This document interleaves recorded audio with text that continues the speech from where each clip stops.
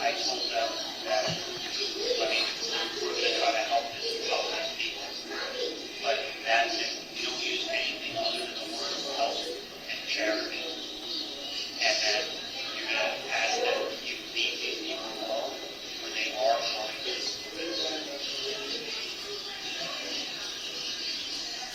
That's all I was able to do. If it's the police, I can't take the money. I can't take the money. The money to come eat it. It's fucked up. If it's this guy, maybe the back of the system, he knows.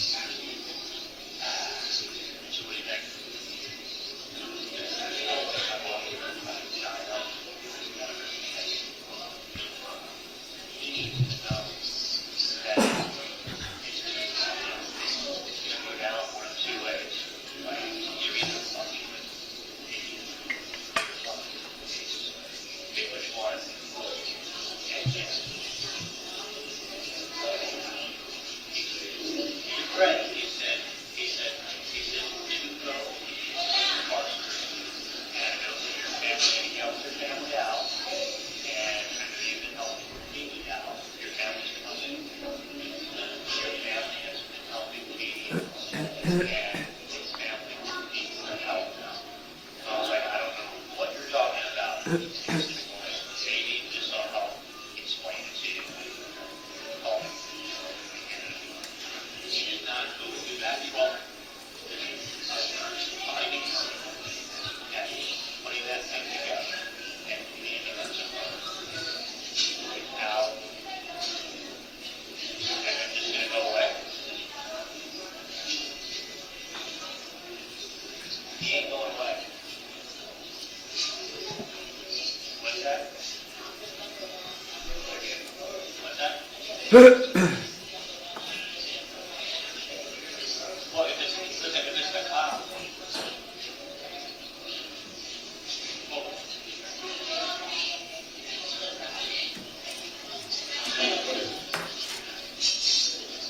Problem is, you give it to, like, if my mom eats her, like, oh, okay, I'll eat it all, or I get a building, and he drives up, she gets the 5G. What the hell is going to happen next month? You go up. You need your help again.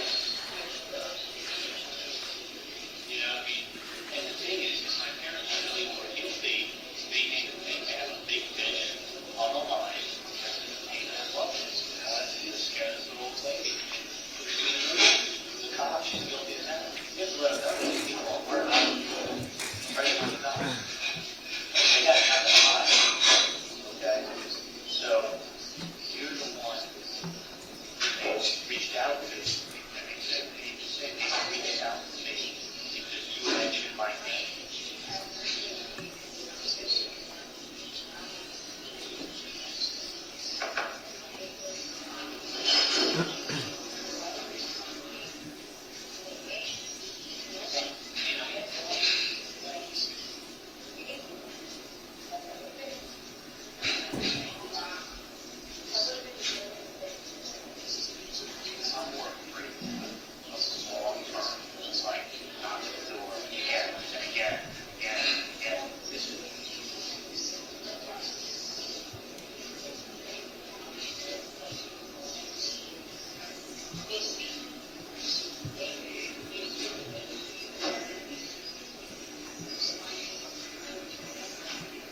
Why not? Because I don't think they want to have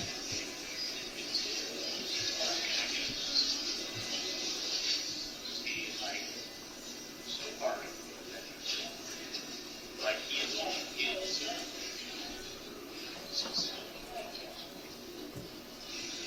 he doesn't have anybody to call on. He still has people. Because you listen, you give somebody some money, it's not an admission of any kind of guilt. Right? It's like, listen, you gave me money. Why don't we find some count? I don't know what it's about. Telling you. If you hate to say things without making it, like, just the way he said it, like, he said, he needs to help. He was there for his family.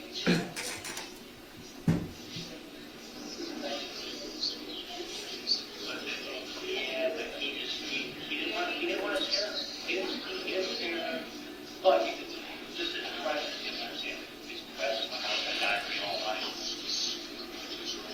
She hasn't been eating and she's been up since 2 o'clock in the morning with diarrhea.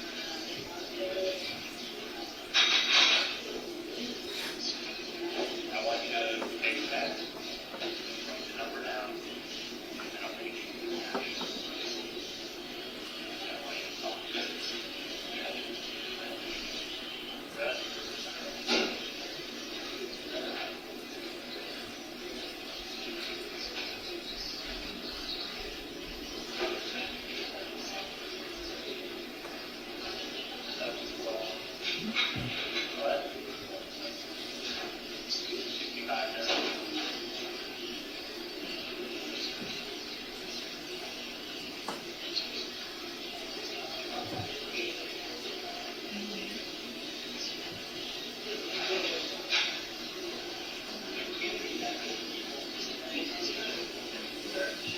What? And that's just a real number. I mean, the guy didn't have glasses or a hat. Yeah. Which shocked you too. That's what these saying. You, well, and they can see it in the workers, but it's really split this way. You're putting yourself out there as an actual. Because if you're black and white, don't have a block, you to take care of you, or hey, and if you're black and somebody who's had no problem possibly doing that thing, black males don't do a banging their secretaries. Now, if you're black and somebody over fucking, like, my office in the morning, and then West in the afternoon. I don't go into the special cases class. But it's like, if you're going to black guys on the cheap on the white. The thing is, these are the big ones. Like, if this is pointed out, that's what I'm saying. This is what it's actually revolving on. Okay? It's actually revolving on this total.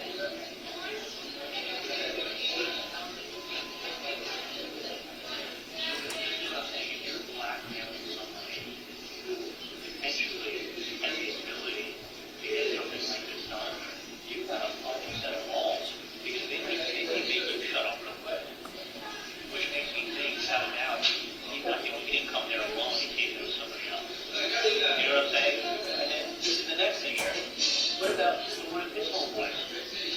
Awesome, like, boyhood, walks up, and he goes, Adelson, so-and-so's family needs help. Meanwhile, this dude's family ain't getting shit. They just get a bunch of stuff out and knocking on my door. Somebody needs help. Well, guess what? I don't have anything to do with what happens down there. You know, I don't know what he does. I don't know who these people are. Like, I don't know these people. So, my point is, the problem is, well, you're going to get every fucking Tom, Dick, and Harry showing up going, hey, somebody needs help. Go to the fucking police. I don't care. Go to the police. Tell me you know. I'll tell what I know. Nothing. No. I flash it. Right? You don't have to. You can't. We're fine. Right? And, you know, this is coming from inside. I don't know anybody who's got that patient. Just a 5 days here.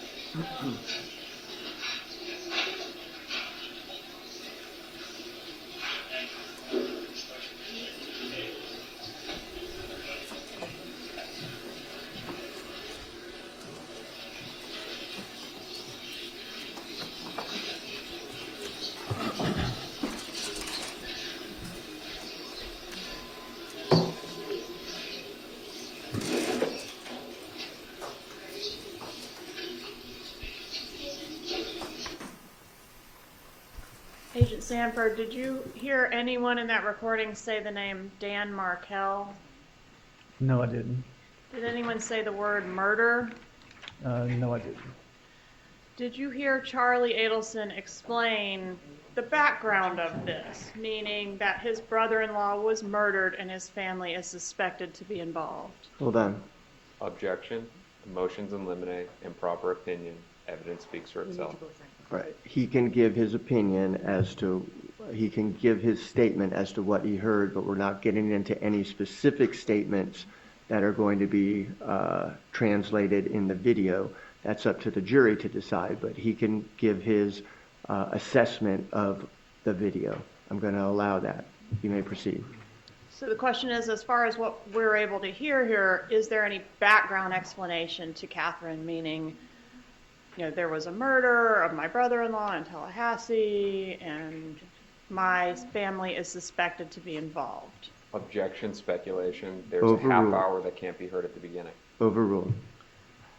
Of what we can hear in this recording, do you hear Charlie Adelson explaining to Catherine McBanois anything like the background of this investigation, such as my brother-in-law was murdered in Tallahassee, my family is suspected, to explain why it is that this person might be trying to blackmail his mother? No, I do not. To explain why it is that this could be a law enforcement sting on his family? Correct, I did not. All right, and the defense mentioned that there was time beforehand where we can't hear anything. Time in the car and some time on the video where we can't hear what they're saying, right? That's correct. All right, and are you familiar with a sworn statement given by this defendant back in October of 2019? Yes. And what did she say at that time regarding when it was that she, for the first time, ever learned that Dan Markel was, in fact, murdered? She said it was not until Sigfredo Garcia was arrested is when she found out about the Dan Markel murder. And on what date was Sigfredo Garcia arrested? I have to refer to my notes. I believe it was in May of 2016. May 25th, 2016? Correct. All right, and so according to her, she did not even know that this victim, Dan Markel, had been murdered, that there even was a murder when this recording was made, That's correct. or during the wire, any of the wire that we're going to hear up until that May 25th date. Correct. And at the time that the defendant made that statement, I didn't even know there was a murder. Had we clarified this video that we just watched right now? Clarified as far as enhanced? Had Keith McElveen done the work that we just watched? No, he had not.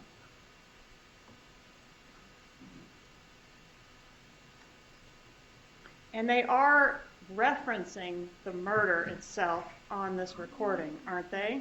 Objection, leading. Overruled. Are you aware of any other incident that Charlie Adelson could be referencing that was on the BBC, Good Morning America, and the New York Times, other than the murder of Daniel Markel?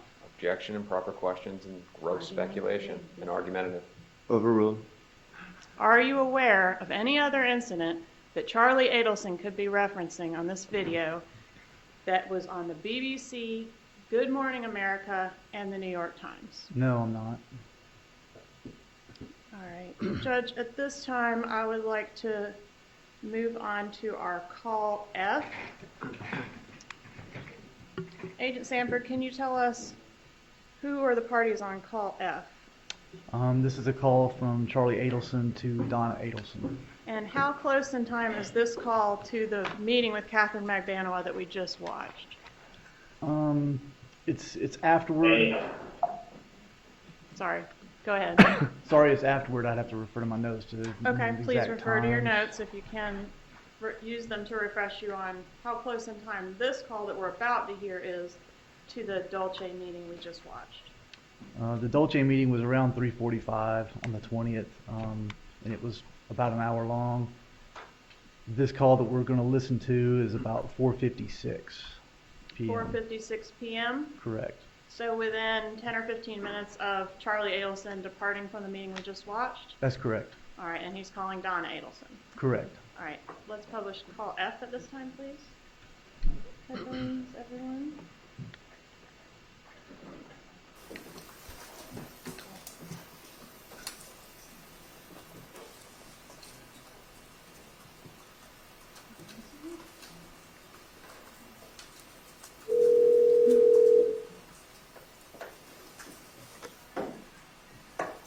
Hey, honey, how are you?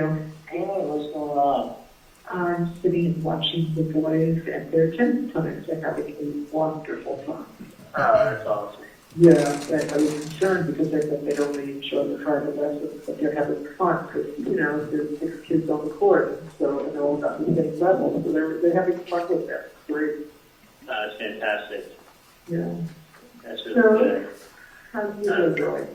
It's good, it's good. I'm just leaving, just fresh coffee with a friend.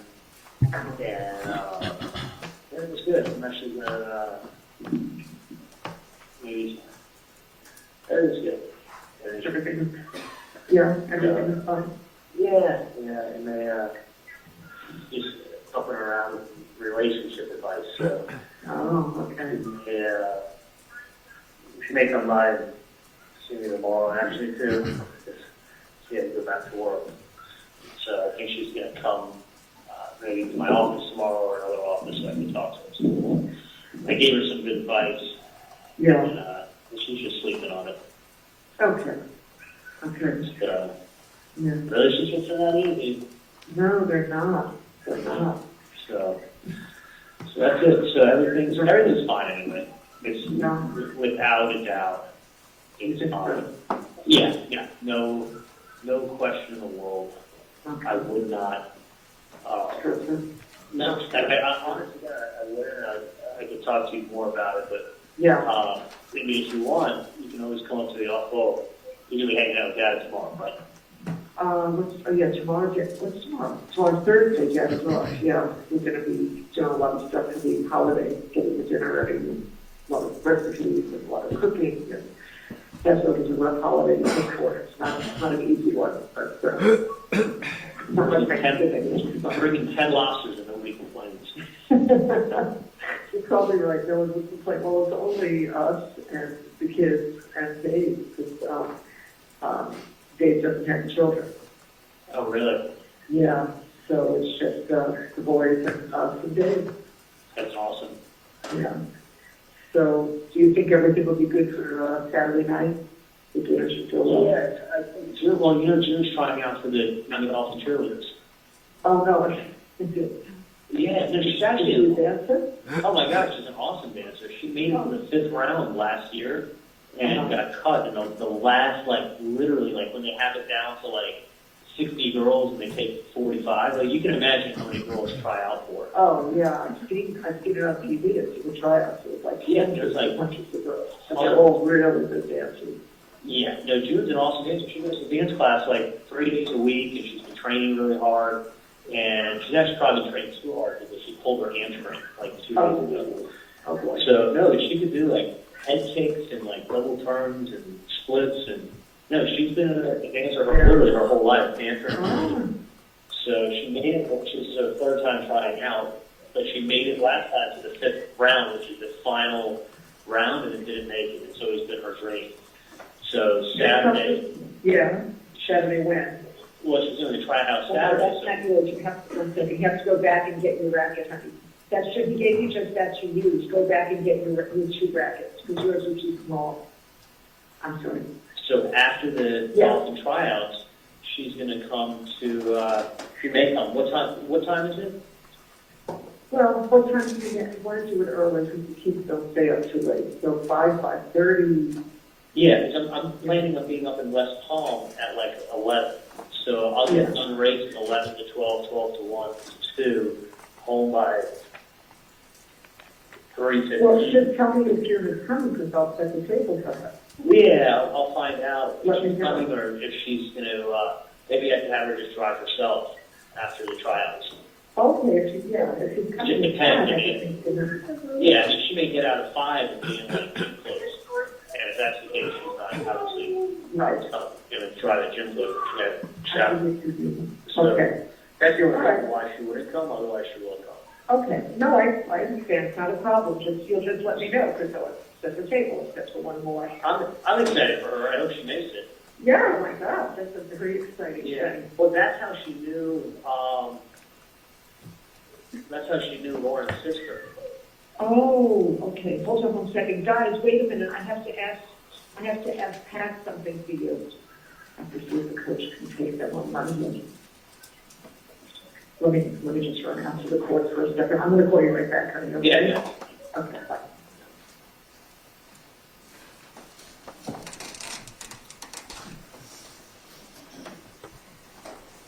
All right, so that call concluded with Donna indicating she's going to call Charlie right back. Does she call him back? Yes, she does. And that's about 5 minutes later? Correct. Okay, and just to refresh everyone's memory, what date are we on here? 420. Okay, so this is the day after the bump, is that correct? Correct. Okay. All right, if we could have call G, please?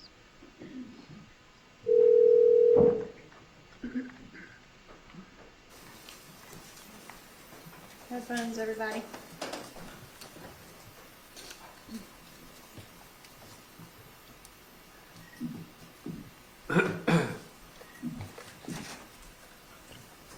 Yeah.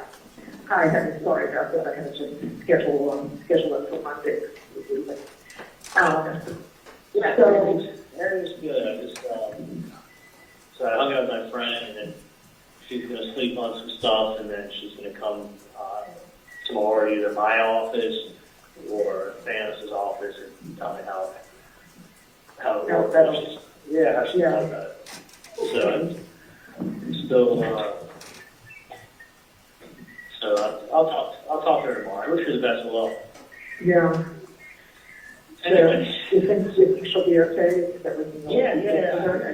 I told her, I mean, like I was explaining to you, with relationships, you either go one or two ways. Like, it's, Right, so it's going to be one or two ways. yeah. But that's, How you want it. yeah. If you can, that's fine, you can.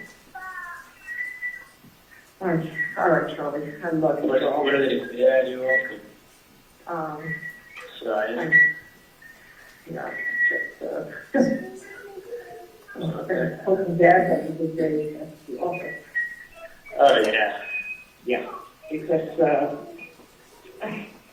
I like him to have a good night's sleep. So, Yeah. he works on a long day, so I'm busy upstairs. But I totally would not worry about anything. Wait a second, listen, honey, just for the girl is on that. Give me a minute. Wait till she finishes and then you'll go on. You don't think so? Yeah, no, without a doubt, I wouldn't. Okay, I hope so. There's nothing to worry about. No. No. So you'll be at the office, you'll be at our office all day tomorrow? From 11 to probably by 3, I'm going to be gone. Oh, really? I'm done for the day? Well, then I get to Thanos' office. Or Donna, gotcha. Yeah. All right. I hate this area of like Ives Dairy and 95. Very crowded. Oh my God, the traffic, to go from like, I mean, literally, for me to go from like, you know, on Biscayne to like, all the way to like 95, it's the same amount of time it takes me to go from my house to South Beach. Wow. Just east-west. It's Yeah. for me to go to South Beach from Fort Lauderdale than to be in my ambulance and go to the highway. I mean, it's so late, there's like 2 schools and everything. So, all right, is that That's they're swinging, and I'm pushing as high as they can, but that's the squeak of the swing. all right. I'm pushing that. The old grandma. All right, I love you. I would worry about absolutely nothing. Really? Yeah, I'm telling you. It's not. Well, if your theory is correct, then that'll be, you don't know that. Well, listen, I mean, you have to realize something. It does them no good. Yeah. At the end of the day, there's nothing. They're not going to gain. They're not going to gain anything. They're still going to be in the same situation. It's not like, listen, it's not like you've ever threatened anybody or hurt anybody. So, No, I know that. you know, and listen, the thing is this: is that they're not hiding who they are. Right, not at all. Not at all. So, That's why I had that other supposition. what's that? That's why my thoughts were different. Yeah, I mean, it's not really hidden who they are. And the whole thing is just weird. I mean, the whole thing is very weird because it's the kind of thing that that can easily be traced. They can easily be caught. And they easily will have charges put against them for that. Honestly, extorting people is like up to 10 years in prison. You know, I don't know, why they would make it, just make it so easy to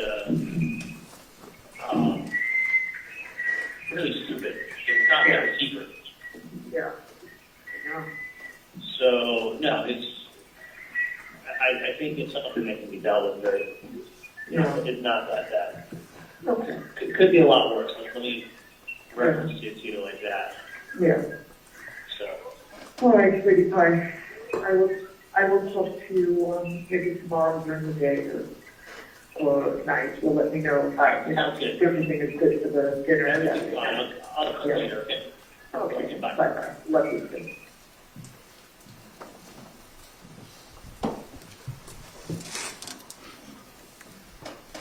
All right, Agent Sanford, I want to ask you about the first conversation that's captured on the wire between Sigfredo Garcia and Catherine Magdanoa. When was that conversation?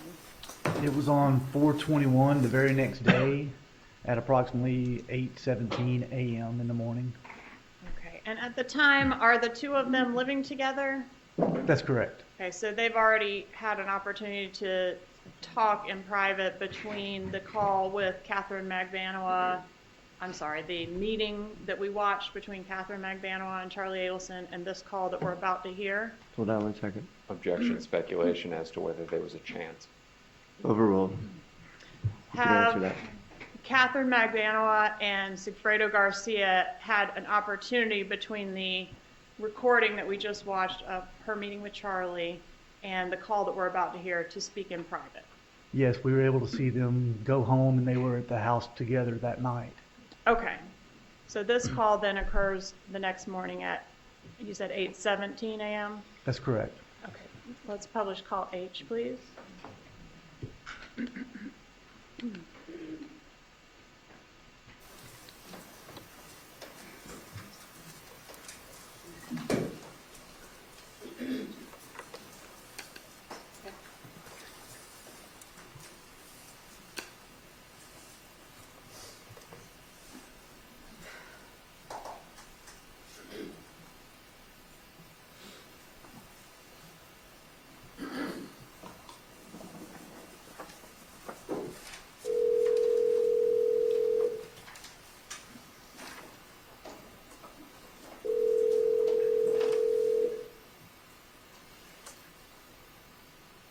Listen, I'm gonna tell you something right now, and I'm gonna make it very clear. I'm gonna make something very clear because you're talking belligerent bullshit.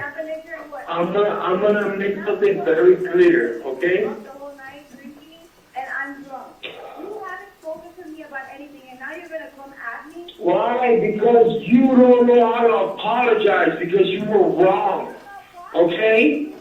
This is the same thing that happened last time.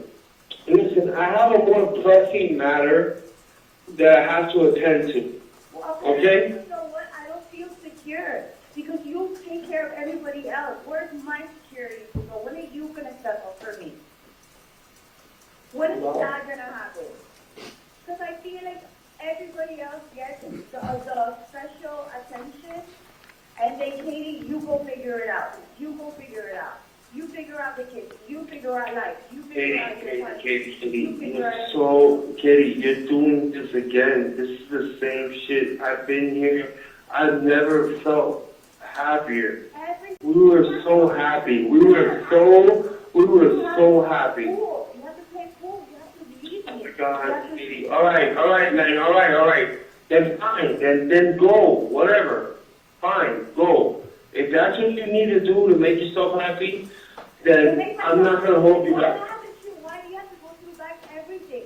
After everything we went through, why does it have to go back to square one? Do you know how bad I feel? It's like, again, I feel like I'm being Katie, listen. It's always, no! I swear to God.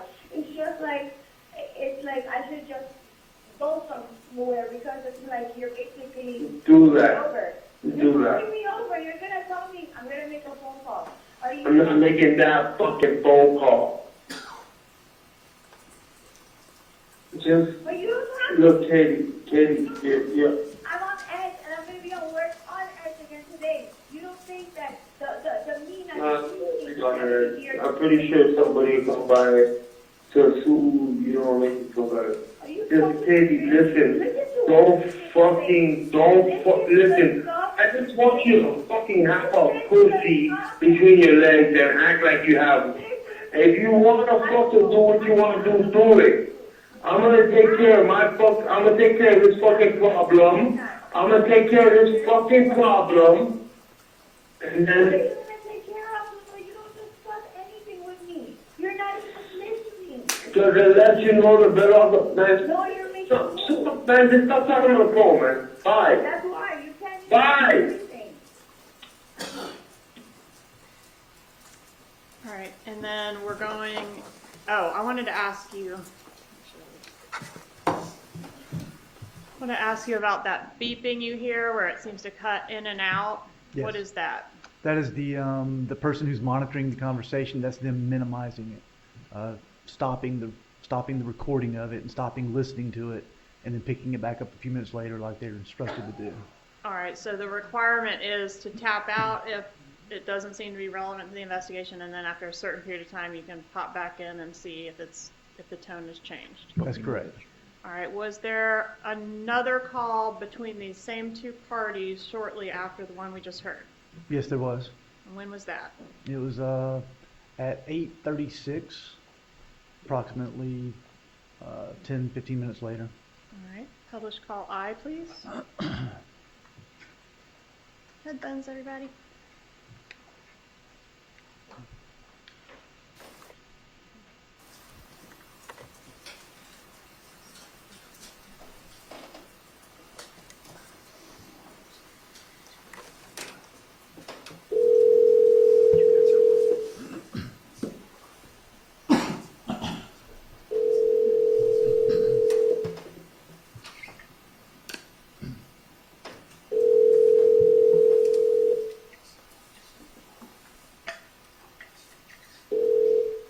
Yeah. Hello? Yeah. I don't remember if it was, I think just in case, I think like you have to pay for Ethan's post, like, the balance is $65.70. I have to pay for it? Like, I think, you remember, like, I wrote it down, the amount that you're supposed to put, You can't pay for but it? I'm not sure if it's $60.57 or $65.70. I'm trying to get a secured credit card. Is there any way you could pay for it?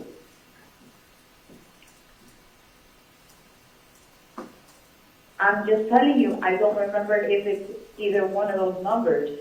Well, you're picking them up today, so. Huh? Yes, So what? you're picking them up today, so you'll find out when you get there. The amount that I gave you on a piece of paper, I don't know if it's $60.57 or $65.70. Got it. Okay? So there's some credit cards that I can use in his school.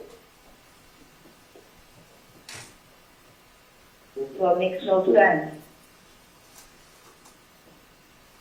Got it? Understood.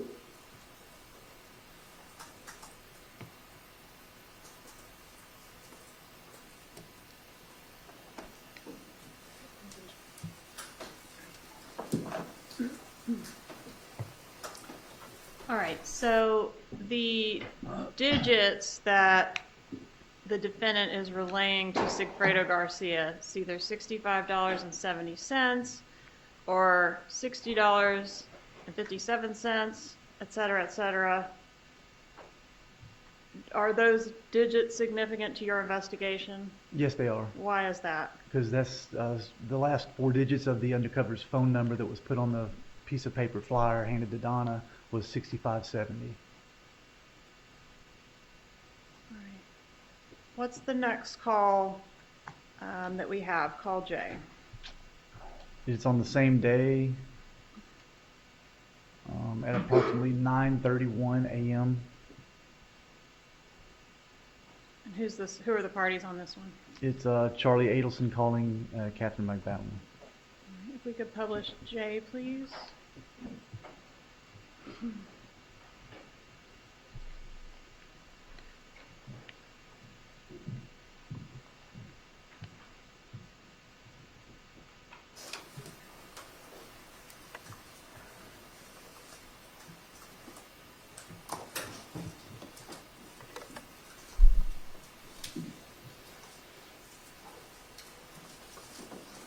Huh? Hey, what's up? That, Good morning. fine. I found a tree. What's that? You did? I found a tree, a little bonsai tree. I want one. Do you want to come But by the office? like legit a real one though. I've Good got luck. a prune. I'll work on it. I'm going to go to my office. Or whatever, me and Ginger's office. I have to pay rent. Yeah, I'm picking up a corner. A corner. Yeah. You should get the whole block. I know. I am to get a corner of the office. Send her a call and reach out and then just hold on, give me 1 second. Just excuse me. Okay, whatever. Let me just try this so that we see, you know. So, See if you want to come by, I can give it to you. yeah, what time though? At 2 o'clock. What time are you there? I'll be at my office from 11 to probably like 3 o'clock, and then I head up to Weston. Oh, shoot. That's not very possible, because I'm here. I have a lot of every day. My office or Weston? Huh? My office or Weston? I'm saying, yeah, it's gonna be impossible. Because I have Either one. certificates today. What time did you get up? Like around before 6. Before 6? Yeah. You don't I'll have, be there till 6, but I usually don't have to go like by 5:30, 5:45. there's no way to come up and see me before 6 o'clock today. Well, because I'm here. I have like a bunch of people in a meeting and I want to see something. Are you at work? Yeah, of course. Every day. Everything I do in my life. Unfortunately, money doesn't fall in the tree. Oh, I thought it did. How much? What? Yeah. Anyways, I don't think that's the best idea, regardless. You're talking to me or someone else? Huh? Yeah, fine. Alright. I really don't. Like, going over some stuff and I gotta have it. You still haven't heard from these people, right? What's that? You still haven't heard from these people? Well, they came by on Monday. No, I haven't heard from the morning. No, I'll put another call into them. No, don't worry about it. They're not even No. responding to you. Dude. It's weird. Yeah, really fucking weird. The other choice is, I would say put a start in anyway. I mean, it's got the pool, it's got the food, it's got music, it's livelier anyway. So call them up, find out what it is, and I got you. No, it's not bad. I don't really mind Alright. it. It's fine, I totally forgot about it. I not forgot, I did call them yesterday. I'll put another call today, tell them what's going to touching days before. No, but I was telling you before, I don't think that's a good idea regardless. It would be a good investment. Oh, I see what you're saying. Yeah. Even Because like that, I was looking into some properties and then I was asking, I was like, oh, do you think that would be a good investment? And he says, no, that's like really stupid, it's not like a big thing for the size. Alright, I got what you're saying. It's, but he is gonna look into a couple of things, a couple of properties regarding that and find out, what's going on. And then I guess we'll go from there because, you know, you can't just jump into like, the place you don't even know. You can't jump into a property you don't even know. Exactly.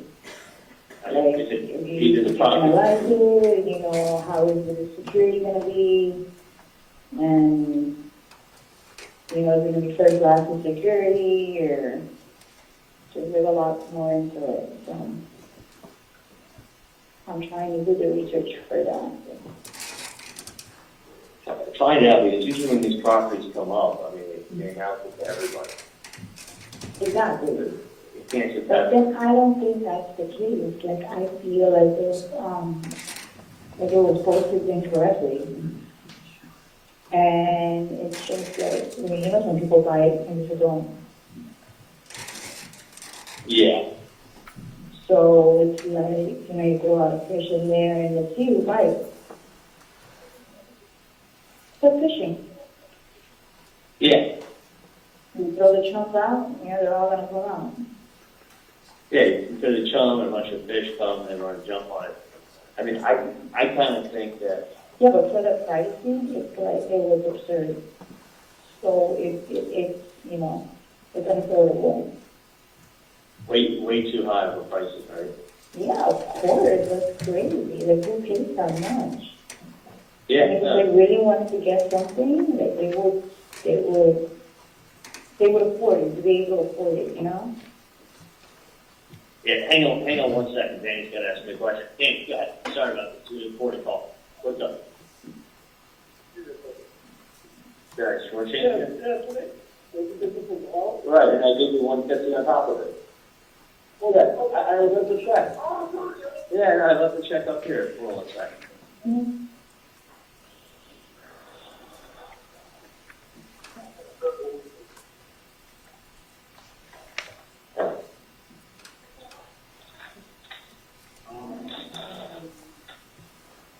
Muchas gracias, Danny. Alright.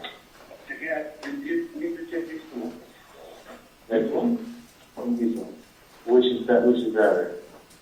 You're still 109 versus 89? But it's the same shit, you can replace it in 2 years anyway, right? Get the one for 89. You know now. You know now. Yeah, I think I need 5 for the house. 5 of those. Yeah. I bought those. No.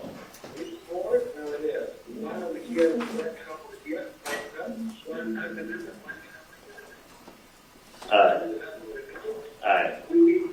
Okay. 5-7. You want me to do the check today? Okay, let me know when you do it, and I do the check.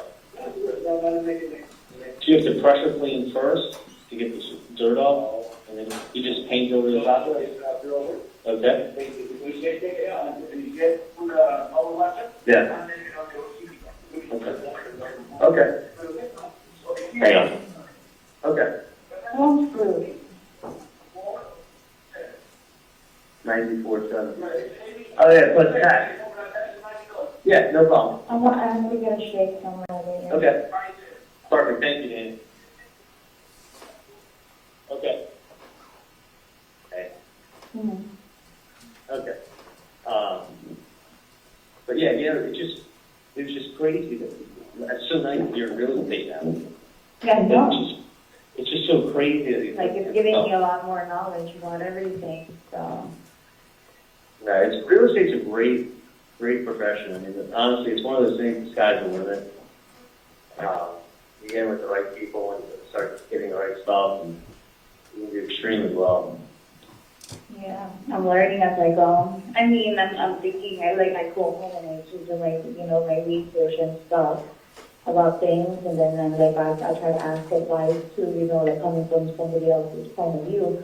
Like, okay, so like if somebody was to offer this amount of money, like, you know, I start looking at the listings, I start looking at like possible scenarios or locations somebody could be at, and then, you know, hopefully I have a lead. Was someone shocked that that listing came up? Of course, especially for that amount. Well, it's that amount and that location. And it's like it's not it's not an amount that like like somebody would just put up, like, you know? Like these are like $1 million houses that we have over here. Yeah, Like it would have been more. So yeah. I just don't want any balls, like, you know, leave. So it'll waste my time. But you don't think, alarm bells went off everywhere?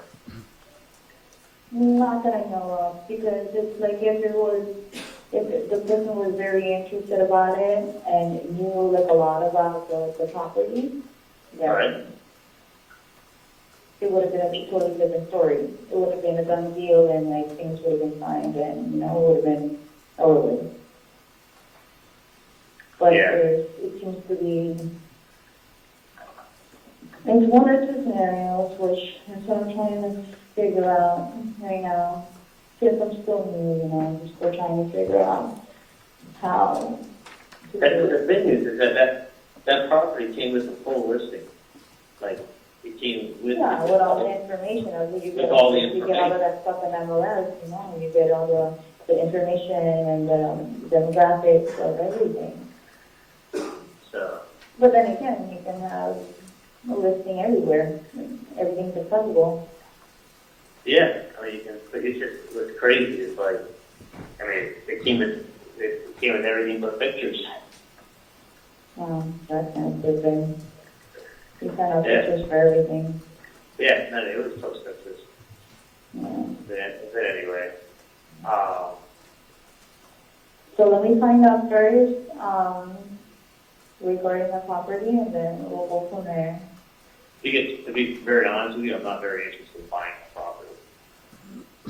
I think you buy a property like that, it becomes, this is the thing, if you buy a property like that duplex that you're talking about, Mm-hmm. it just becomes a headache for life. Because Yeah, but then it it's doesn't like, stop. but you don't want to get stuck either in a situation where it's like, it's a false advertisement. Oh, yeah. And It could be, listen, it could be one of two things. This is what happens when stuff doesn't hit the MLS first. Okay? Mhm. And it's called like a pocket listing, meaning that someone's able to list the real estate beforehand. But what ends up happening is that, okay, saying you get that property, it's a great deal and everything. It becomes, you get the wrong people in there, it becomes a problem for life. I've had this with other properties. Okay? It becomes lots of excuses, and then they move in, and then next thing you know, let's say even it's a big headache. Then Yeah, every they- single time somebody's going to keep increasing the amount. exactly, and then what happens is they tell you, I want to pay this for the rental property, or I want to pay that for the rental property, and you're Yeah, like, but how that's not the case, that's the problem. If that's not the case for the client, then, you know, that's what I'm saying, there's always false leads. You get people that like, oh, they'll call and then, oh yeah, well, no, okay, I don't really need it. And it's like you put all this legwork for nothing. well, I think it's without a question, it's one of two things. It's either a false lead, someone just wasting your fucking time, or you get the wrong tenant in there with your rental property, and it goes ahead and it becomes, you know, let's say even they move out, let's say they take a little vacation. Next thing you know, and you don't know if you're not at the property all the time. Of course. And their little cousin, while they're on vacation, is like, Moves in and- it moves in, and it's like, hey, guess who I am? You can da-da-da-da-da, and then next thing you know, his friend shows up and says, hey, guess who I am? I need this. And then they're constantly breaking things, and they're constantly knocking at your door to fix things. And it becomes they will never, ever, it'll be like a leech that never leaves you. Well, hopefully that's not the case. That's why I need to get everything clarified first. That's why I do all the background checks and everything, make sure like a person really does want it before I even go forth of, you know, trying to look for a property for them. Or else I'm going around and around for nothing. I mean, that's why these things also are done with contracts. And you gotta have a contract attorney look over them, and then you buy them, and then after the property's bought. You know, there is no like, oh, by the way, I know I agreed to pay you X, but I'm gonna come to the closing and I'll give you half. No, if you say you're gonna do something, you fucking do it. Yeah. You know, if you say you're gonna pay rent, you pay rent. If you say, I'm gonna buy this building for $50,000 or whatever, or $1 million, or let's say you're gonna buy a building for $10 million. Okay, if you're buying a building for $10 million, you don't show up at closing and go, hey, I decided I'm gonna give you $1 million. Yeah. And that's it. Like, it's just, you know, you just get in a, I mean, you don't it want took to me a feel. couple of phone calls like last night to find out if there's work for the deal, and I'll find out more. Because like I said, I don't want anybody to take advantage of me, especially I'm new over here. So, Well, you gotta look at the popular things. It's good that you're in real estate, but just be careful. Because I'm telling you, if you buy the wrong rental property, like the one that I had in Miramar, these people are such a fucking pain in the ass. They got nothing but excuses. They fuck you over every chance they get. By the way, Jeff, did I tell you I had to kick everybody out of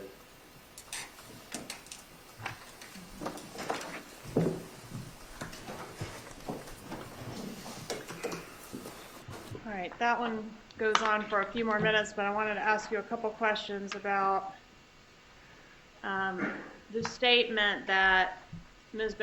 Magbanua made about making a couple phone calls last night to find out if this was a good lead. Had anyone called the undercover number at that time? No, they have not. And regarding the property in Miramar and how people are pains in the ass in Miramar, where is the FBI office located in South Florida? It's in Miramar. And what region does that office cover? It covers entire South Florida. And I wanted to skip ahead a little bit to April 25th, if we could. Was there an additional effort to try to tickle the wire or do some law enforcement intervention that could generate more chatter on the wire? Yes, there was. What was that?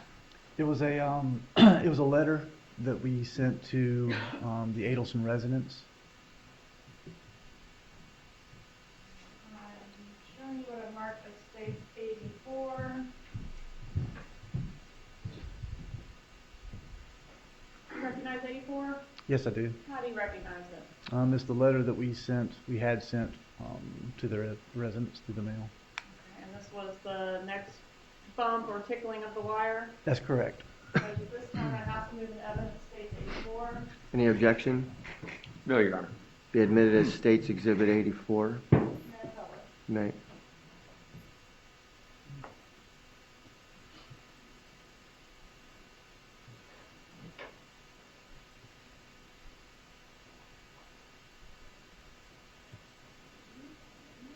Slide it down a little bit as a reflection from the overhead lights.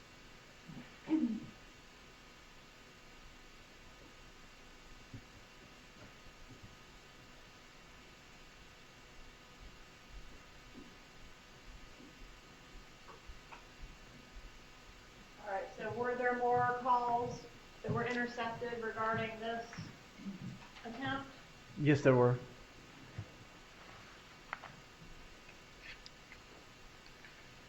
So do you know when this letter was sent?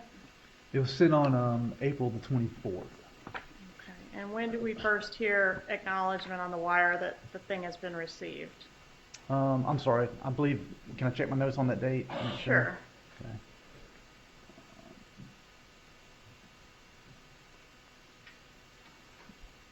I'm sorry. The letter was sent on April 23rd. Okay, and when do we hear information on the wire to suggest it's been received? On April 25th.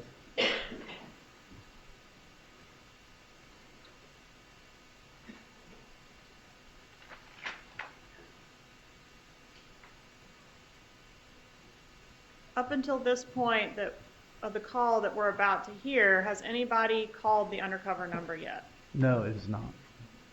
Has anyone called to report anything that's happened so far to the police? No. All right, if we could publish call L, please.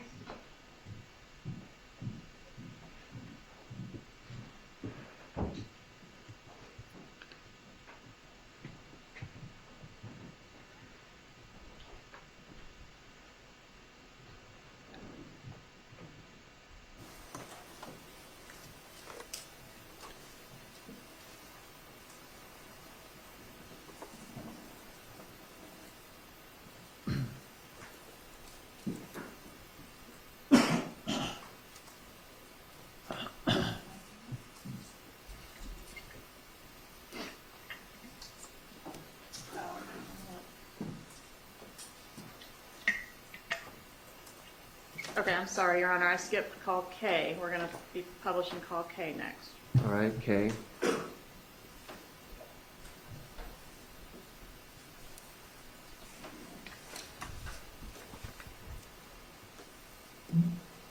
Yeah. Hey, you on your way?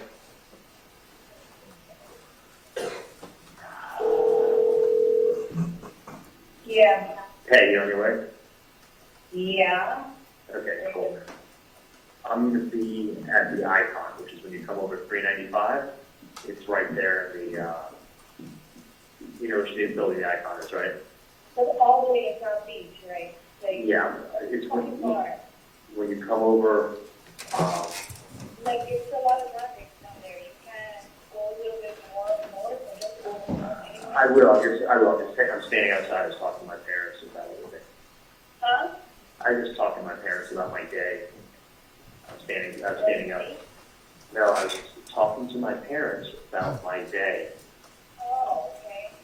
So Well, that's, just like I had to just like get out of my yeah, own house, like, I know. like, Where, like worried about me every single 2 seconds. of course, but I'd rather, where are you now?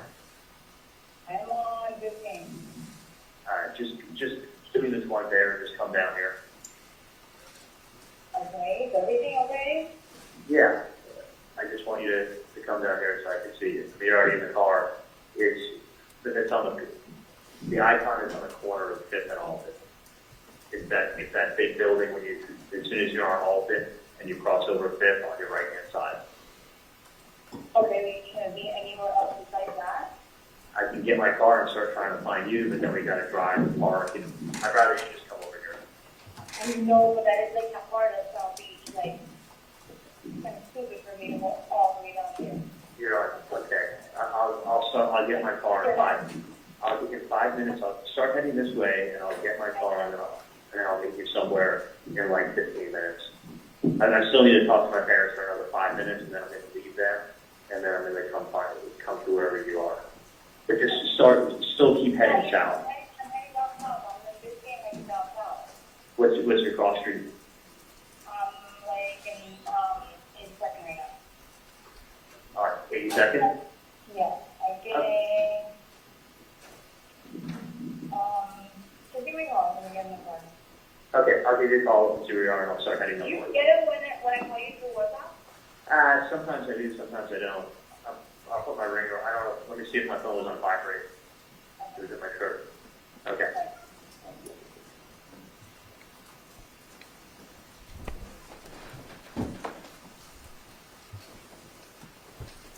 Right, so from this call, it appears there's a meeting planned. Was there a meeting? Yes, there was. Where was the meeting? It was actually at a restaurant back behind. It started out with Charlie meeting at his parents at the Icon.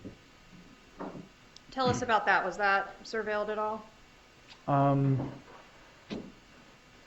That initial meeting At the Icon. at the Icon. Is that the building where his parents lived, Donna and Harvey? That's where Okay. yes. No, it was not surveilled at that point.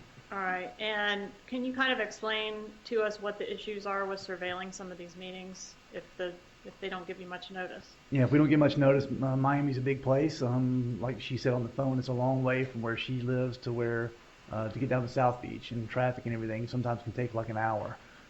For us to be able to get to a location that we don't know they're at until they're almost there is very difficult for us. Plus, in the Icon, they had security, and it was a secure building, so it was hard to get inside. All right, so no recordings from the Icon. Correct. And what about this meeting between the defendant and Charlie Adelson that they're working on in the call we just heard? Any surveillance there? No. All right, and she mentions calling him on the WhatsApp. Do you have any records to tell the jury whether or not there were further calls on the WhatsApp or not? No, we do not. We're not able to obtain the WhatsApp calls. All right, and so I want to go to the next day, which is going to take us to April 26, 2016. What is call M? L or M? Oh, I don't know why I want to skip. Okay, so let's go to L. L occurs after the meeting between the defendant and Charlie, is that correct? Or is it before? I thought we just heard L. This is before. Did we hear L? That was K. Okay, so we do have one more call that occurs prior to that meeting That's correct. This is where she's trying to find where he is. Okay, I'm sorry. Let's go ahead and hear L then. Actually, let's skip L. L, they're trying to meet up. That's correct. Okay. They do meet up. We don't surveil it. Correct. We couldn't get to them. Okay. So then we can go to the next day, which is going to be call M. What are we hearing in call M? We're hearing a call from Sigfredo Garcia to Catherine McBanois. All right, and this is going to be April 26th. At Correct. what time? This is the following day, April 26th at 9:48 a.m. All right, let's publish call M, please.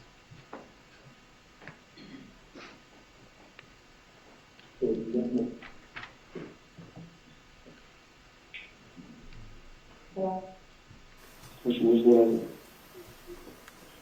I don't know if you talk to you about something, but did you know when they give even extra money or something for his children? Of course, just don't worry about them. They're fine. You got money, you got everything you need to do. Right? Okay? That's me in the past, you don't. Right? That sounds personal. I don't know what you need to talk to me about. So, What do you mean? yeah, I mean, your son's asking about you, so I'm going to have to set up a conference call, something to you. So what? Well, your son Well, wants to yeah, hide obviously, I himself. have to call him. Yeah, you can talk to him. I will. Don't call me back. If anything, I'll drop off to your mom or something like that. What are you talking about? No, don't involve my mom in anything. You call my mom? You call my mom and say something about shit. My mom said that, said we call her, she's... All right, did that call get minimized at that point? I don't recall it being minimized then. Okay. How close in time is, sorry, we still got some headphones on. How close in time is the call that we just heard to the meeting between the defendant and Charlie Adelson that occurred, I guess it was it the day before? It was the day before. It was the day before, okay. Correct. All right, and we heard a previous call between the defendant and Sigfredo Garcia where they seemed to be arguing. You know which call I'm referencing? That's correct. Okay, and is there any evidence from your investigation that they had actually split ways between the time of that argument and where we are now, which is April 26th? Yes, I believe Ms. McMahon was not staying at the residence with Mr. Garcia at that point. All right. And are you able, during a wire intercept, to receive or intercept the text messaging that's sent in real time? Yes, we are. Okay, and was there a text message which we've labeled as N as our next item on the wire? Yes. And who is that message to and from? It's from Catherine McBanois to Sigfredo Garcia. At what time of day? It was at 9:52 a.m. on the 26th.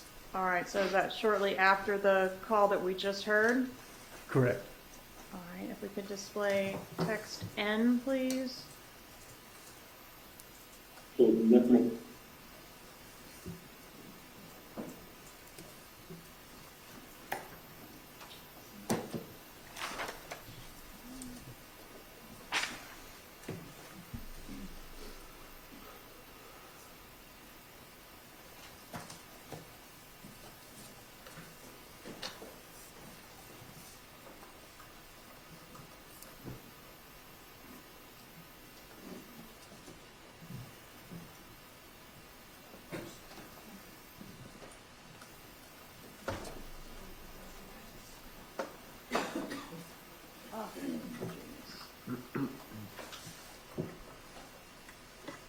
All right, so this is Catherine McBanois to Sigfredo Garcia, is that right? I believe this is the next text. This is O. All right, so go back to N real quick and do the Yes. enlarging, if you will. Just worried people can't read it.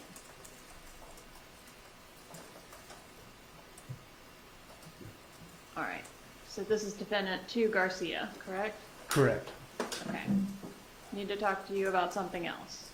And then is there a response? Yes, there is. And what time does the response occur?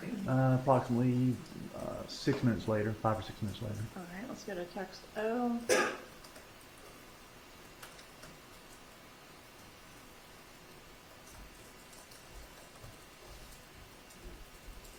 And that's the content there underneath where it says text? Correct. All right, and this is Garcia's response to Magbanua? Correct. Okay. And then the next item we have is call P. Who are the parties in that call? This is from Catherine McManua to Charlie Adelson. How close in time, like where are we in time now? It's the same day as those texts. This is the day after the meeting at the Icon and Monty's. It's 4:33 p.m. Okay, I don't think you said Monty's before. That's where the defendant and Charlie met when we heard that call where he was going to get in the car and go to wherever she was? That's correct. Okay. All right, so this call that we're about to hear is what time of day? It's at 4:33 p.m. afternoon. All right. May we publish call P, please?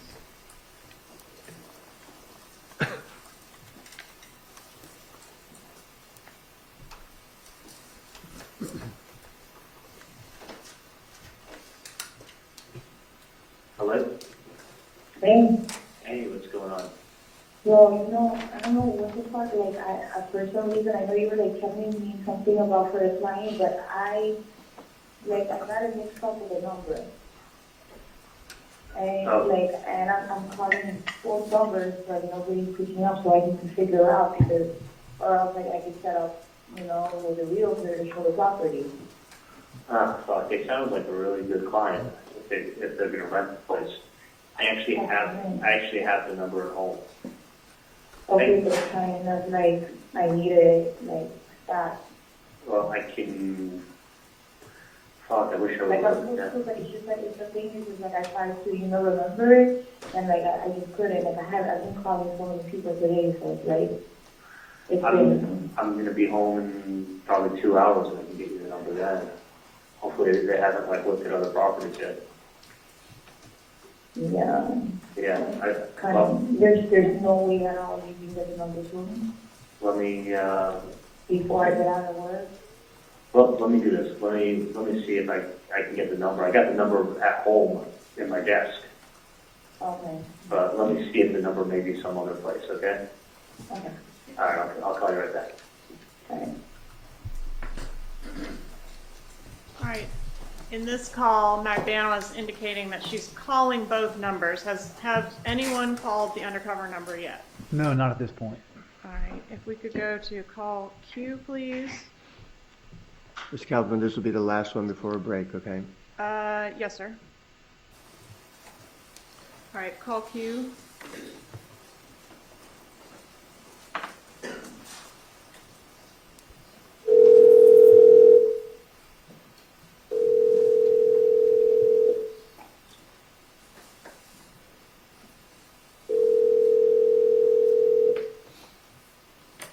Hey, Charlie. Hey, can you hear me? Yeah, I can hear you fine. Okay. Do you remember the number that was written on that paper the other day? Because I have it at home. I don't. Okay. Because someone just called me asking for it because they thought they remembered it, but evidently they remembered it wrong. So I'm going to have to get, okay, I got the paper at my house, so don't worry about it. But, you didn't write the number down anywhere. No, I gave you the paper and that was the end of it. I never thought you maybe wrote the number down. I didn't. All right, because they're calling me now for the number, and I have the paperwork at my house. Okay. All right, I'll get it done in a few hours. Okay. Yeah, bye. Bye. All right, Judge. Okay, we'll take our morning break now, and so we'll give you about 15 minutes, and Deputy will take you back to the jury room.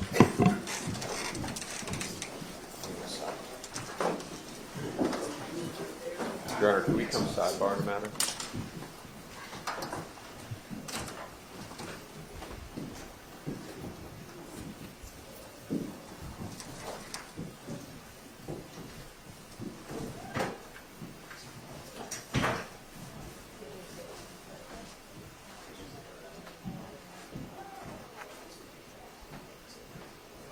All right, please be seated. Jury's out of the courtroom. The door is closed. Is in regards to a cameraman. If we can go sidebar and discuss it, please.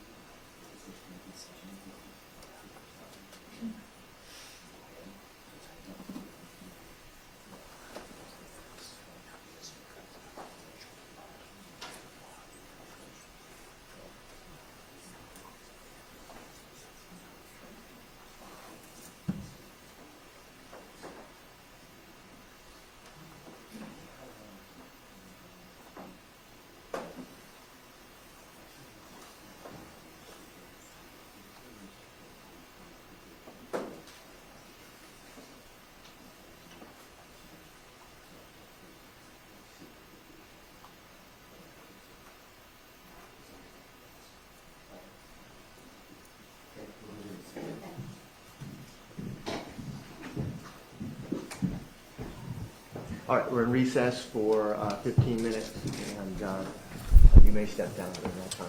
Thank you.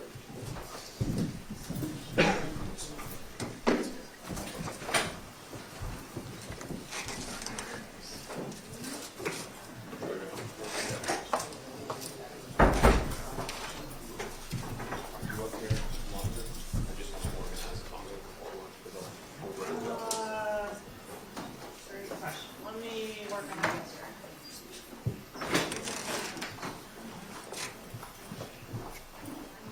You guys stay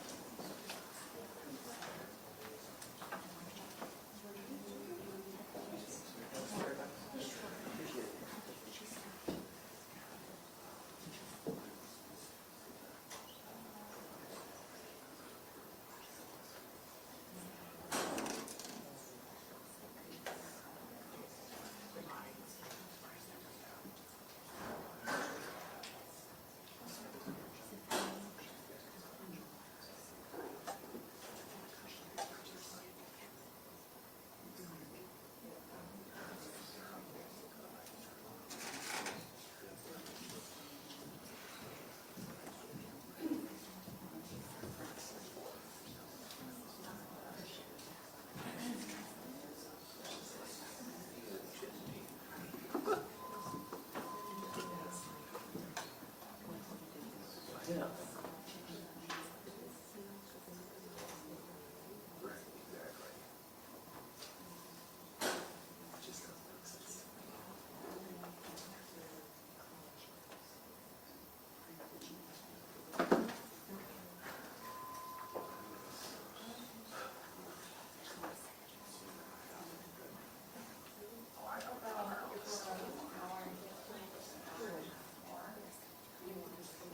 Oh, I don't know.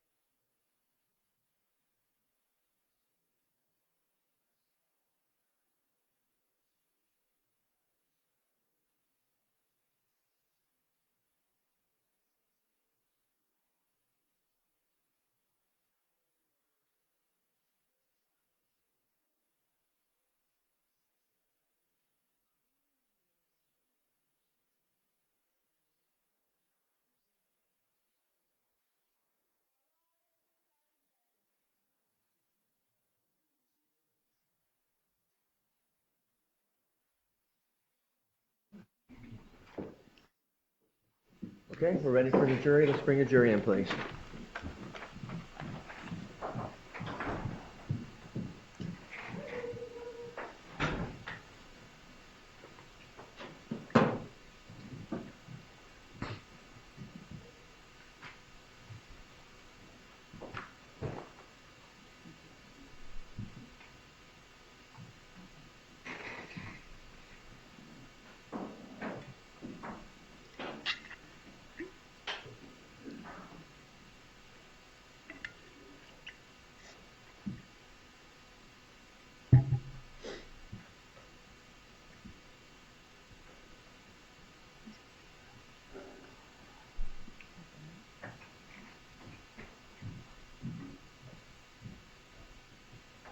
All rise, jury, enter in the courtroom.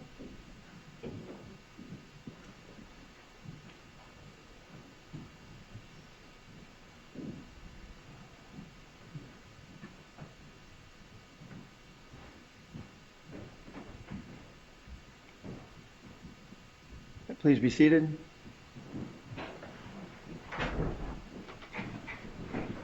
We're ready to proceed. Ms. Kaufman? Thank you, Your Honor. Okay, I'm going to take you back to April 26th, and we were having some number confusion. It is PQ, R, and S all in pretty close proximity to each other time-wise, all within the same hour? That's correct. Okay, so if we could go ahead and publish call R then?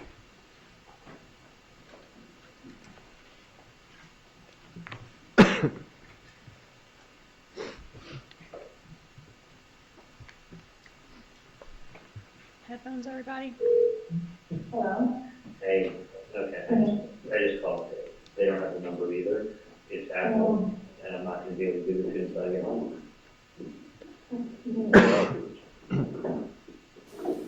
So we put information to like set up like updating to try to get the agents which they're showing us like. I know, that's why I was like, take it, write the number down. Like, I know, but it's like I'm so good at like memorizing shit, you know, like I do this all day. Like I have like 1,000 numbers on my phone now, and then now when somebody calls me back, I don't remember who it is, because I'm not gonna save every person's number. I know. You know, I don't have a landline in my job, I have to use my cell phone. That's why you gotta put in your contact list. You don't lose your contact. No, I can't do that. There's gonna be records of people always calling my phone. There's like clients that don't even wanna like, they were one day they want to see property, another day, oh no, it's okay, because they're working with somebody else. Yeah. I'm in Miami Lakes right now. So I'm not gonna, let me see what time to get out of here. Hang on 1 second. And then, Hey, come on. By age, I'm lucky I remember when I had for breakfast. The only reason I remember this is because the same thing every day. Hang on 1 second. Hey, do you know what time my last patient is? That Undercover?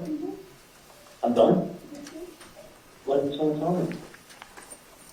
Wait, that guy that came from the other office? Someone done. Okay, beautiful. Thank you. You get out of here before traffic hits. All right. yeah, I can get the number in 30 minutes. okay, thank you. All right, bye. If you just go straight to our next call, call S, please.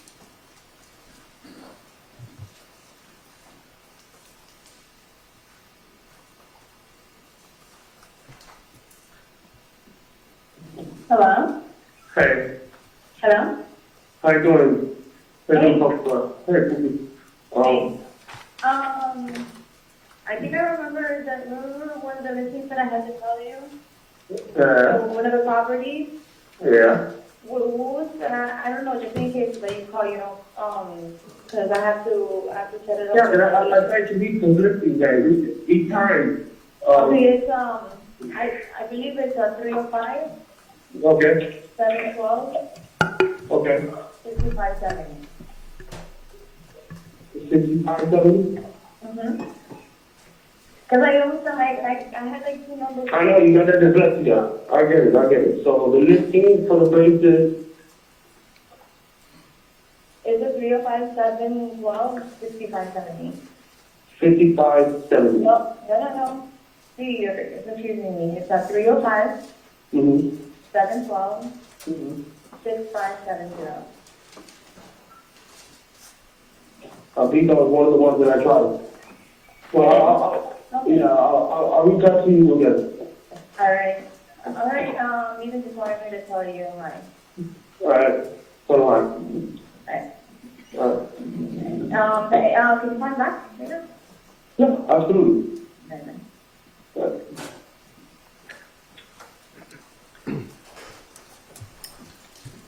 All right, and in this call, is Catherine Magbanua accurately relaying the undercover number to Garcia?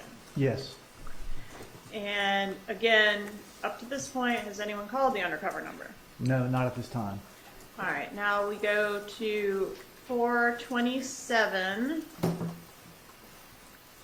427, call T. What is call T? This is the following day where Charlie Adelson is calling his mother, Donna Adelson. All right, and that's... We can go ahead and start publishing that call, please.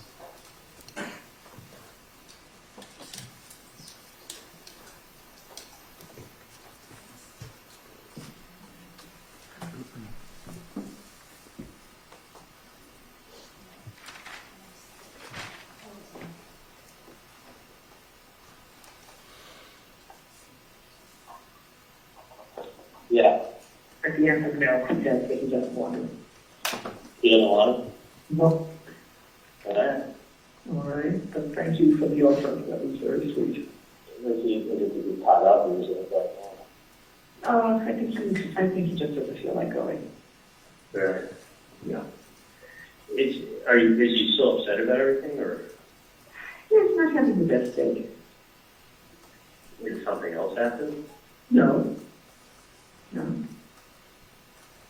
So, just understand and, maybe another time, just not right now. All right, no, no. Okay. But thank But- you, Stephen. Wait, everything else is being taken care of. Great. Just so you know, they actually called the person. And nobody picked up. Really? Yeah. Yeah, they would have to throw away the phones, maybe, Well, that doesn't matter. I mean, it's probably nothing, so it's voicemail. But no one picked up. They tried a couple times. I wouldn't worry let me tell you something. I would not worry at all. I'd worry about other things. And that's, you gotta find something new to worry about. No, I don't want to believe me. I don't No. No, I do Yeah, not fine. have to one. Tell me to say that to me. You have to find something new to worry about. Yeah, thank you. I don't know what you can do with your free time. Yeah. But, All my free time. you never, let me just tell you something. You never let yourself have free time. No, that's true. Always be like, oh, I gotta do this, and then I gotta do that, and I'm behind on this. And I got laundry, and I got laundry to do, and then I gotta go to Publix. Yeah, Actually, I had to run this morning because this administrative professionals day, which I didn't realize until the last minute. I had to go run out and buy a cake for Erica, so. but it's, And then I got a big chalazion on my eye last night, and so I'm going to run to CVS and go get drops and eye medication and stuff. I mean, you always, I'm telling you. I'm really trying not to, Charlie, just so you know. I'm really trying not to. But I'm just saying, like, I mean, you're like, oh, ask me how many times I went down to the hot tub since you moved there. That's your fault. No one else's. I know. I mean, I'm just saying, like, you gotta find something else to get this. We want us to enjoy every day. Trust me when I tell you, Mom. It is. You've done nothing wrong, and it's because of that you have nothing, literally nothing to worry about. Someone's fishing, and someone wants to try to make some money because they're struggling, but that will never amount to anything. Just when someone's trying to throw something, throw a fishing line out there and say, "How you doing?" Throw a fishing line out there and see if they can catch something. And I understand why they're doing it. I understand what they're trying to do. But it doesn't make it right. But they're, the funny thing is, they really don't. If there's suspicions, all that's going on. And I wouldn't worry about at all. So I've told you that many times, I'm sure you Yeah, know. I got you, Tony. And, you know, it's not gonna change. Hey, how are you? Good. You were on this third and then back. I need to make sure I get this back up. You know, next it. But yeah, I would not. I mean, I know Steve is going to say and to do it, but I would not sit around and like, you know, drive yourself to the one where you get sick because of that. I mean, it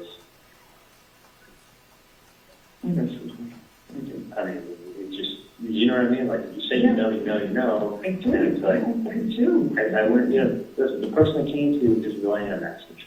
And then some dumb idiot wants to go ahead and they want to follow up with a letter. Like, and the truth is that the number was called, they didn't pick up. And then she tried calling in 786, thinking maybe they would have gone down wrong, and the 786 not 305, and that one went into up to voicemail. But the other one, no. So. Right. There's a few more minutes of that, but I'm going to move on to what occurs after this call. Is there another bump or another tickling of the wire that occurs? Yes, there is. And what is that? The UC called the Adelson Institute, asking for Donna Adelson, and left a message. All right. Judge, at this time, I'd ask to publish states 128. You may.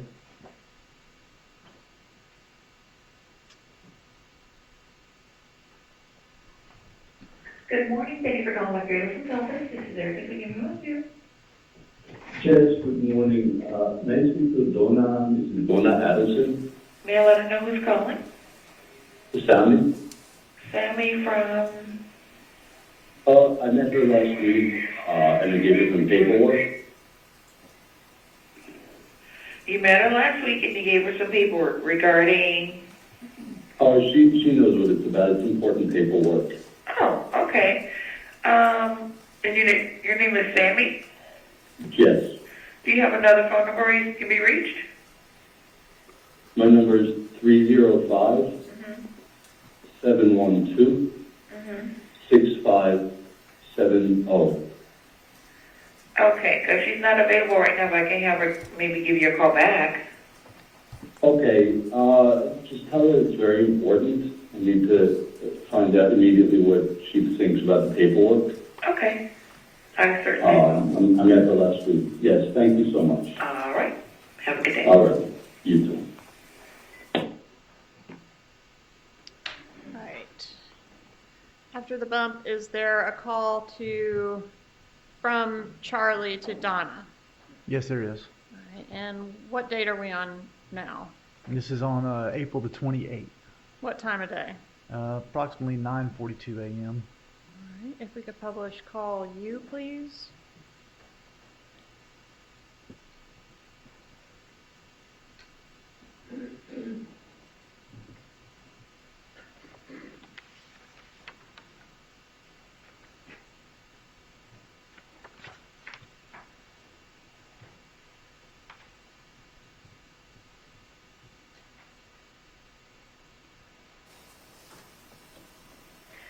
Well, Erica called me this morning.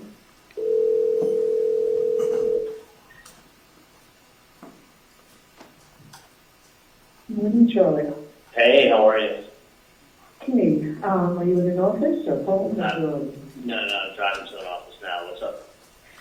Well, Erica called me this morning, and because Dad was on the road to the office, but Erica called me and she said, I didn't normally bother you with this. She said, I don't know if it's a sales call or what, but somebody called this morning and he said his name was Sammy, and he gave you some very important papers last week and he hasn't heard from you. And he wants you to call him back and hear from him. So. Okay. So I, once we verified the number was the same, the correct number that I had, told you about. So obviously I'm not going to call the number. Erica said, it just has to be a sales call. Just hit star 67 before you call the number, and then they won't know the number you're calling from. I said, oh, okay, I'll write that down. What's your suggestion? The odd thing is this, is that that's the same number you gave me, right? I don't know, because I gave you the number. I never kept it. You kept it. Tell me what the number was. 305 Right. 712 Right. 6570. 6570. Mm-hmm. Yeah. No, the odd thing is that it's 712, 6570. Yeah, that's the same number, and it was called, and no one picked up. Maybe I'll pick up now. Okay, so someone called today? You called the office, and Erica called me. She said, I hope I'm not bothering. It's probably a sales call. Yeah, listen, let me tell you something. I'm looking into it right now. Yeah, I think that you were. I just wanted to verify the number. I know, and that's the odd thing is you think the number would be picked up. I mean, I'll pick it up. so let me do this. Let me call somebody. Yeah. But I wouldn't want trust me when I tell you. I wouldn't worry at all. Okay.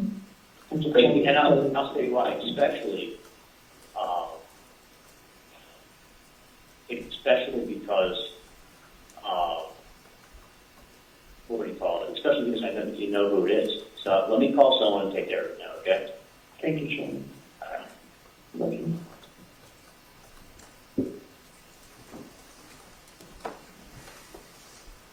And what does Charlie Adelson do after learning of this information that there's been another tickling of the wire?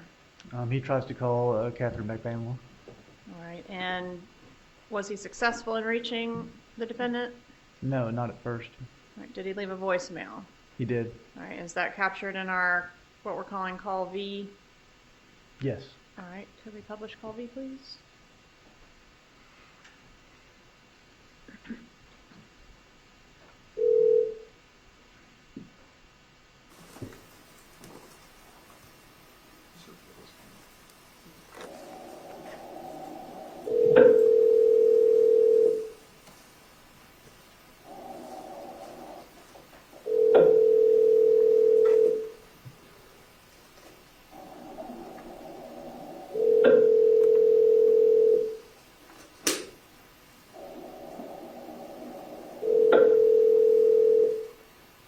Reached the voicemail box of 78656413112. Hey, it's me. It's important. Call me. Thanks.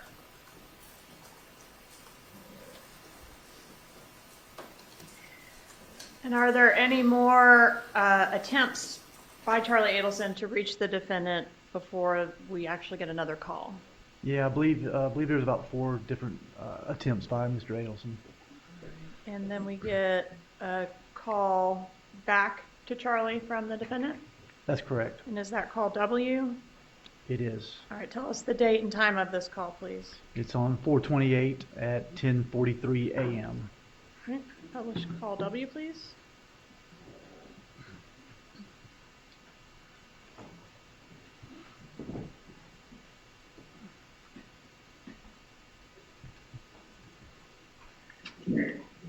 What happened? Somebody called my dad's office. They were looking for him. Saying that they dropped off some paperwork to them. Well, there was a phone number on there. And actually the person left the message with Erica. And Erica called my mom because she's like, yeah, normally I wouldn't call you up. But I just got a phone call. What's the phone number that they're calling from, though? I can ask Erica, but Erica said a guy by the name of Sandy called my office this morning saying that I left some paperwork with Dr. Adelson last week, and I left a number on there, and he needs to call me at that number. No, somebody's like fucking pulling your bones and shit. This is the third. This is the third. Call the number. Call the number. They don't want to call my fucking phone. It's someone who wants it to be called back. Let's put it that way. Do you still have the number? Yeah, well, obviously that number, nobody picks me up. Well, That's a non-working number. It's like an email number. nobody's calling the leg. I'm just asking you to find out who the fuck it is. It's like, Yeah. get that number that's off of the thing, off of the number, off of the freaking, caller ID. At the office? Yeah, obviously. Because this is like a fucking bullshit game. Well, they're not coming out on foot. They're not writing letters, and they're not calling the office because they have nothing better to do. Well, I don't know what to tell you because I called that number myself. Okay. Well, let's call that number again and find out what the fuck's going on. And nobody picks up. And you Oh. can try another number and left a message. Okay. Well, I'm trying to get whoever's threatening your family and helping you guys out and trying to help you guys out, but it's like if they don't pick up, like what the fuck? I It's like it's a understand. fucking joke. I understand that they fucking called this morning and they're waiting for the phone call. That's what I'm telling you. And since it's 3 times, Get the number or whatever that is that's calling you or your 305 or whatever it is. 712 6570. You have the number. Exactly. That number is obviously it's like a non-working number. Okay, can you find out? Right. Okay, and then it's like what else? I don't fucking understand. Like it's either somebody's pulling your phone, somebody is just harassing you, or somebody's trying to get something out of you. Okay, find out who the fuck it is because the other phone call is going to be the FBI. I'm telling you. Well, I'm telling you, and then when they do catch the person, they're going to be asking him lots of questions about who Katie is. We already spoke about this. It's like not even like a fucking joke anymore. Because It's not a fucking obviously joke, it's like Katie. somebody's It's not. harassing you guys, or somebody's harassing anyone, and it's Okay, like, so you I want don't to know. Okay. Think it through. Find out who the fuck it is. That's all I'm asking you. No, I'm not straight from my fucking cell phone because it's fucking bullshit. It's fucking somebody's trying to fucking pinpoint some bullshit. Like it's getting aggravating. Yeah, it is. All I'm saying is find out who the fuck it is and tell them to stop playing their games. I don't know who you have to talk to, but it needs to be nipped in the butt. No, man, I'm gonna handle this shit myself, bro, because it's some fucking bullshit. I'm gonna handle it my motherfucking self. Well, straight my motherfucking number. They fucking if Erica wants to call back, they're like, oh, is this the right number? Okay, I have your fucking whatever fucking shit taken care of. Okay, because it's fucking bullshit. Find out. That's correct, bro. I'm about to go to that fucking FBI. I'm fucking getting irate with this shit already. It's either the FBI fucking playing games or fucking whatever it is, because No. I'm fucking getting pissed. All right, we'll find out. All And I'm then saying you is, give a wrong phone number. okay, You're an idiot. You gave a fucking wrong number. Get the fucking number and the fucking call because I'm gonna call them. okay, And the fucking text to me. I don't even fucking give a shit about all these fucking bullshit, whatever shit anymore. okay, I'm pissed the fuck off. Like, I'm gonna fucking go to the cops right now. okay. Well, either you go to the cops or we go to the cops, and Exactly. we'll find We're out both gonna fucking go to the cops because this is fucking bullshit. we'll find out who the fuck this is, because this person evidently knows you and knows your family. And they don't mean, and they don't like that. And So, you don't think that fucking scares the shit out of me? Like somebody fucking saying my name out loud or well, whatever? Katie, if someone's messing with you, they're messing with me. Someone's messing with me, messing with you. It's one and the Exactly. same. So what I'm saying is, find out who the fuck That number it doesn't is. fucking work. If you can get a hold, you hold different offices, call the motherfucking number. See if the fucking number works. Bottom line. Because I'm trying myself and that shit does not work. Katie, call them, find out who the fuck it is now. Trust me on this. find out who the fuck it is. Get a number, listen to me, and get a number. Something wrong with this case because there I already was no did. people. I'm with your parents, no fucking FBI. Who else fucking doing this shit? And fucking go and fucking report whoever's around you. Alright, That's Dave. it. Dave, I gotta get back to this. Do you have the number I gave you the other day? I have the fucking number. Okay, good. Call it. You don't listen, I called the number. I know That's you- not a working number. Good. Get the number that calls your fucking office. Okay, Listen to me for once. I will. You want me to call it? Hey, fucking A, bro. I'm gonna fucking fuck up whoever the fuck you fucking with me. I'm going to call my mom and have my mom call the Get that office. fucking number. Because Which now number? your fucking parents, that number get called and that's not a working number. It's either somebody's thinking, somebody's practicing some shit, and somebody's just trying to fucking aggravate somebody. Okay, let me keep this straight. Do you want me to have Erica go on the caller ID and look to see what number that was that called? Fucking number. Obviously, they're calling from somewhere else if it's not the same number that you said. How about you call and find out? Okay, do me a favor. Try that number I gave you the other day, and I'm gonna call my mom and tell her to call Erica and ask her to look it up on the caller ID. Okay? Yeah. But call them. Whatever.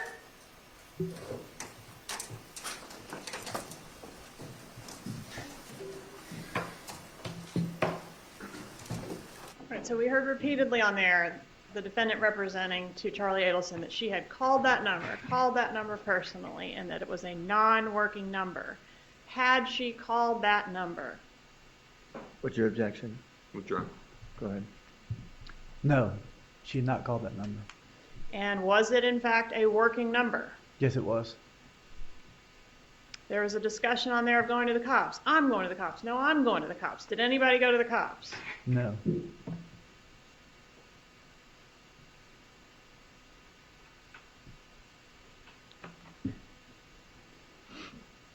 All right, is there another call between these two within the hour? Yes, there is. All right, is that call X? It is. All right, let's publish call X, please.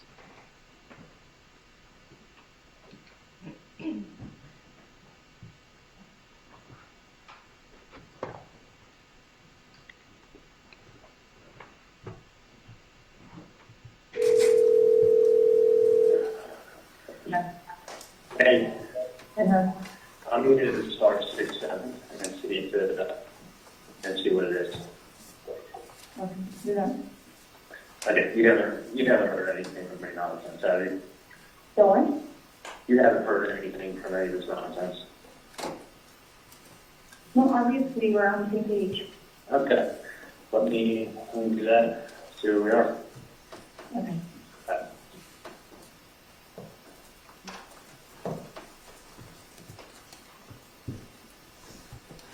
All right, at this point, do we have somebody call the undercover number? Yes, we do. Who calls it? Charlie Adelson calls the undercover All right. number. And is that 428 at 11:33 a.m.? That sounds right. All right, let's publish State's Exhibit 134 at this time, please.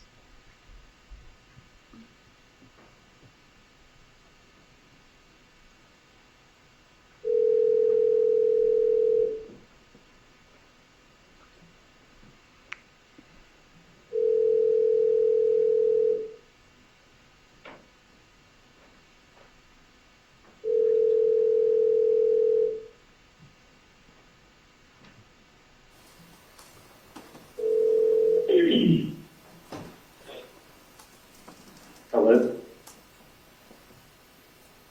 Hola, diga.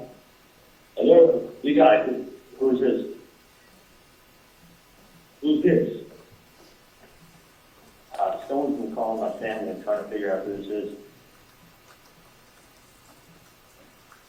Well, in reference to what, ma'am? Someone by the name of Sandy called. Yeah, that's me, ma'am. What's going on? Well, what's going on is my brother Tato. Okay, my brother Tato has not been taken care of. His family has not been taken care of. I talked to a dentist doctor. Why are you calling me? Who are you? I gave the number to a lady.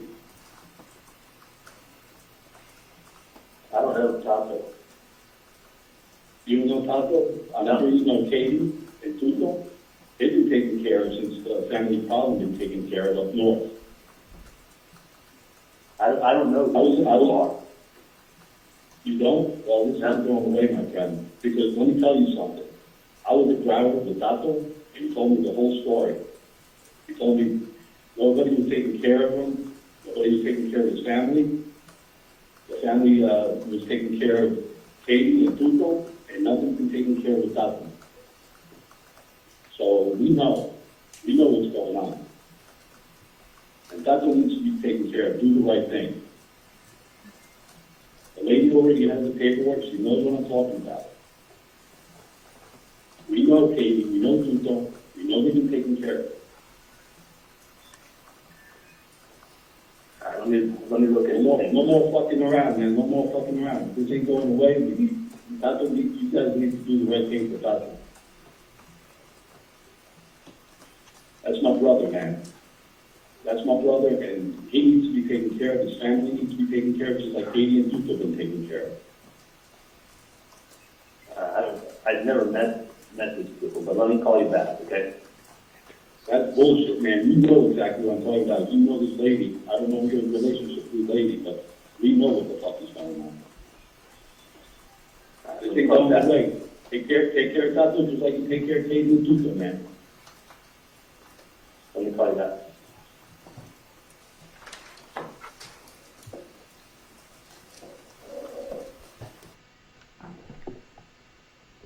Who is the first person that Charlie Adelson calls after making this contact with the undercover agent?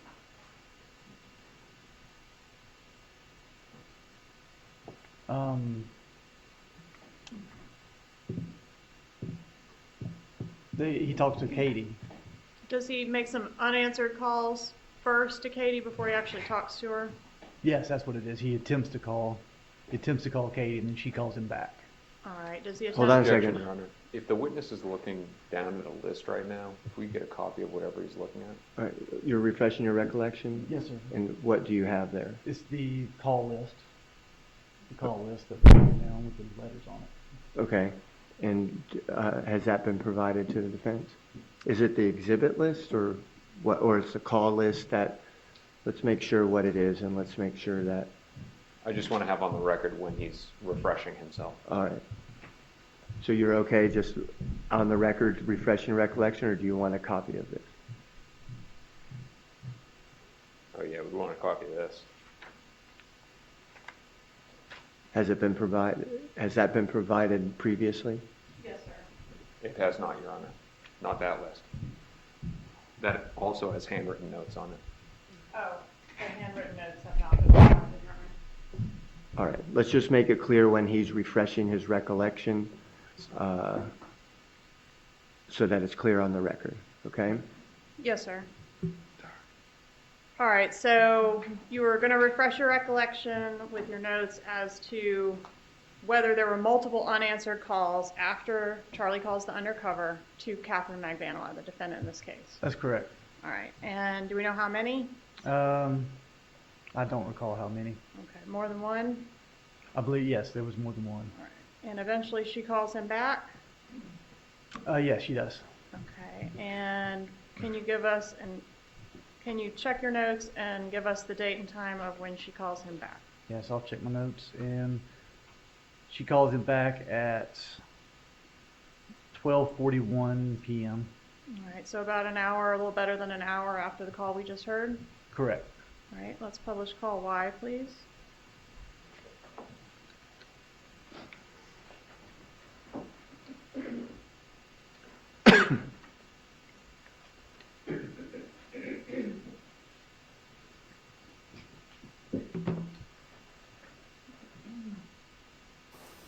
Huh? Give me 2 minutes. Hang on a second.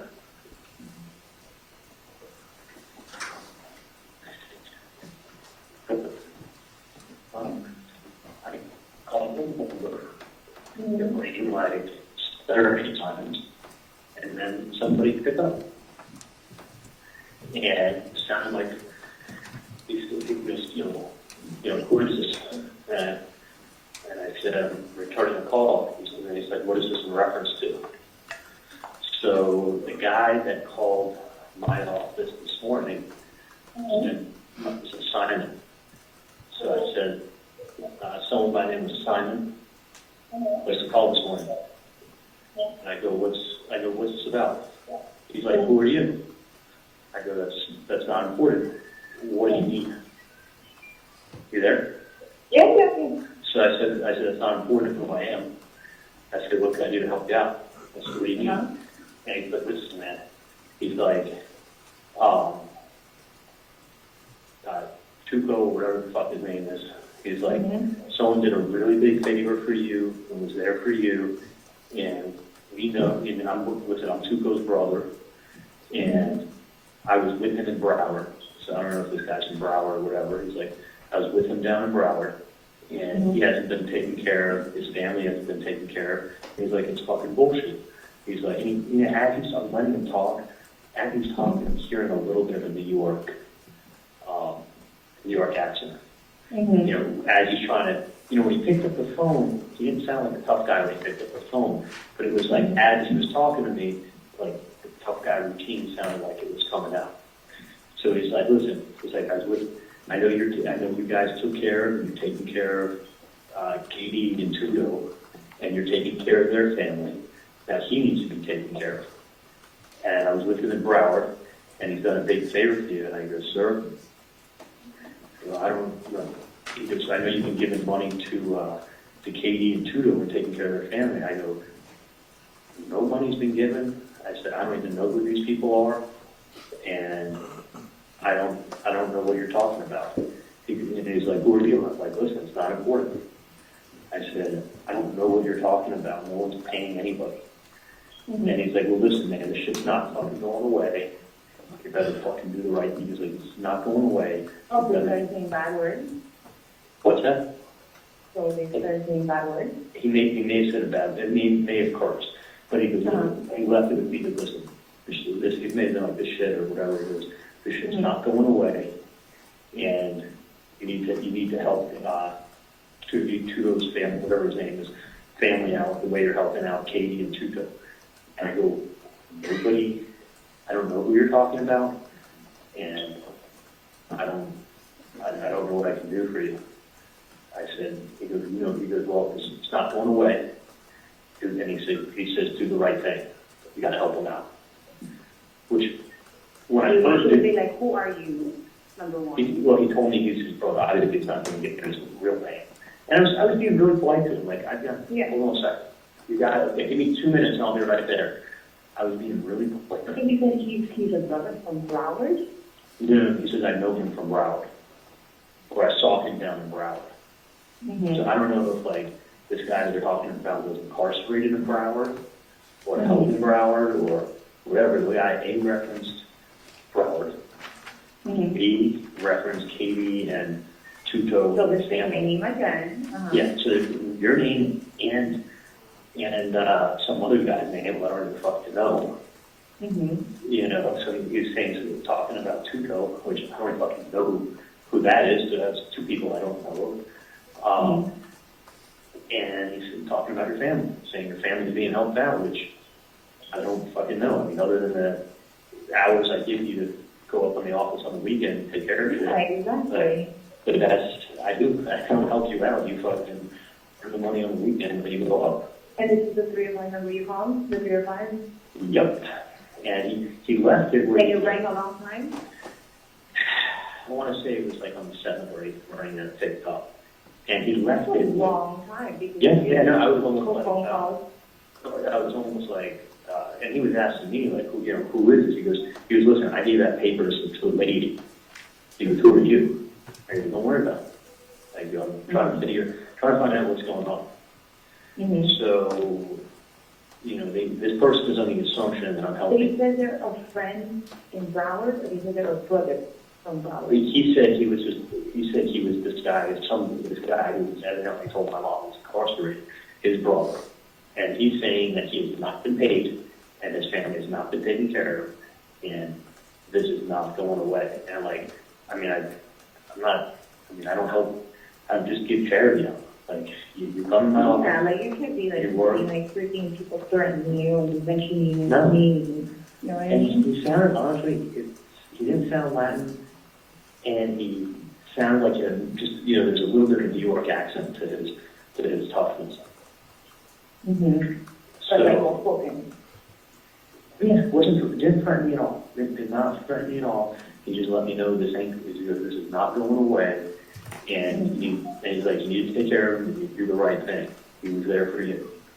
And I'm like, Right. I don't know. He goes, I don't know who this person is. I said, let me call you back later. That's how I left it with him. I said, sir, I don't know who this guy is you're talking about, but let me give you a call back later, okay? He's like, okay, do the right thing. Which, do the right thing, you sound like a fucking cop at fishing that's or an investigator or someone's playing games. But he's coming up with a lot of fucking details, and I'd love to know these details, because I don't know two of the people's names they're talking about, and you may be even the wrong case, and then I feel even more like a dumbass. Exactly. Just a little quick recap, just because I don't want, like, you know, like how did like the conversation start? It rang, and he goes, who is it? He goes, hello? I go, hi. He goes, who is this? And I go, I'm returning a phone call. He goes, what is this in reference to? So I That's said, the exact word? yep. He goes, what is this in reference to? Reference. Wow, this is very some educated words. Yeah. No, he was well spoken with my mom anyway. So he goes, what is this in reference to? So I said, I'm returning a call that Simon, I'm returning a message that Simon had left this morning. That was the name, Simon? That was the name when he called up my office and spoke to Eric and said, listen, I gave a piece of paper to Mrs. Adelson last week with a number on it, tell her to call me, and this is Simon. Okay. So I said, okay.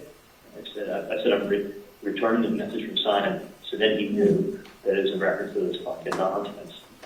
Mm-hmm. So I said, you know, what I told him.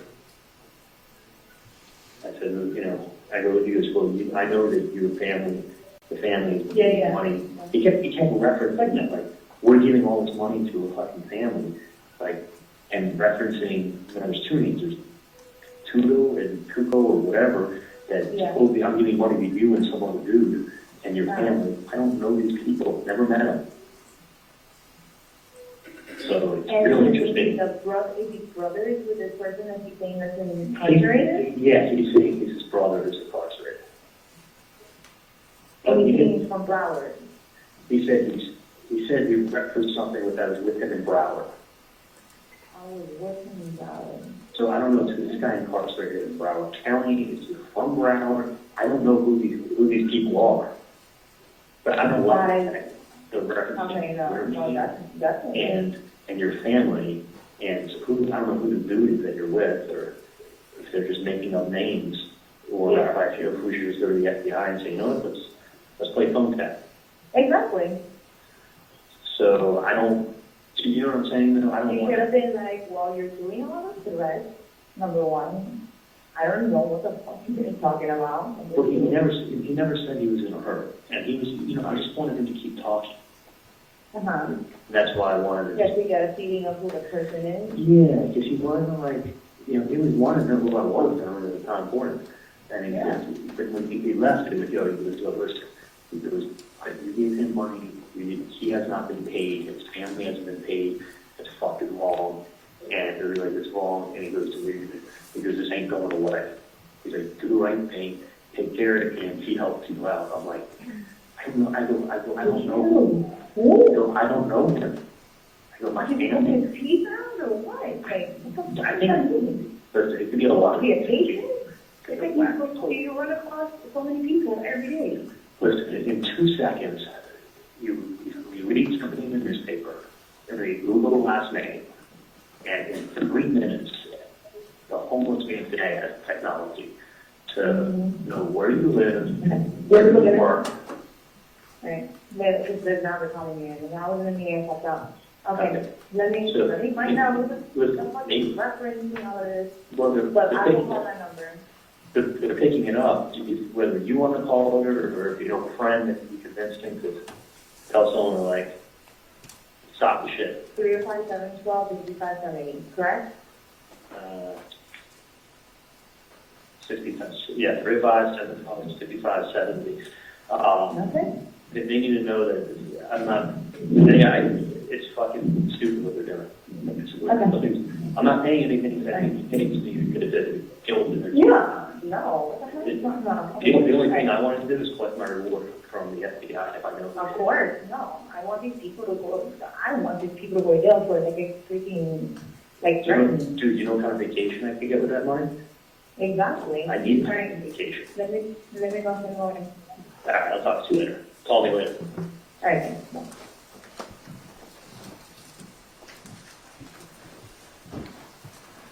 Okay, so obviously we have the undercover name morphing from Sammy to Simon, right? Nobody ever said Objection, Simon, counsel did they? testifying.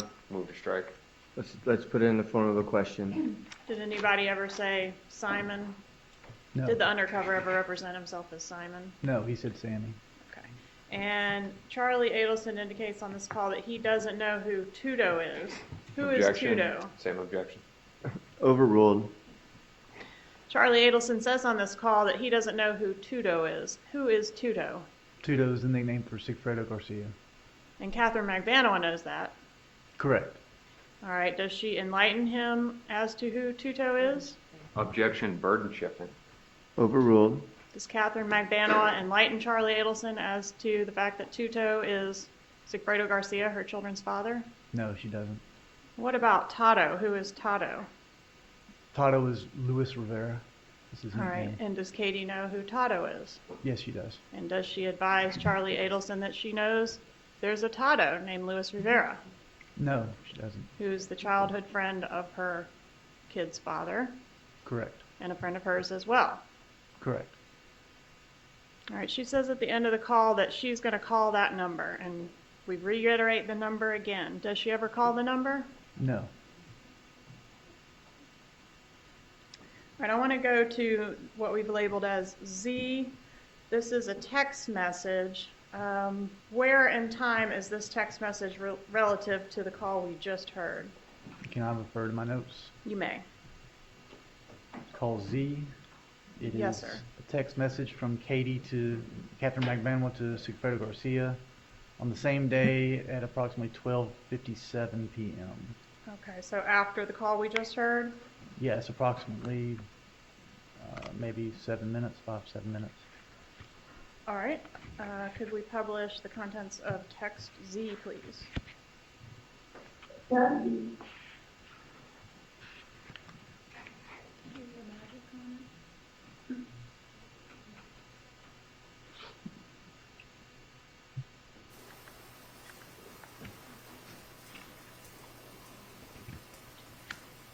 All right, and does Catherine Magbanua wait for Sigfredo Garcia to call her back, or does she begin calling him? She began calling him, I believe. I have to refer to my notes, though. You may.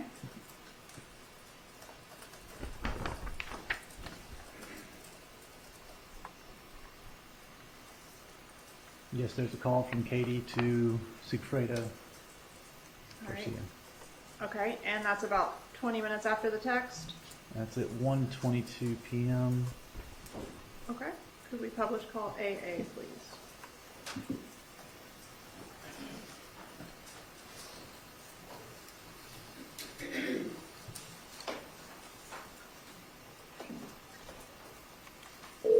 You want to start it at a 50-second point? No. Hello? Hello? Hey, you busy? Yes. Are you woke up? Yes. Eating the Oh my sandwich? god, my freaking, eating a sandwich again? Well, the sandwich, how much is sandwich? Better than the mustard. Ew, yuck. Okay, no, my head is pounding. No, I have like a migraine right now. I walked in and it's like a meeting outside. There's like a meeting outside. I guess they have meetings on Thursdays, and then I had my own meeting in the conference room. Ay, ay, ay. Okay. I have more information for you. And when I got a call this morning, like, I couldn't even take it. Because I had to step out of my meeting, because I just heard about it. And I was like, because I got a call back to back to back. So, hold on, give me 1 second. Oh, my blog come out. What was I going to tell you? Okay, so this person contacted his office. Hello? Whatever. Supposedly he said his name is Simon. Okay? Contacted the office saying, oh, whatever, I had given a paper to this person there. Obviously somebody's doing their, whatever they're doing, they're threatening. And like, they're very, very close to reporting it already. Whatever it is getting me pissed because my name's involved. And this gets better. So I'm like, you know what, people should just tell me everything on the phone right now because I don't have time. I'm fucking working, like, what is it? Like, I want to handle this and I want to handle this like right now. So, they said, okay, they called the office. I was like, look, I tried to contact that number. It's like not a working number. They're like, I was like, why don't you go ahead and start 67 and go call that freaking number. And then, whatever, that person did it. They go, okay, I'm returning a phone call. And then the person goes, who are you? And they're like, doesn't matter. I'm returning a phone call regarding something of a paper or whatever. And then they're like, okay, well, we know you've been helping out. They said my name and your name. And Is it Katie Esposito? yes, specifically her name. That you've been helping them out. And he's like, I don't even know what the fuck they're talking about. I don't even know. I don't even know if you're the right person that they're talking about. For all they know, it could be another KD or whatever. And I was like, okay, what else do they say? They're like, oh, well, they're a brother of this other person that's supposedly incarcerated, and they're a brother of them, and they know him from Broward. I don't know if they were together in Broward and he got out, or whatever the case was, but he's like, but this family needs help. Do the right thing. Like, he's like, we know for a fact that you're helping out there. I'm like, helping who out? Yeah, I haven't helped. I worked for you before. Like, that's it. I was like, well, that's not helping me out. That's me working for you. And I was like, I don't know what they're talking about. So, but they said, do the right thing. His name is supposedly Simon. They're a brother of the person that's incarcerated, and they said that name. And I was like, no, this needs to stop. Like, this needs to stop. Because somebody's harassing me, somebody's harassing your family, and they're putting my name and that other person's name. It's getting too detailed. It's somebody that he knows, for sure. Yeah. For sure. He said that the person had, he's just trying to get us to talk more. He's like, the person has, maybe a New York accent. Some of the words was a little bit, he wasn't threatening at all. He was just saying, it's time for you to help out this person and their family, because he needs it, because we know that you're helping out. What family? What person, what family? The Dazzle and his family, because they need it. And then before and he goes, I don't know what the hell you're talking about. And the person goes, well, do the right thing. Did he tell him, well, listen, you guys keep harassing me, we're going to call cops? That's what I said. I was like, why didn't you just say that? Oh, no, the person said this is not going to end. Do the right thing. Did he get information? Where he Get wanted the to phone do number. Get the phone number. The number that you've given me are numbers. No. 305-712-6570. They picked up. Because I was getting tired of it. I don't know what's happening or whatever. 712-6570. No. 305-712-6570. That's what I Whatever said. the fuck this is, it needs to stop. There's obviously no somebody. They're putting my name, they're putting your name, they're putting, and they're harassing family. Okay? Alright. Are you going to work right now? 712-6750. I mean, 67. No. Fuck. Just send it to me, man. Send it to me. No, I don't want to. 712-6570. Bye.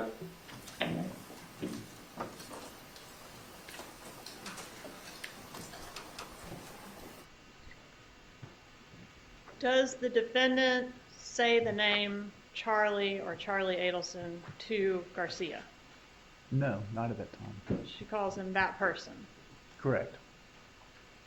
She indicates, I worked for you before, talking about she worked for Charlie Adelson before. Was Catherine McVanois still getting paychecks from the Adelson Institute as of the time this call was made? Yes. And there's a lot of talk about Broward and the fact that someone's in Broward. Was Luis Rivera incarcerated in Broward at this time? I believe he was at that time. Yes, correct. Okay.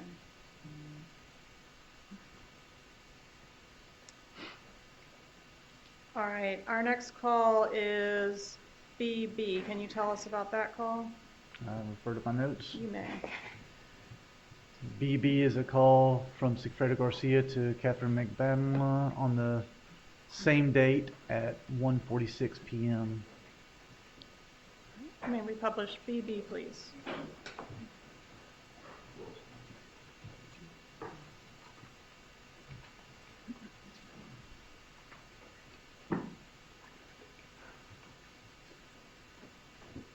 Hello? Hello? Hello? Hello? I was the fucking phone again. I was going to talk on my phone and then dump it out. I'll be done. I was going to talk from my phone, but I was going to get rid of my phone. But I got to talk to my office. No, I mean, I'll leave them around, but like, or block it. Don't look for an office, it's your office, you know what I mean? Don't look for the phone. No, I'm not calling from my office. I'm calling from my phone.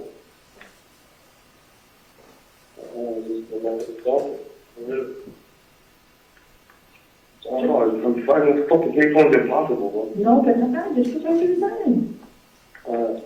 Use somebody, use a friend's phone to put right through the button.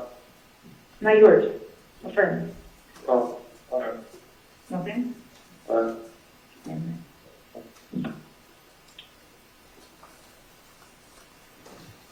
All right, if we can just go straight to CC, please.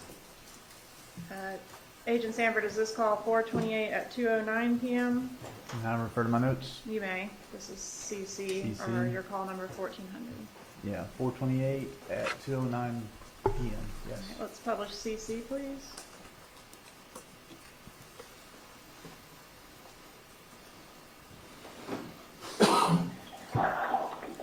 Yo. Oh. What? 712-570. Sure that's the number, right? Say it one more time. 305. 712-5570. Yes. So I'm talking Puerto Rican, answering, I don't know who the fuck. I'm trying to call him again, though. But that nigga's just fucking, I'm gonna call him, this is a real fucking person, I'm calling from my fucking phone. This ain't your local. Alright. Is, remember that other one? Do you think it's that one? I don't know. It's kind of fucking, it does the message, sounds like a New York region nigga. Yes. He said, oye, puto, I'm busy, actually, when she called me back. Darling, like what? That's what that machine said? Yeah! That's what I'm saying. I swear to God. Shut up. Swear to God, she said, hey, puto, I'm busy, ya no le paga. Oh, I got time. Darling. Like, what the fuck? It's like, yo, are you stupid, bro? Are you some kind of fucking moron? That's what they told you? No, that's what the answer machine said when you called the number. No one answered the phone. Okay, that's weird. That's odd. That's what I'm saying. Very. Okay. How are they fucking there? You're not stupid, or have to use the number, or they pretend to be that stupid so that we can think they're that stupid. Okay. Don't That's fucking what know. in New York is. New York, Puerto Rico. Mm-hmm. New York. Mm-hmm. Broward. That's your phone number. It's how they phone. No, but I'm saying. You said that. Nigga, ain't got. It's And it sounds like, it sounds like. I don't know, man. I don't know. Okay. Alright.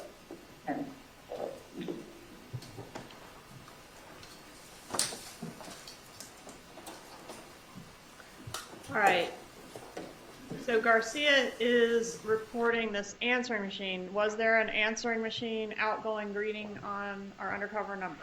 Yes, there was. All right. And did Garcia call the number and get the answering machine?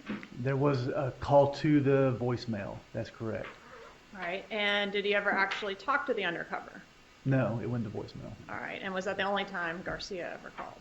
Correct. Okay. So he got this voicemail. Was he accurately relaying the nature of the outgoing greeting on the undercover? Yes, I believe so. It was in Spanish, but yes. All right. And I can't remember if I asked you, did he leave a message for the undercover? No, he did not leave a message. All right. All right. And then in the next call we're about to hear, defendant tells Charlie Adelson that she called the Objection. number. Facts not in evidence, counsel testifying. Evidence All speaks right, for they're in itself. evidence, but let's put it in the form of a question. In the next call that we're about to hear, defendant tells Charlie Adelson that she called the number, not that she had Garcia call. Did she ever call the number? No. Okay. And in all of these calls, does she ever say Garcia's name to Charlie No. or Charlie's name to Garcia? No. All right. Let's publish DD, please.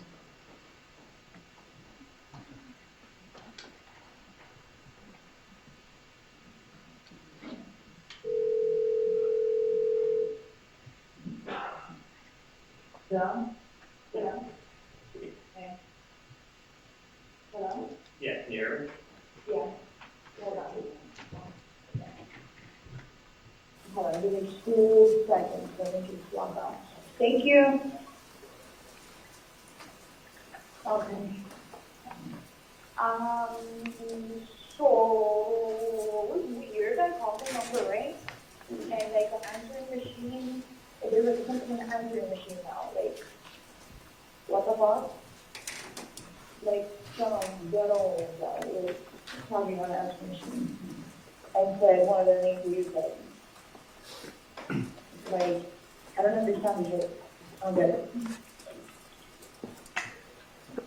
So it was just an answer machine, no one spoke to you? No. Like, they're people. And like, were they talking all? And then my answering machine, all of a sudden, I don't know, like, because I can't hardly remember, like, what I had to find out for me, you know? And it was like, they said, I don't know if they said their name was whatever, Duro or Daco or whatever shit they said on the answering machine. All of a sudden. Now it has an answering machine. Like a voicemail, I mean. What did the voicemail say? Yeah, like, I don't know, let me find out, because it's like, I can't, like, really talk at work, and then I can't really understand. When you call with the call block? Huh? Yeah. Do you call? Yeah. Yeah, but it doesn't matter. No matter what phone you use, it's still, you know? Well, it doesn't show who's calling you. I know how to block a call. Right. Not the point, but I do. Star 67. So I did that, rang 7 times. I'll be there in 1 minute.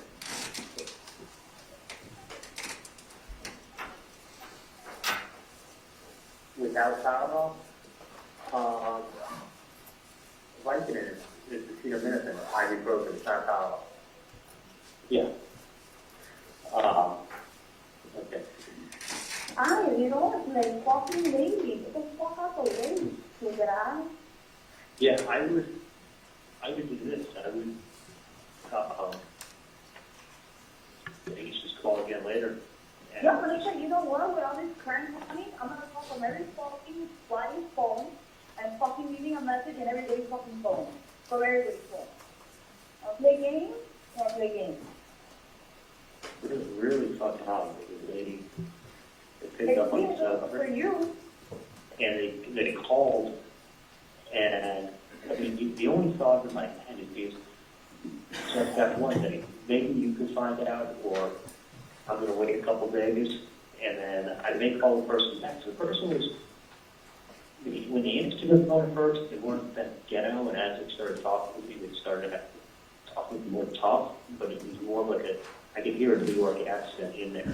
And it sounded Yeah, like that. no, the voicemail sound is New Yorker, but I gotta find out what's going on. But I'm saying I'm gonna call from somebody else's phone because I don't want like phone, because you know I use this phone for work. Right. And the Like, thing the last thing I is, need is like somebody trying calling me.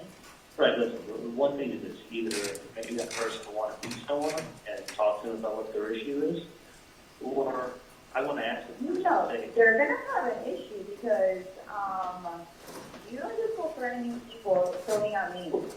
They're saying that I'm helping a Katie, or not me, but my family's helping a Katie and her family, and some other guy that's maybe begin with a T, and I'm like, dude, I've never met any of these people. He goes, well, you not, but the family has been, and they've been helping him, her and her family, and this other You guy. haven't met, but then it makes no sense. But he's like, he asked me who it was, and I was like, so I was almost, in hindsight, what I should have said was, who, because I have a big, because this is a big family and there's lots of cousins. Yeah. Who in my, because the Adelson family is a big family. So Yeah. what I should have said to the guys, who in my family, who in the Adelson family owed somebody money, give me the name. Yeah, of course. Give me the name, and then I will go to that person in that family and say, who did you not pay? I want to know the name. I want to know the name. The only thing that keeps throwing out is that this Nicholson family is helping out Katie and some guy named T and their family, and this guy needs your help, and it's not right. And he's like, this problem's not going away. This is not going away. He's like, it's Okay, fucked up that's that you're not right, helping. right there. That's fucked up that you're not helping. Like, who the fuck are you? I don't fucking, like, who are you? Listen, like me calling someone up and being like, yeah, I know you told JFK, you didn't pay me. Okay, well, that's fine. You didn't tell JFK. That's the wrong example. Like, what does that have to do with anything? Well, my point is, All these examples. because JFK died in 1963, and you weren't born then. My point is that I had nothing to do with any of this craziness. I want to know who in my family owes somebody money, because I'm going to go to that person and say, what's going on? And that's what that's the next conversation I have with this person is going to be me, if it comes to it, me saying, who owes money? If someone owes money, you can give me a name. They're like, Yeah, exactly. You need to say it. Where do you want to be? Who are you? My mom doesn't know who these people are like that. No, I want to know whoever this fucking person is trying to fucking say shit or do whatever it is to your family, starting to harass your family. Like, it's getting me mad. Well, I don't know. I don't know why they keep bringing up people who I've never met. That's why it's like, who are you? Number one, okay, you need something. Who are you then? What's your real name? What's your address? Who do you have a problem with? Yeah, who in my family owes you money? And don't say the last name, because I'm going to go to that person and tell them, if you owe this person money, what is it about, number one? And then I'm going to tell them, go pay them. But you got to tell me who to go talk to. Not like, oh, somebody with the last name Adelson. Well, guess what? That's like saying someone with the last name calling your Rodriguez. And shit. Like, what Yeah, someone with the last name Rodriguez. So it's like, well, give me the fucking first name. And I will go talk to, if it was my brother who was behind it, I'm going to fucking find out. I mean, fuck, if it was my brother, I'll turn him in and get the reward money. My brother's a piece of shit. So I'm saying, like, give me the name of who owes your friend's family money. And this guy said to me, he said, listen, I was with him up in Broward. I knew everything that went on. I was helping him in Broward. That's what I'm trying to understand. Yes, something about Broward. I was helping him in Broward too. I don't know if some guy He's he's a talking family about. member, but he said he's a family member. He said he was Of somebody who's incarcerated. He said it was that guy is Tuco or whatever, his brother. He said, I'm his brother. Who was with him up in Broward and he told me what everything had happened. That's exactly Who what was up with him in Broward and I don't know what he was. that happened. I don't know if he was there with them, visiting in jail. Like, he needs to like fucking get, like, if people just to be fucking Googling shit or whatever it is. Well, and that's, well, exactly, but the only reason I'm even bothering calling you is because they wanted to talk about you. Or if I was the wrong person, then I would feel even horrible.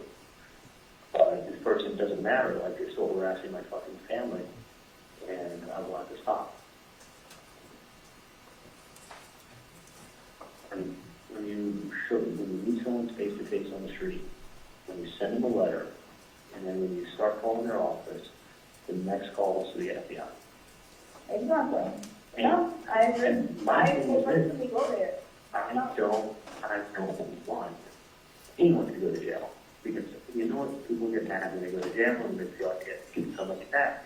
Same reason when my jet ski got stolen, I don't even care who fucking stole it. I've been insured, gave my money back, it's stuff that got stolen, move on. I wouldn't want to catch the guy who stole my jet ski. Why? It's grand theft. I don't want to put anyone in jail who knows what fucking. Okay, but you know what? If this person keeps fucking saying shit, then they need to start giving information. They need to start saying something instead of They saying need to tell me who owes the money. Not a fucking psychic, nobody's a psychic. Yeah, I mean, a What is family's your got, problem? I'll take a that. family's got lots of members, so, or it could have been a cousin of mine, it could have been my brother. Like, who owes the money? And I will call And that what person. money, like, you know, I could throw in anybody saying, do that. No, Like, but let's if see. somebody calls my phone back, like, I'm always like, I need this. I'm just curious to see who's so interested in your family and what's going on. That's why. It's like, that's why it's pissing me off. It's like, why am I being thrown into something?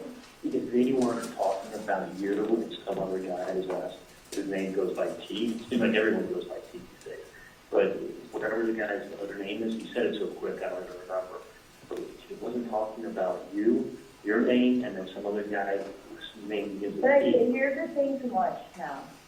I don't even know what the fuck you're saying. That's what I'm repeating to you what the guy said. I know it's going to be the first time. That that's like, the only now reason. I know, but it's I'm saying. becoming repetitive and like it's just become nonsense. The only reason I called you is because this guy is joining you guys up, which has nothing. I know a million people that first with a T. I know a million. I know a ticket, a freaking, a cookie, a freaking taco, a freaking bro. Everybody has a nickname. Like, Dude, I'm so bad at names. I think I called the guy Simon or Sammy or I don't even know what the fuck I called him. I don't even know what I called that him. is such a fucking white person's name. But then when I told my mom I called Simon, my mom goes, Sam, and I go, well, it began with an S. I thought they were. Now it's Sammy. I was like, oh, but he's responding. Oh, what is your last name? What is your address?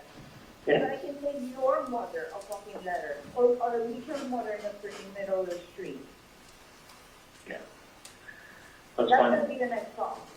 Yep. Let's find him. Alright. What's his problem? Because he's about to have a big problem. He's gonna have a fucking decent problem. Yeah. And I'm so, oh my God, I am no fucking wrong person. God forgive him that he fucking said the wrong fucking name, because now it becomes my business. I'll pick a new name next time as a reference. I hate that shit. I do look at you. I fuck Pick bitches that up for package. no reason. You never picked up the package, did you? I mean, I'm focusing on all the way right here. Like, I gotta get area of my kids. I'm trying to figure out if I can go up like later on. Okay. Let me know, but I have What do you another offer? package. I'm still here. I probably would be here in another hour.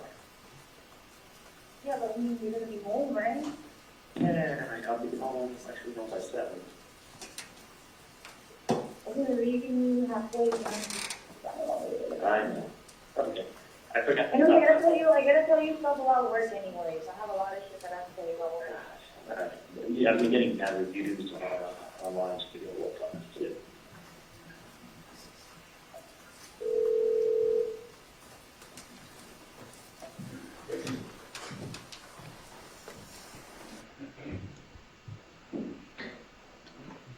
All right. Agent Sanford, was the name Tudo or Tato on the outgoing message from the Undercover's answering machine? No, it was not. Right. In this call, the defendant indicates that she will personally go to the FBI. Did she personally go to the FBI to report these matters? No.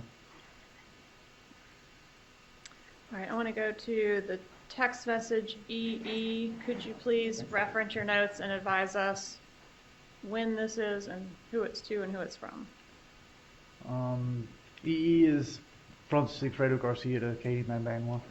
It's on 4/28, same day at 7:39 p.m.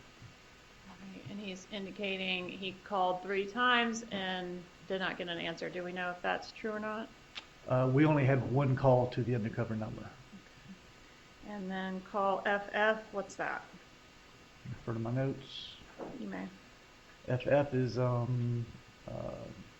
call from Catherine Magbanwa to Charlie Adelson on the same date at 7:49 p.m.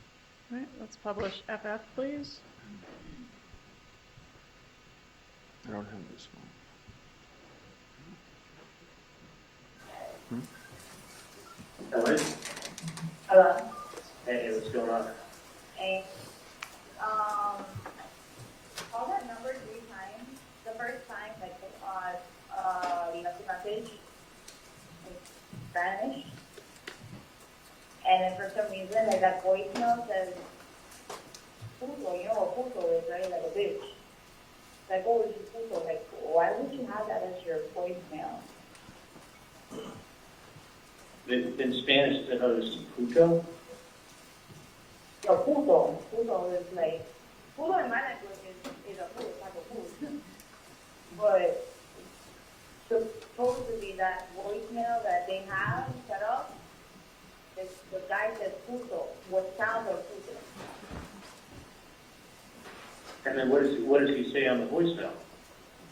Like it's something in Spanish. Like you read puto, whatever, and it's in Spanish. So he left a message in Spanish saying, what the fuck this is?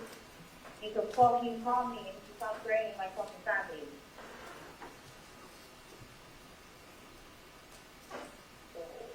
And then I was like, you keep trying. Yeah. But they don't pick up. So now somebody either spooked because what the fuck is going on? Or, I don't know. All right. Well, that's good. That's good. The person's gonna. Like other things are like running in my head because it's like with the names that you're saying and like maybe it's like somebody trying to like be like, you know, try to be an informant or something or whatever. Like, you know, there were so many things like going on. Yeah, I'm thinking the same thing too. But then it's like, yeah, but then, you know, people you can trust and you can't. But then it's like, I don't know. I honestly, like, it's like aggravating me. Hold on, I'm on the phone, don't talk to me. I'm on the phone, don't talk to me. Be quiet. Could have been someone reading the newspaper and playing games. And like I said, Saying the wrong person. yeah, and I don't know how the fuck they got your name, but they didn't use a last name, so if they. Exactly, it could be anybody. It could have been another Katie and another Taco, or whoever the fuck they said, I don't remember the name. But the point is that they need to stop. No, exactly, well, I'm on the phone. Okay, I don't care, but I'm on the phone right now. So don't talk to me right now.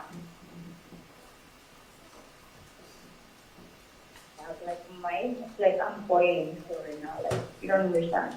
Like, it's pissing me off. Like, pick up the fucking phone. Yep. Like, now you don't want to pick up the phone? When it's stressed, so you don't want to pick up the phone. Yeah. So it's one of two things. Yeah, no, I got you with that.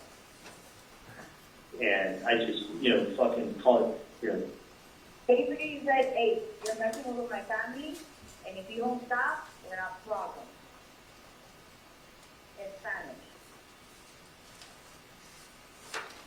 So whoever it problem with us no matter what. Then you have a problem with me. So what? Then you have a problem with me too. I mean, Exactly. listen, if you're Whoever going, thinks they're gonna have a problem with either one of us, or even if, like, if I'm in the mix or not. dude, you're coming up to my fucking mom on the street. Then you're sending letters to their house. Then you're fucking calling my dad's office. The office. Leaving messages. Like, that's No, 3 letters. Like, no. he was living. My parents were like friends, and I was like, look, can you do me this favor? Because it's like, I'm not a guy, and I don't know if it's me they're talking about. And then he's like, that's some fucked up shit. Yeah. And it's like, don't worry, no matter what, like, whatever it is, like, I'm gonna handle it. Con plan. Yeah. Well, I feel better. I definitely feel better. I apologize for not getting a Hallmark card, but I got a little something, so. Traffic. I'm gonna, it's like right now I'm about to go to like 15, like I'm taking a group of classes, I'm like, All right, there's a few more minutes of that call, but I'm gonna pause there. Judge, I have about 20 to 25 more minutes. Would this be a good time to take our break? Yeah, I think it's probably the appropriate time at this point, if you're going to have that much longer. So we'll take our lunch break now, and so we'll give the jury till 1:30. Again, no conversations, no with each other, with anyone else, no internet searches. We'll see everybody back at 1:30, and we'll continue with the testimony at that time, okay? Thank you.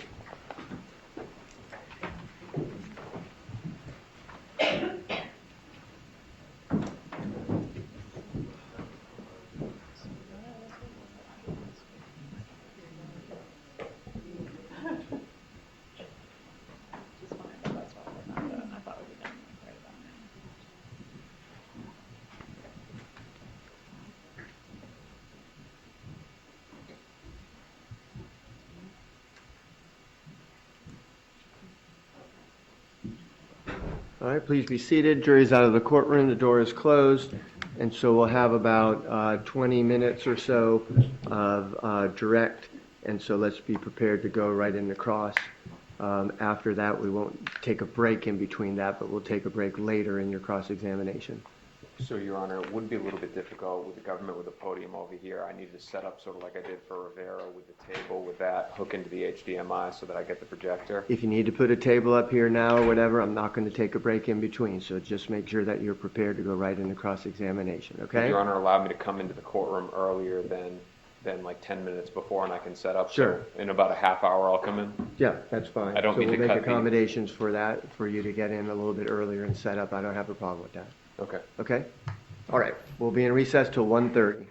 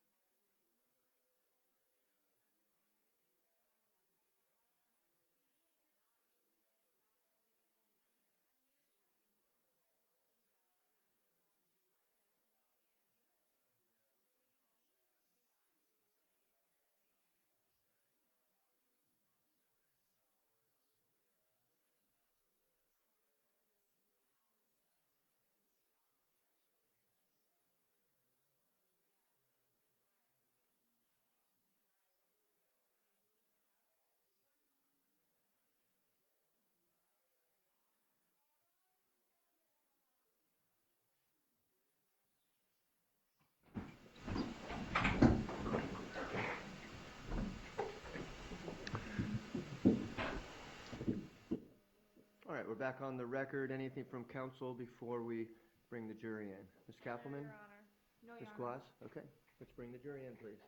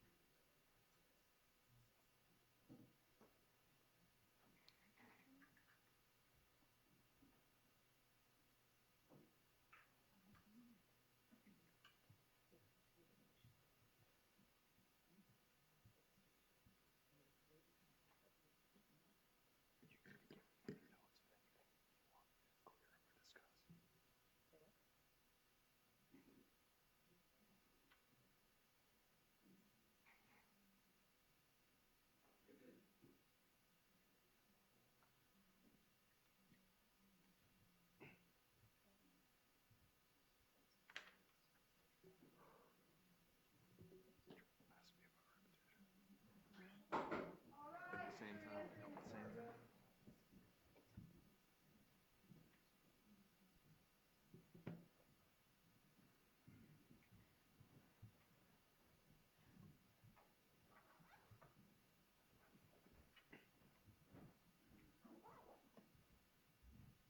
Please be seated. And we're ready to continue with the testimony. And Ms. Kappelman, you may proceed.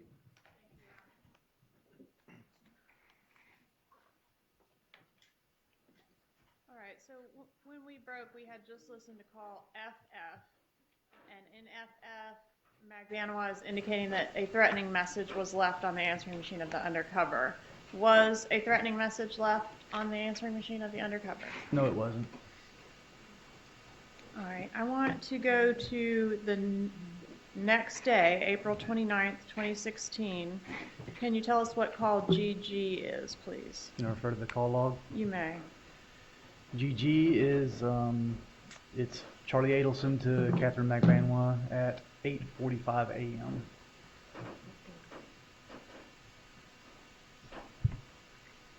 All right, if we could publish GG, please.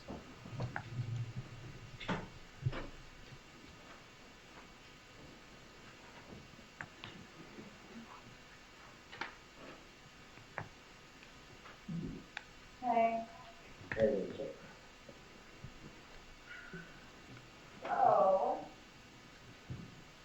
What the heck?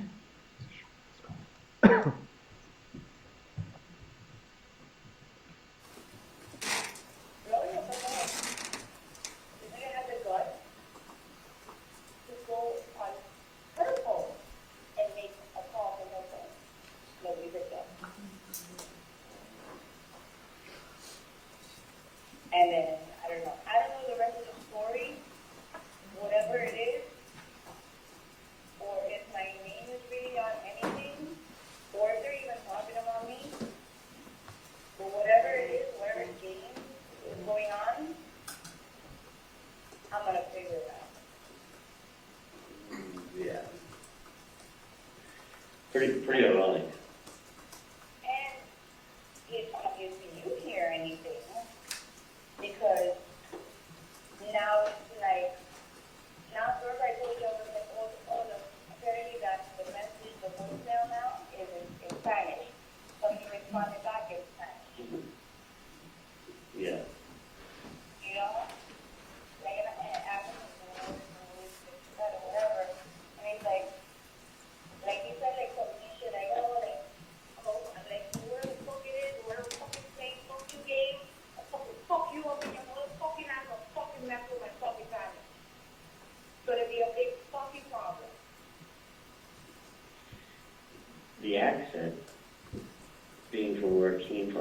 There's not a lot of that.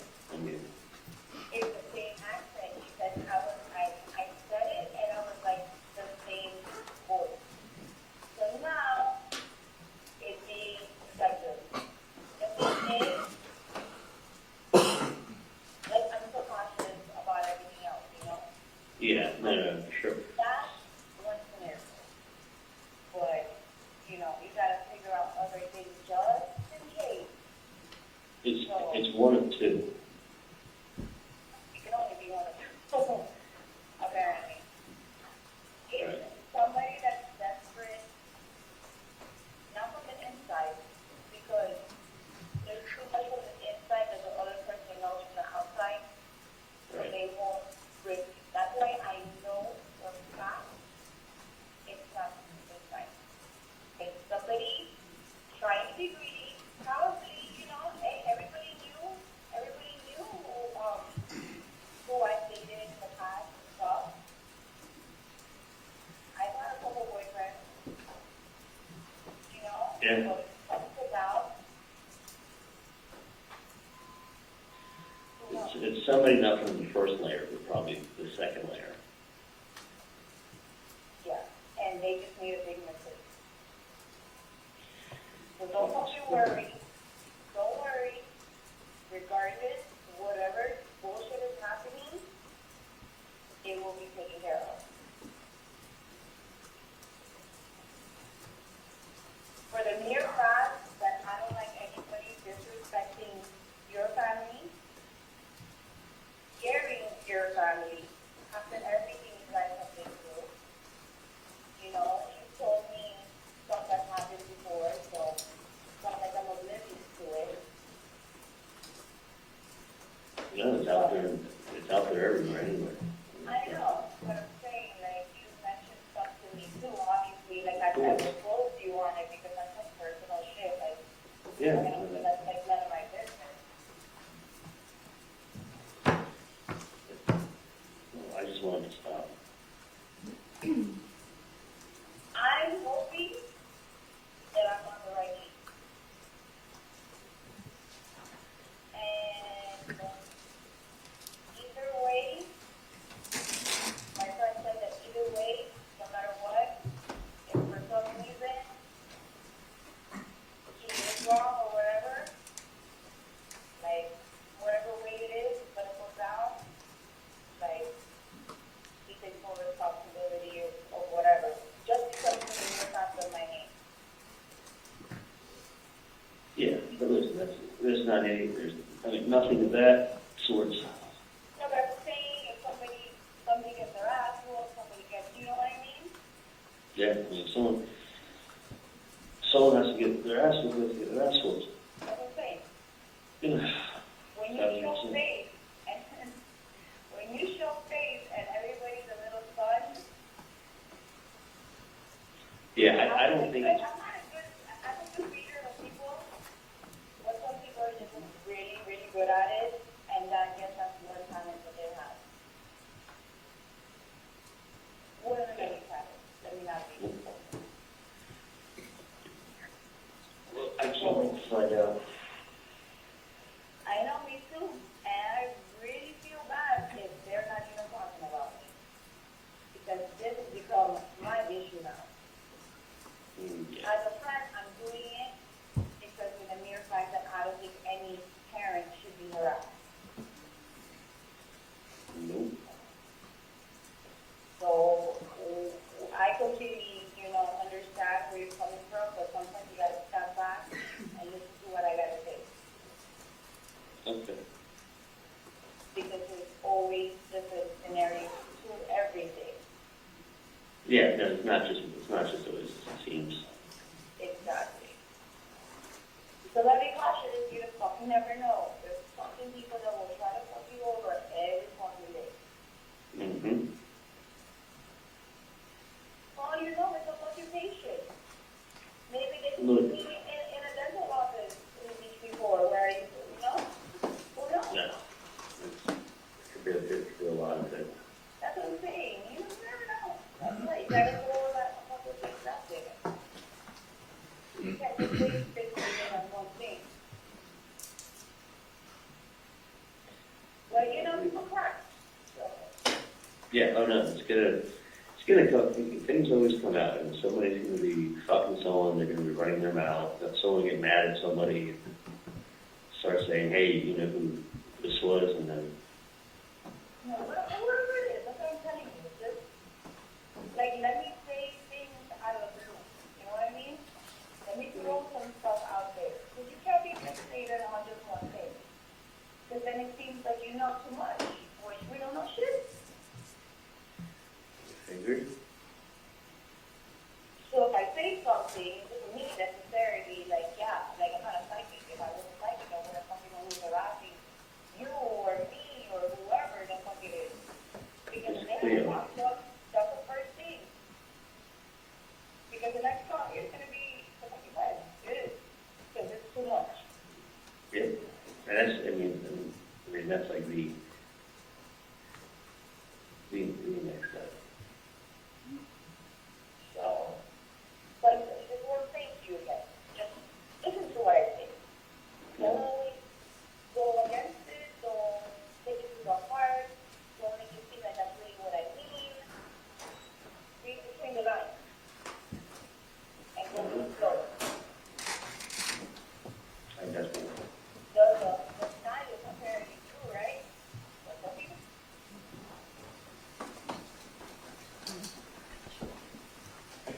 Okay, there's a few more minutes of that call and a couple other calls, but I think I'm going to read the room and move on to our next issue here. I want to try to clear up some questions surrounding the May 24th interview attempt of Catherine Magbanua. Did you participate in that? Yes. Okay, and we've heard a little bit about that, but there's some confusion about what occurred with this defendant's phone after that interview attempt. Can you explain to the jury what she did with her phone? Did she dump her phone? Did she get a new phone? Did she have a burner phone or something else? No, that's not a leading question. She can ask it in that manner. After the interview attempt, yes.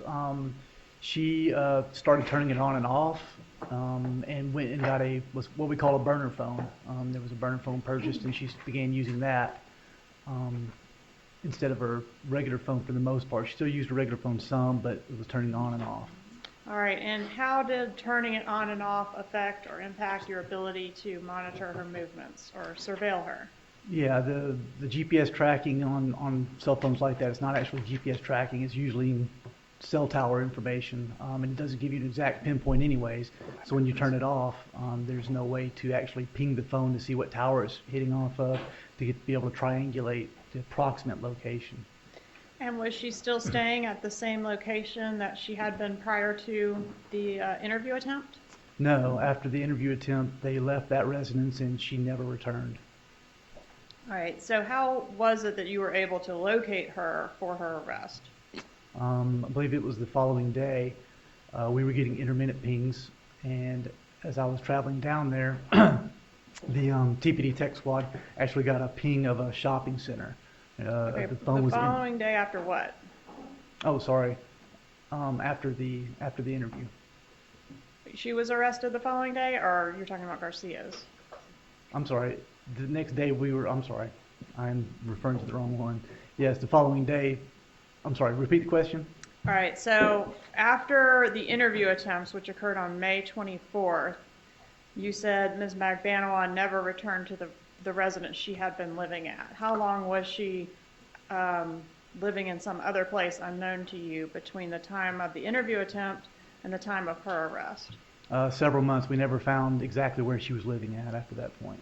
Okay, so she was difficult to track effective the interview attempt. That's correct. Okay, and then I think you were talking about the next day. Was she was not arrested the next day, right? No, she was not. Okay, do you know when she was arrested? Not until, I believe it was October. All right, and in October, you said you were having a difficult time tracking her. How were you able to locate her to make the arrest? In October? Yes, sir. Yes, when we were getting intermittent pings, and one of the pings ended up at a shopping center, a large shopping center with a bunch of businesses. We got in the area of the shopping center. We're riding through it looking for her, and we saw her coming out of a store going through the parking lot to a vehicle. All right, and was there anything unusual about the way law enforcement approached her or the use of force in the making of this particular arrest? No, absolutely not. All right, and you said you were getting intermittent pings. Were those on one or both of the cell phones that she was using at that time? It was, I believe, on one or both. I don't recall exactly. TPD was doing it. All right, and law enforcement was attempting to track both cell phones, the burner phone as well as the phone that she had carried regularly previous. That's correct. Okay. One moment, please.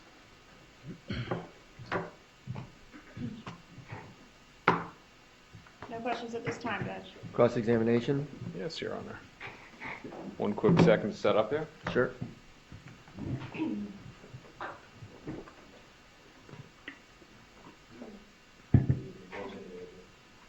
No problem.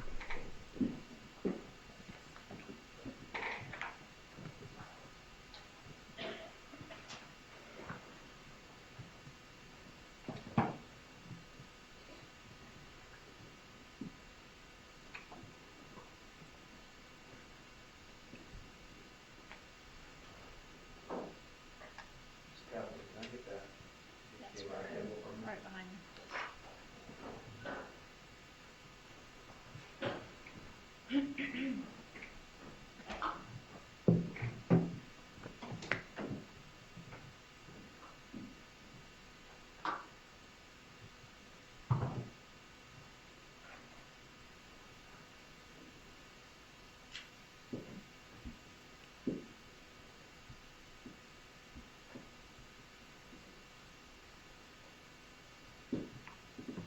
All right, let's do this.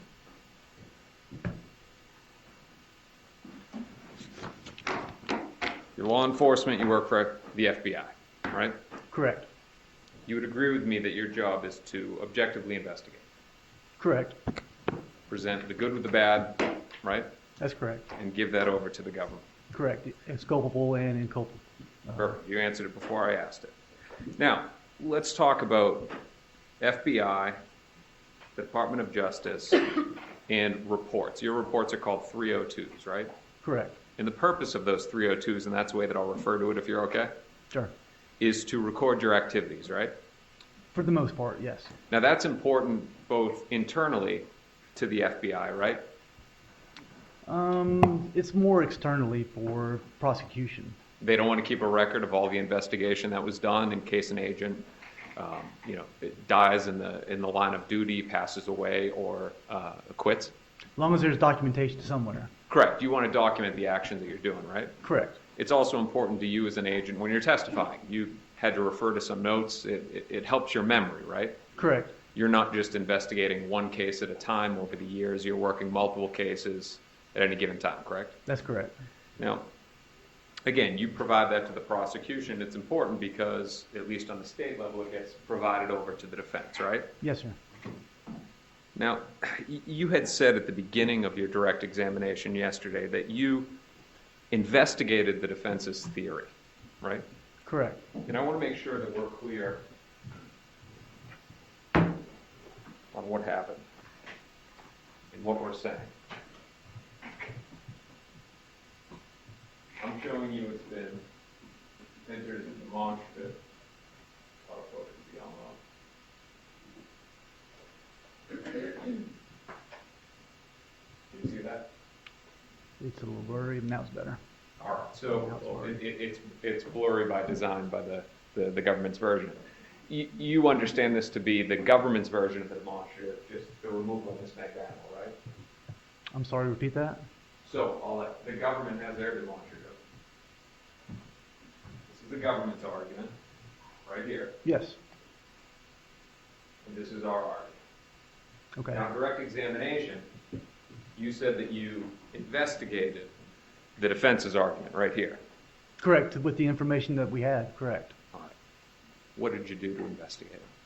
We scrubbed all the phone records through all the intelligence agencies across the nation. I sat down with DEA and ATF, scrubbed all of their phone records, looked at every phone record that any of the individuals had that were associated with them, any investigations that those phone numbers were associated with, and identified who those phones were, and did everything we could to figure out if there was other phones out there that they could have been talking on.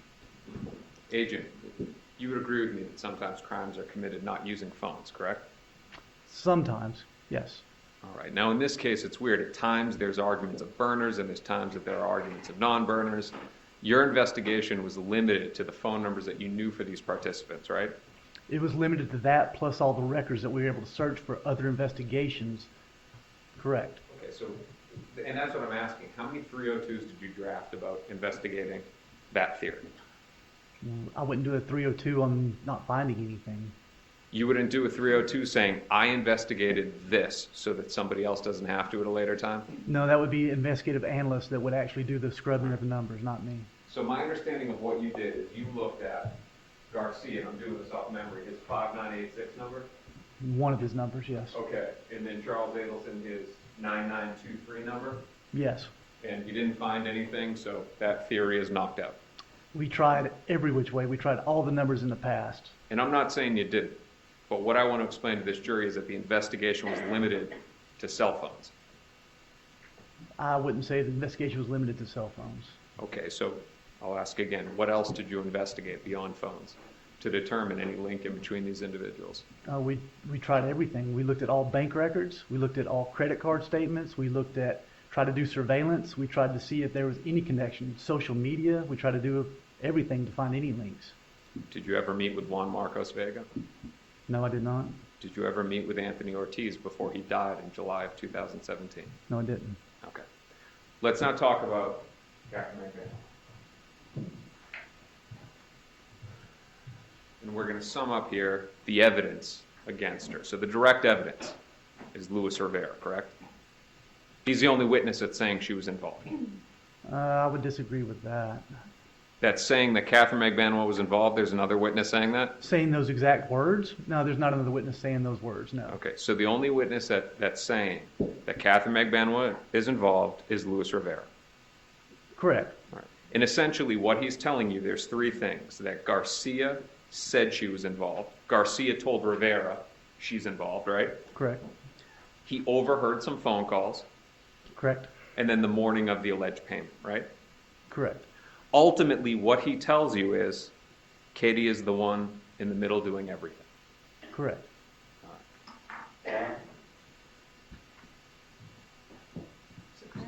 Your Honor, may I approach? Right. Agent, before we started here today, hold on. Before we started here today during the break, I showed you a video. And you know what that video was, right? Correct. And that is a short segment of Luis Rivera's statement to you on October 4th, right? Correct. And you know that that's a short statement of his because you're present for it, right? Yes, sir. And that fairly and accurately depicts that little snippet, right? It does. And you viewed that, but you trust that the snippet is on that CD. I'll take your word for it, yes. All right. Your Honor, may I approach? Okay. My apologies, I'm doing this a little bit backwards because it's after the break, so it's not pre-marked yet.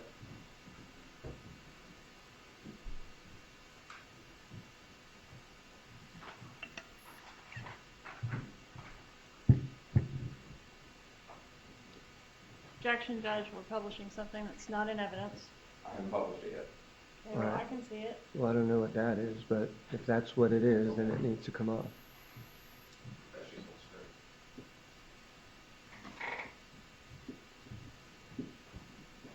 Defense offers has been pre-marked as defense 22.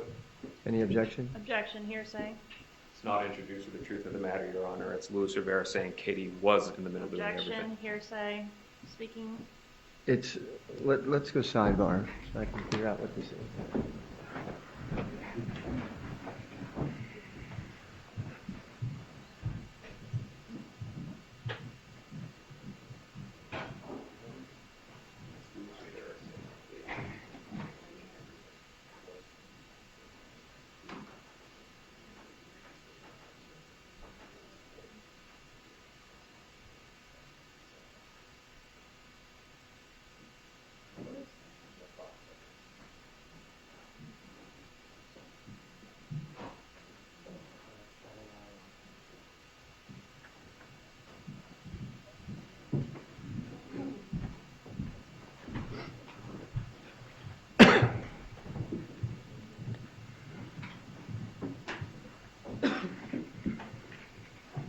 Okay, it's marked as what number? 22. Okay, it'll be admitted as defense 22. May I publish? You may.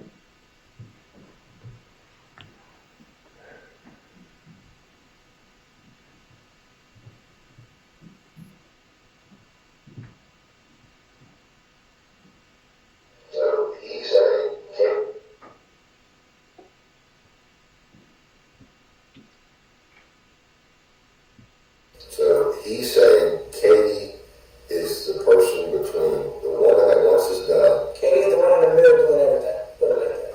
Okay. And that's what he tells you. Okay.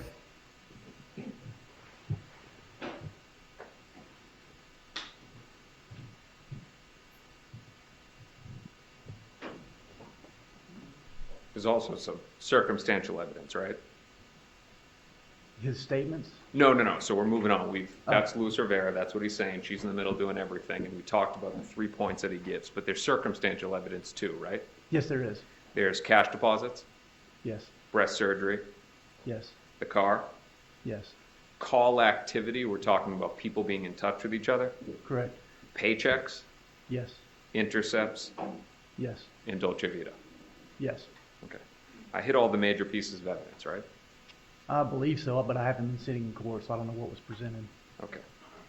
Now, I'm going to assume that you deny subjectively investigating this case.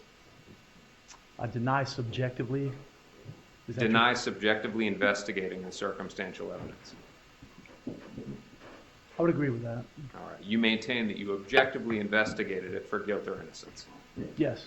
Instead of being personally or professionally motivated on building a case against Miss McBannel. That's true. I was not personally motivated. You agree with me, though, that you wanted her to cooperate. I want everyone to cooperate and tell the truth. And we're going to come back to that. Now, let's go to the direct evidence. Rivera, he cooperated, right? Yes. Took the needle out of his arm. I don't know about that. You knew he was charged with first-degree murder? Yes. And you do know from your experience that that could carry the death penalty? It could, yes. His words resulted in Katie's arrest, right? That and other things, yes. Okay, so September 30th, 2016, Rivera named Katie, right? What was the date again? September 30th. Yes. The following day she's arrested. Yes. I forget if there's 31 days in September, but 9:30 statement, 10:01, you're in South Florida putting cuffs on her, right? I believe that's correct, yes. Okay. Let's go back and talk about the Federal Bureau of Investigation and Department of Justice, specifically recordings and reports. You'd agree with me that to do recordings on witnesses that are out of custody, you have to get special permission. Correct. And it has to be pertinent, right? Has to be pertinent? Or you tell me, you work there, I don't. Yeah, we have to have special permission, yes. All right. In custody is different. If they're in our custody, is different, correct. So your testimony is that they have to be in your custody? That's correct. If we arrest somebody under FBI charges, we are required by DOJ policy to record them. Now I'm going to go to some questions and we're going to come back to that. Real quick here. Isn't it true that it's required by the Department of Justice, no matter whose custody they are in, to record? That is not my understanding, no. Would it refresh your recollection to take a look at your deposition? Sure. Counsel, 169 to 170.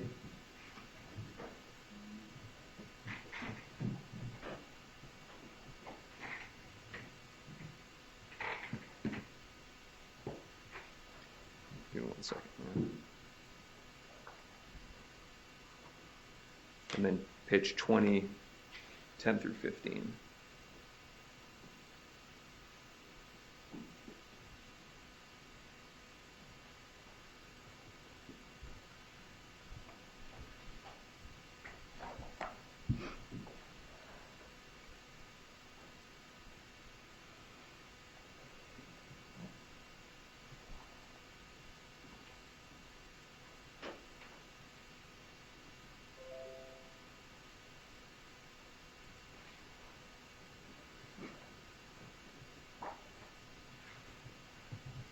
You're on paper? Yes. Take a look at the lines. Yeah, good there. In which deposition is this? First. And then I'm going to give you another page number when you're done with that.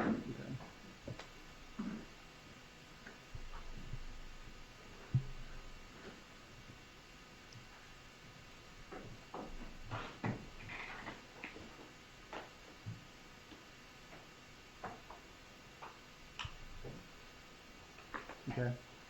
Then 169 to 170. You're referring to the pages, correct? Correct. You got it. Yeah.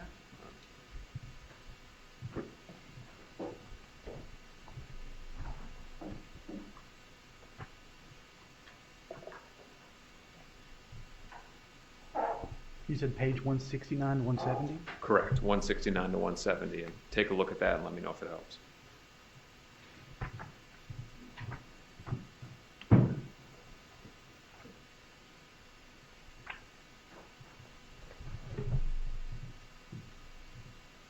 Both pages? 169 to 170? Right, read both pages. Is it your testimony that? I'm sorry, I'm still reading. Oh, I'm asking you, should I read both pages? Please, yes. Okay. They're short pages.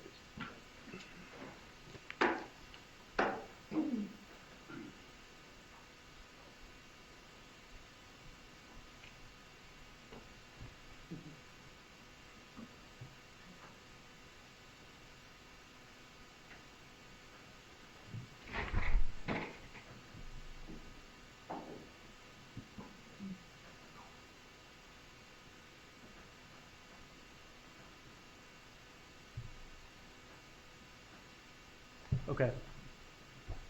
That help you remember? It does. Your Honor, if it's okay with the government, so we can just leave that up there? Any objection to that, Ms. Kaplan? No, sir. Okay. You can just close it and then we'll reference it as needed. Is your testimony that if somebody is in state custody and an FBI agent goes inside to meet with them, that they're not to record it? That's correct. Okay. That's not law though, is it? It's just policy. That is policy, correct. Now, Tallahassee Police Department, they have a completely different policy, right? Correct. You interviewed several people with investigator Sherry Bennett, Yes, we did. all out of custody. I don't remember if there was ever anyone. No, I'm going to give you the list. Oh, okay. There was people that you met with that were out of custody, right? Correct. Jessica Rodriguez, Yes. Juna Mchinda, Yes. Samantha Shez Magbanwa, I believe she was in custody. Francis Magbanwa. Yes. Okay. Now, all of those are recorded, correct? I believe so. All right. So just because there's an agent there doesn't mean, hey, it can't be recorded, because if there's another department there, they can do whatever their department allows, right? Correct. You'd agree with me that a recording is more accurate. It's word for word. I mean, you can hear the inflection. You know the exact words, correct? Sometimes, depending on the situation, yes. Reports, like the one that you did for Yindra Velasquez, those are summarized, right? Correct. You're not giving a full transcript? Correct. You're giving, and I use this word, I don't want to convey an improper meaning. You're giving your opinion of what they're saying. Because you're not writing exactly what it is word for word, you're giving what you're interpreting their words to mean, correct? That's a fair statement, yes. Okay. Let's talk about Rivera in his plea agreement. You'd agree with me that he agreed to give the truth and the whole truth, correct? Correct. Now, as a disclaimer here, and I'm gonna put it in the form of a question, you understand that I'm not arguing that Luis Rivera was not involved, right? You understand that? I haven't heard your argument yet. Okay, so you understand that I agree that he was there and he was with Sigfredo Garcia and the two of them killed Professor Markel. Okay. Okay? Now, that goes into the topic that you had on direct examination. And you brought up the fact that he knew certain facts, like that Professor Markel was leaving town and the bullet hole in the drug dealer. Do you remember that? Yes. All right. I'll put this in the form of a question. You understand that what I'm saying here is that he is untruthfully implicating others to get a reduction. What's the question? Okay. That you're implicating that?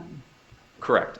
I'm giving you this because it will help with the questions. Okay. That we're not saying that Rivera and Garcia were not involved. We're saying that he's untruthfully implicating Magbanwa to get a deal. That's Okay? your statement you're saying, All right. correct? Correct, yes. Yes, okay. So your testimony, you were saying that certain facts matched up. That would be consistent with the fact that he was actually out there murdering somebody, right? Sure, correct. The leaving town thing could have been learned without Catherine McBanwa, right? I don't know. If there's direct connection between Sigfredo Garcia and an Adelson, information can flow between an Adelson and Garcia, correct? If there was that contact, then yes. Good. Okay, the bullet hole. Rivera in the car with Garcia, that doesn't involve Miss McBanwa, correct? Correct. And this drug dealer, who I don't know if he's coming in this week, that has nothing to do with Miss McBanwa, right? No, it doesn't. All right.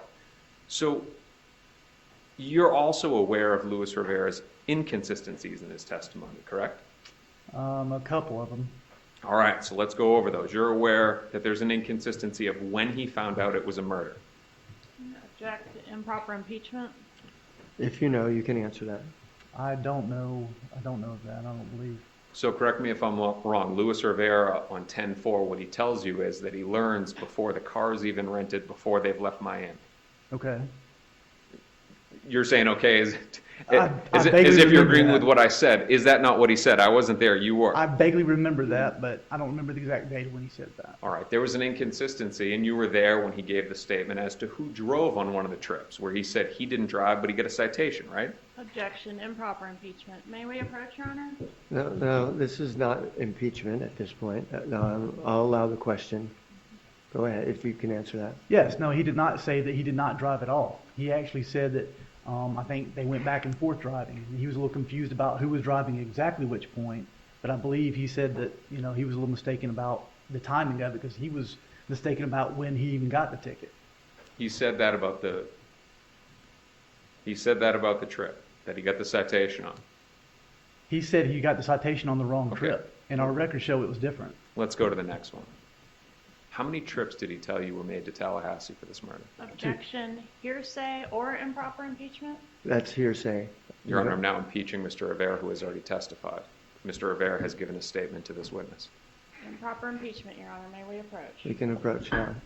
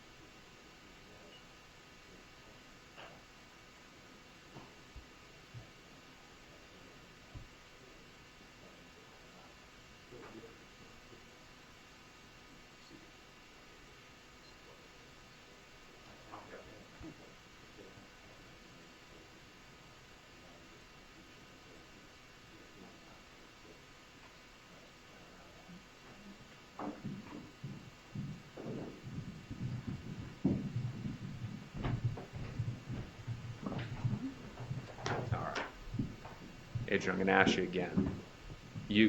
Let's just preface it for the jury here. You met with Luis Rivera 5/27/2016? I believe that was the date. 5/27. Let's go with the end of May 2016. Okay. Beginning of June 2016. You're talking about the jail interviews, yes. Yes. the end of September 2016, Correct. and then again early October 2016. Correct. How many trips did Luis Rivera tell you were made to Tallahassee for the purpose of this murder? By who? By him? By anybody involved? I believe he told us 2. Through your investigation, this includes the statements that were obtained from Luis Rivera, your review of the call detail records. Where was he the morning after the murder when the phone call started going? You're asking for the cell phone records, where that was or where he said he was? I can't recall. Both. I recall him saying that he was at the barbershop. And I don't recall the cell phone record. That's Sergeant Corbett question. And you remember writing 302 about the cell phone communications that morning? I do. And you would agree with me that you wrote in there that he was at a different location on Normandy Island? I don't recall. I'd have to look at that and refresh my memory.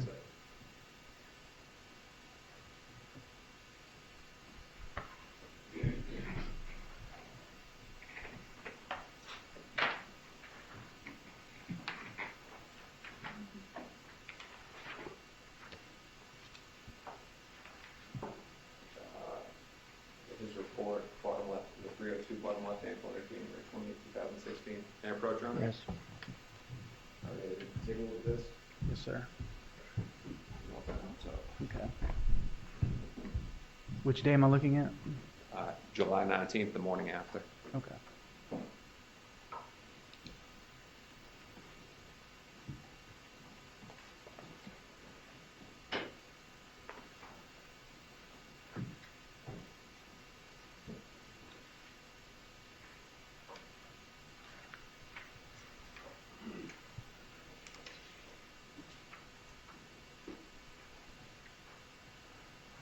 What page are we on?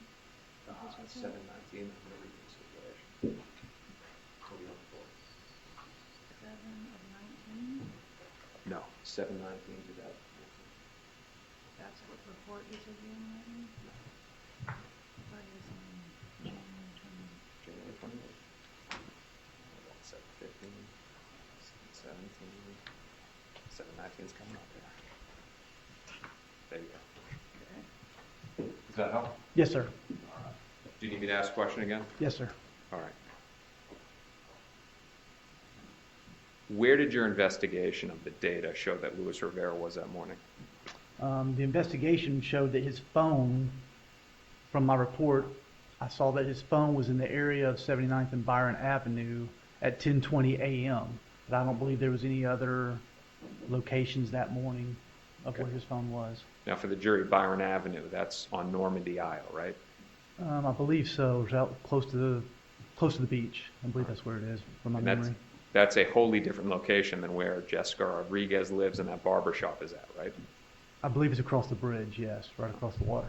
And that's when the communications start, right? Communications with Mr. Rivera?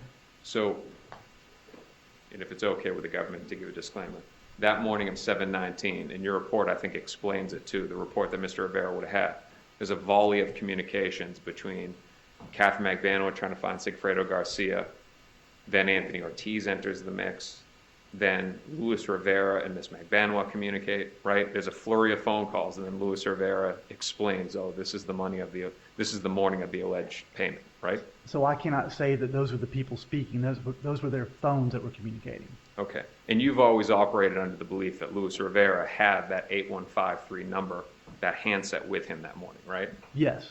Because that's the phone number that's communicating with Miss McVanoa, communicating with Jessica Rodriguez, right? Correct.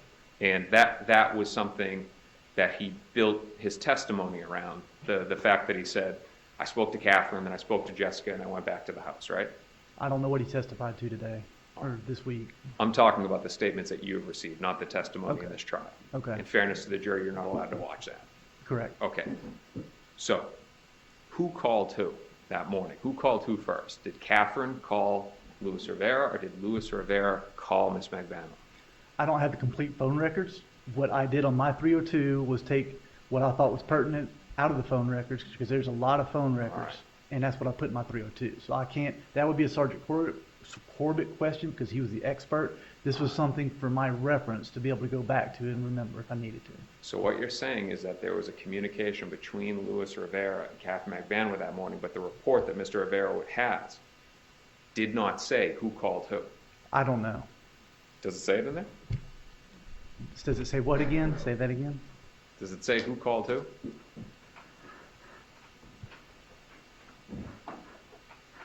It says Rivera called McBanwa at 10:20. Yes. Okay. You know from your previous interviews from him that what Rivera said was that Catherine called him, right? Catherine called him and said, hey, I got the money, right? I don't recall that off the top of my head, but it's possible. If he did, that would be an inconsistency, correct? And that's what we're talking about here, his inconsistencies. It could be. All right. Now, in your interview of him on September 30th and October 4th, he also tries to give information against Wendy Adelson, correct? Correct. Where he says that the day before the murder, that they're driving by the house, that they see this woman with two little boys. He asks Garcia, and Garcia says, that's her, that's Wendy. And that Rivera then presses him, and he goes, that's Wendy, and then the woman actually walks into the same house where they commit the murder the next day, right? I don't remember if he said he saw him going in the house, but yes, the rest of that was correct.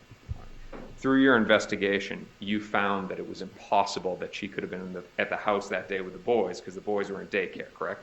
I didn't find that, but the team found that, yes. Your Honor, we do have a stipulation. If the court would be willing to read it, it has been reviewed with the government. All right. Do you want to see it again? Yes, Your Honor.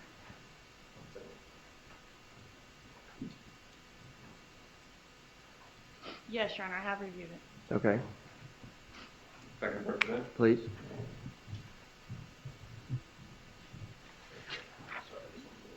Okay. All right, this is a stipulation. I'll read you the instruction in regards to stipulations first. When parties agree that certain facts are true, that is called a stipulation of fact. You must accept stipulated facts as having been proven. However, the significance of these facts, as with all facts, is for you to decide. In this case, the stipulated fact that you must accept as true is: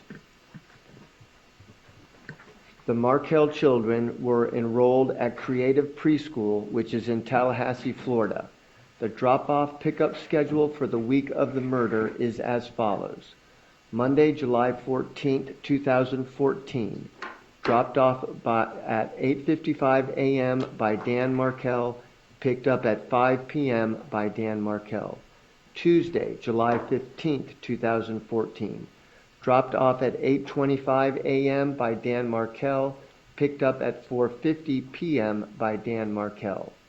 Wednesday, July 16th, 2014. Dropped off at 9 a.m. by Dan Markel, picked up at 4:30 p.m. by Wendy Adelson.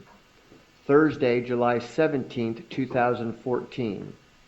Dropped off at 8:30 a.m. by Wendy Adelson, picked up at 4:45 p.m. by Dan Markel. Friday, July 18th, 2014. Dropped off at 8:50 a.m. by Dan Markel. Thank you, Your Honor. Agent, that would be another inconsistency of Mr. Rivera, correct? It would be on what he was told, correct? Or what he told you. It could be, possible. Let's go back to FBI, DOJ, and the work that you do. And you said that, the hope is cooperation. You would agree with me that on the federal level, many times the goal is, on these bigger federal cases, to get people to cooperate against each other. I find that in all cases, not just federal cases. But you find it that's usually a drive to get the dominoes to fall, right? If we don't have evidence on other people, then that is one technique that you can use. And you would agree with me that on the federal level, to get your 5K, your Rule 35, which are the legal terms for reductions, many times you have to actually lead to an indictment that leads to a conviction. In some cases. And you understand that Luis Rivera had just come from the feds, right? He had just been federally prosecuted? Yes, he was in the federal system. Where he had gotten cooperated against? I don't know if he got cooperated against or not. All right, so he had just come from that system that talks about getting other convictions for reductions. Now he's involved in this case, and you're involved, right? Correct. And he knows you're involved. Correct. And he knows from your lapel pin and the badge probably on your hip that you work for the FBI and the credentials that you showed him. Correct. So he knows again that the feds are involved. Yes. All right, let's go now to 5/27/2016. That's the first time you meet with Luis Rivera, right? Yes. You interviewed him in custody. Correct. You recorded it and you did a report. Yes. June 21st, 2016, you interview him again. Correct. He's in custody. Yes. You recorded it again. Correct. Sometime in August or September, he comes to an agreement with that office, right? I don't know when they came to an agreement. But you do know that on September 30th, 2016, you interviewed him again. That's correct. He was in custody, in state custody. Correct. It was not recorded. Correct. Could have been. Could have been. You were notified on September 29th, 2016, so it wasn't, a last-minute thing. You could have gotten the gear. Correct. Retired investigator Isom actually had a camera with him that was used in the van ride right after, right? No, I believe that was incorrect. All I believe right. that was somebody else's camera that he borrowed when we went on the van ride. But what I'm saying is he had it. No, he didn't have it with him. He borrowed it Okay. when we went on the van ride. Now, you were in the Jefferson County Sheriff's Office, right? That's correct. You were in the same interview room where on October 4th it was recorded, right? That's correct. So that room could have recorded it. It could have. You would agree with me that on the September 30th interview, you did not write a report either. No, I did not. That was a proffer. So, Agent, is that not breaking policy? No recording, no report? No, it's not. Not for a proffer. And again, I'm just going to ask you one more time. If they're in state custody, your testimony is that you don't have to record it. That's correct. Counsel, pages 169 to 170. 19 to 25, 1 to 7.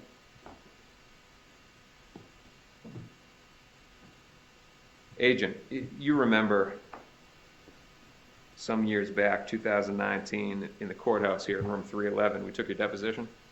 Yes. It was myself, Ms. Kawas, I think Ms. Gottman was there. There was a court reporter. That was the second time or? First time. Very first time, okay. Second time's a short one. Okay. Do you remember being asked the following questions and giving the following answers? Question, so you will not record? Answer, unless it's special permissions or it's DOJ policy when they're in custody, we have to record. Question, if it's an inmate? You. If it's an inmate, if they're in our custody, if we arrest somebody and we're going to interview them, DOJ policy is now, it's a newer policy, just a few years ago.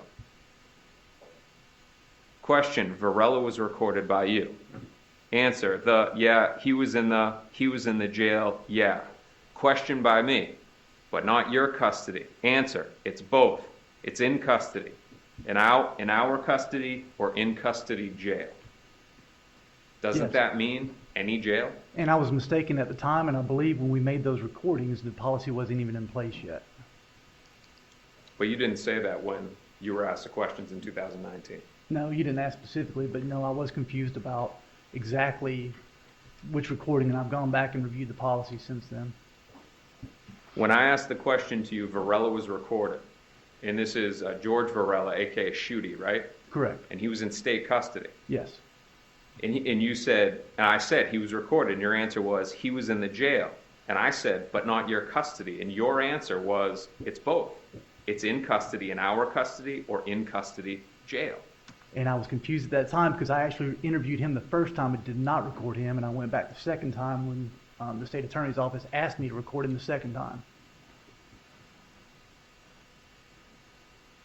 Agent, but what you said in 2019 when asked this question is that it's DOJ policy to record, correct? And I just said I was mistaken when I told you I understand that. Okay. But what you told us before under oath was it's DOJ policy, right? Yes, and I was mistaken. There wasn't a jury when you were going to ask those questions before, right? No. Okay. It was just us talking, right? Yes. About a lot of things. All right. And thereafter, you never updated Ms. Kappelman to update us that you were incorrect in your deposition and that you were wrong on the policy, correct? I forgot that I had that one little statement there, yes.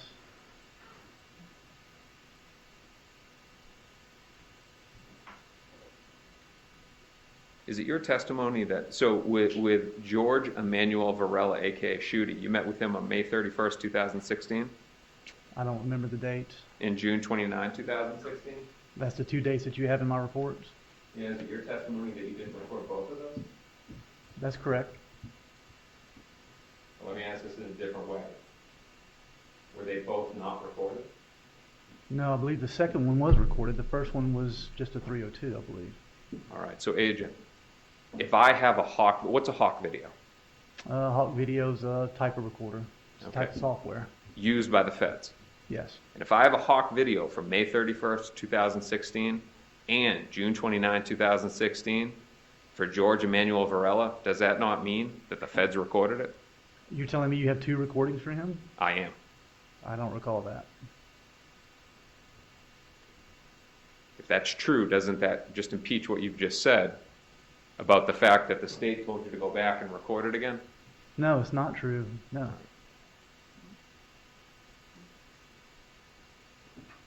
But at the end of the day, you nonetheless broke policy by not writing a report about your interview of the key witness in this case, Luis Rivera. Like I said a while ago, it was a proffer. We don't record proffers. We don't write reports on it unless it's requested to by the prosecutors. So you're telling me that it was these prosecutors that said, don't write down what he says? No, that's not what I said. They're not your boss, are they? No. You're above them. You're the FBI. You work for the Department of Justice. I do, and it's a joint case. Yes, but you do not take orders from a local prosecutor's office, do you? No, but Objection, argumentative. All right, you can answer the question. I wouldn't do that with a federal prosecutor either. Their policy does not supersede FBI and DOJ, right? Right, and that was not our policy to record proffers. All right. So let's get to the conclusion on this topic. The only inmate interview in this case that was not recorded by either TPD or yourself, the only one is Rivera, correct? No, I'd like to see the recording of Varela, if you have it. Sure.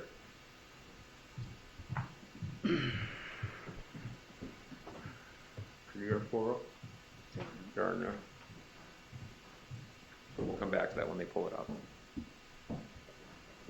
Other than those discs that we're getting right now, and to ask for the jury again, of all of the inmates that were met with in this case, and there's a whole bunch of them, right? Not that I interviewed, no. There's only a handful that I interviewed. The handful that you interviewed, out of all of them, Luis Rivera being in custody when you met with him, and we'll get the answer right now for Varela. Okay. You know of no other inmates that were not recorded, correct? Not off the top of my head, no. You would agree with me that Mr. Rivera is more important than any other witness in this case? He turned out to be, yes. When you met with him on September 30th, that was the first time that he was giving you his information on the case. Correct. We have no way to bring that information and show it in front of the jury to show any more of those inconsistencies in his testimony, do we? Outside of our testimony, no. We have to take your word based on your memory, right? Because there's no report either. Correct. I believe Investigator Isom did a report. Understand. You'd agree with me, though, that if we had a recording, it would be a more accurate reflection of the exact words that he said. And that would be the case with anything, yes. All right. Let's talk more about Luis Rivera, specifically on the murder trip. Now, for reference here, because of the mention of the third trip, I'm going to refer to the June trip and the murder trip, okay? Okay. Because I don't know when the third was, if it was before or after. So on the murder trip, you did an investigation into the hotels in the area, correct? You say it was the team of... Yeah, you guys were working as a team. The team did, yeah.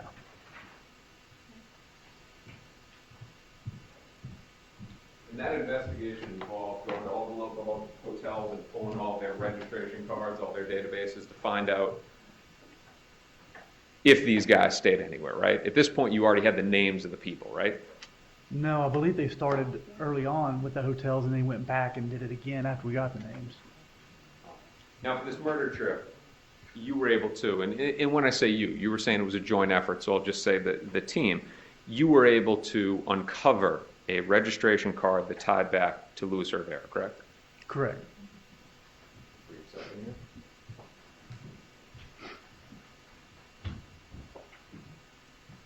You're on the approach? Right. Agent, I'm showing you the remark. Defense 23. Okay. You know what that is, right? Yes, sir. That's the registration card for the murder trip. Yes, sir. And you know that that's a registration card for the murder trip to the hotel because you're working this case? Correct. And that's a fair and accurate depiction of the actual registration card. I believe so. I didn't collect it, but I saw it. I think it's collected.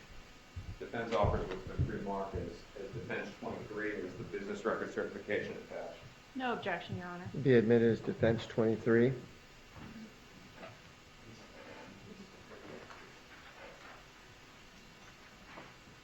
Permission to publish? You may. All right, so Agent, what we have here is a registration card with the budget in, correct? Correct. It's got Luis Rivera, right? Correct. Norm the Isle address. Correct. He puts on there that there's two people, right? Yes. All right. Now again, I don't disagree with you. Sigfredo Garcia is there. All right. But now I want to reference to you the June trip. You don't have any hotel paperwork for the June trip, correct? I don't believe so. All right. So there's nothing that's establishing that Luis Rivera wasn't alone on that June trip, right? With respect, let me rephrase that. Okay. There are no documents from any hotels like this. Like this shows number of people in the party too, right? Correct. There's no documentation like that supporting Garcia being there for the June trip, right? No hotel documentation. Correct. Correct. I'm not saying that there aren't other things that's been discussed, but we're just focusing on this paperwork. Okay. All right. Now let's talk about Anthony Ortiz. Thank you. She has better questions than me. So, did Luis Rivera not say that he stayed at that same budget inn on the first trip? I believe he did, yes. All right, but somehow no records were able to be retrieved. No, we had to, from my understanding, I believe Investigator Isom had to dig through basically an attic just to find that one. Something like an attic to find that paper document. It was not very well organized hotel. I'm sure he loved that. Yes. So, let's talk about Anthony Ortiz. You understand Anthony Ortiz to be known as King Anthony. That's what I've heard, yes. And what that means is that he was a Latin King member like Luis Rivera. Correct. You'd agree with me that he didn't say in either the 9:30 statement to you, the one that was unrecorded and not reported, or the October 4th statement, he never mentioned Objection, improper impeachment, Your Honor. establishing a negative, Your Honor. It's not impeachment. Let's finish the question. What's the question? He never mentioned King Anthony's involvement. I'll allow it. Not that I recall. He never mentioned King Anthony's involvement in the alleged payment on the morning of July 19th. I don't recall him doing that, no. Never said anything about giving King Anthony his phone to go to Normandy Isle, stuff like that. No. And of course, now we talked about a third trip, but specifically now to King Anthony. Rivera never told you about a trip between Garcia and King Anthony to Tallahassee, right? No.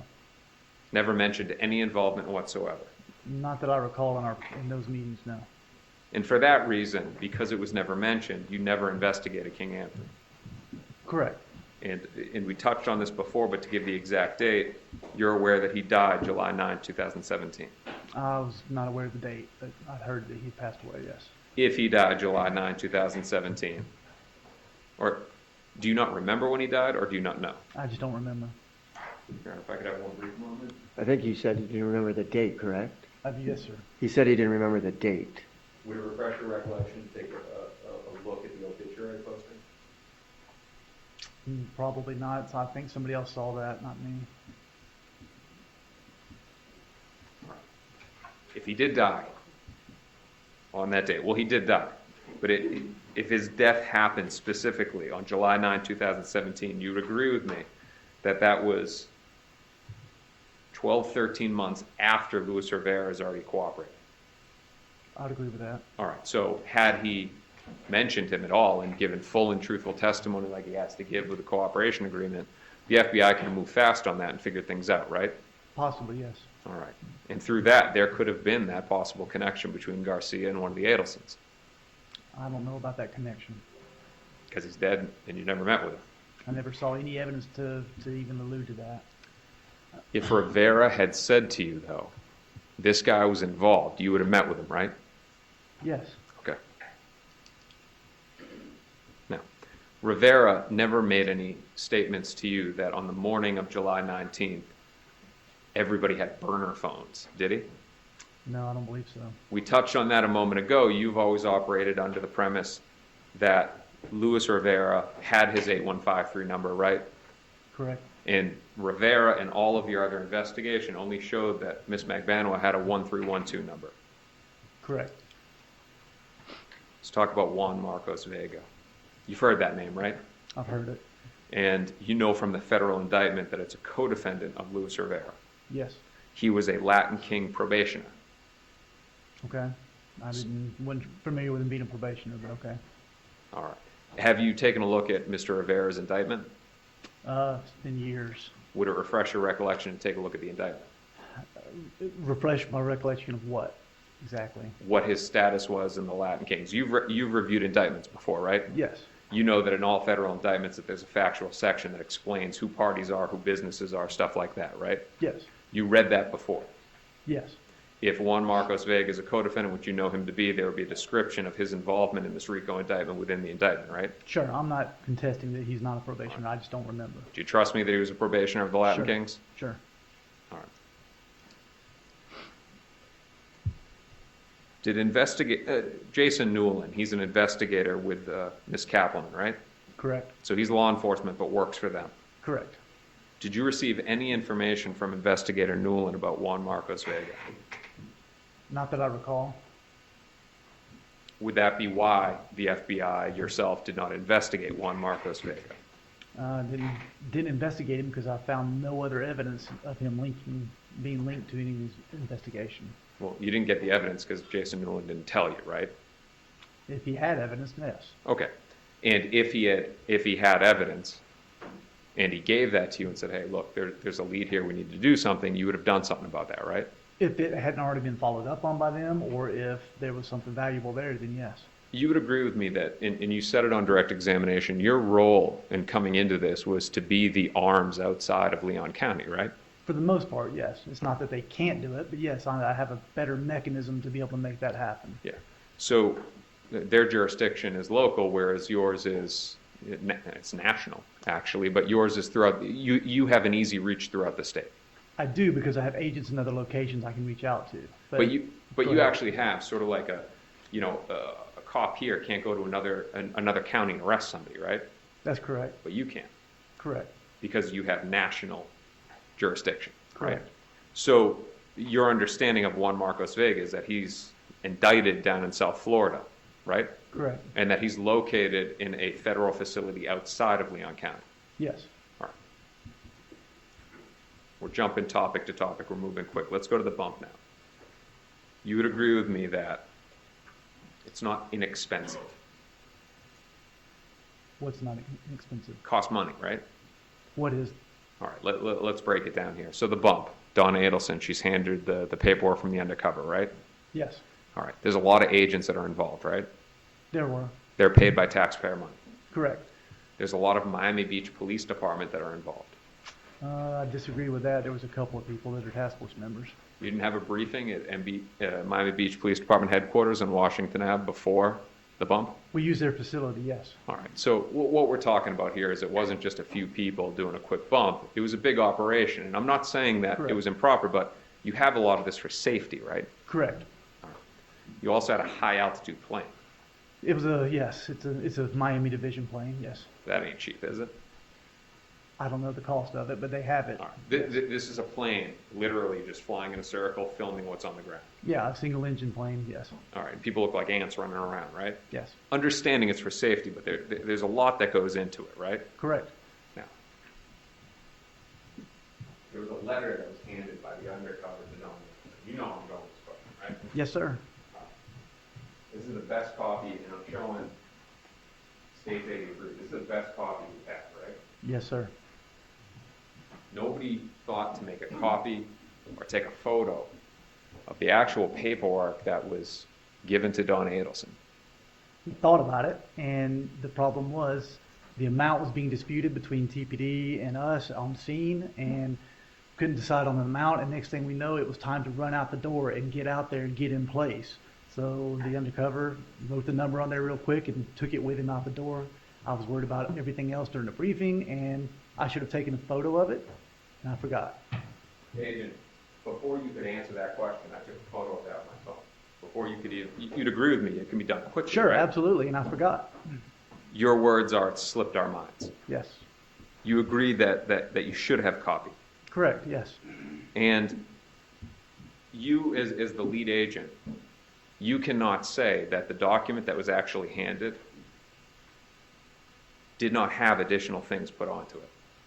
I can very strongly say that is accurate. There was nothing else written on there because Oscar, the Undercover, was only doing what I told him to do, and that was it. All right. But you didn't see it before it was handed over. No, I saw it when he walked out the door with it. All right. No report details exactly what was on it, right?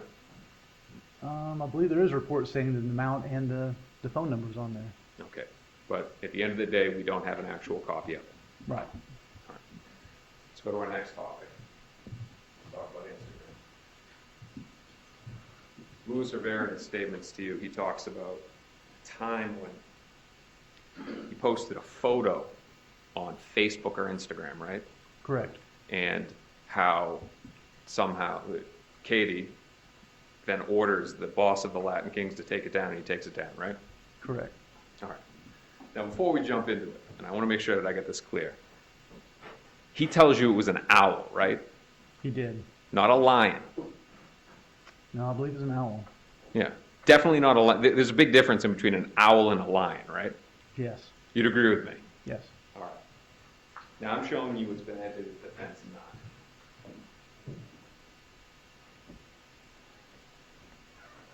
You recognize the guy in that little circle, right? Focus would be better.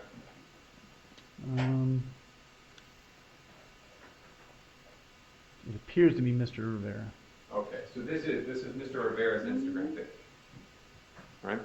Now, in this case, to make sure that it's the chance that somebody doesn't know, your understanding is that Facebook owns Instagram, right? That's my understanding. All right, so when you want to get records from either Facebook or Instagram, you send a subpoena out to Facebook for either Facebook or Instagram, they send it back to you, right? It depends on what kind of records they are. Sometimes it's a search warrant that's required. All right. But you would send it to Facebook, right? Correct. And in this case, subpoenas or warrants were sent to Facebook for Ms. Magbanua, right? Yes. For Sigfredo Garcia. Yes. Did anybody ever get this guy's records? I'm not sure. I didn't send those search warrants to any of the social media. I'm not sure. Have you ever seen any response to any subpoenas or warrants sent to Facebook for Luis Rivera's Instagram records? I haven't seen any, but I haven't seen all the documentation from TPD on their court orders and stuff either.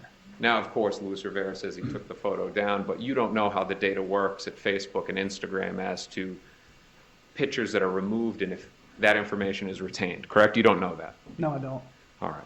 The only way that we would, know if that's the case is if we were to get his records, right? That's correct. All right. Now, it's different with respect to a search warrant. They get search warrants, not us, right? Correct.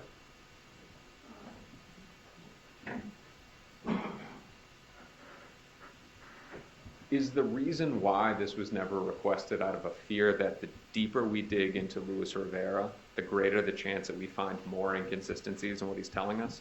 Absolutely not. My understanding was that they did dig into it, but I never saw it.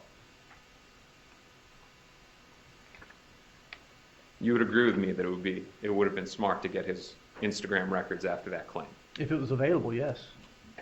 You don't know whether it was available or not? I personally do not. And he gave his statement less than 2 years after the murder? That sounds right. You're not aware of the retention period of Facebook? I don't. You have Not no of Instagram. You have no reason to believe that it's less than 2 years. For Instagram, I'm not sure about that. I know Facebook is not, but Instagram's a little different. Okay, but we'll never know. I don't know. You can check with the TPD officers.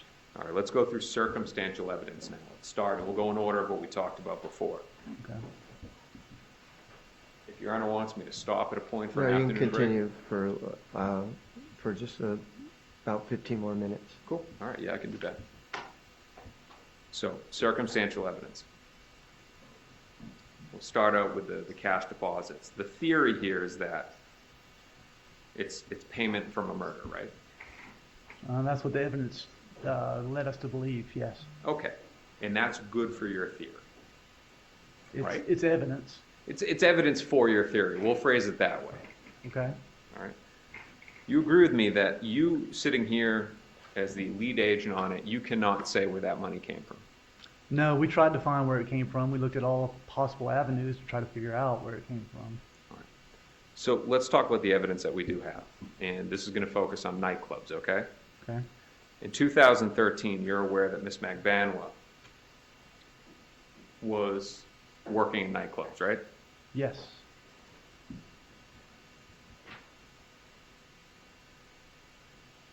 Actually, we're going to back up here. That in 2013, she was doing liquor promotions.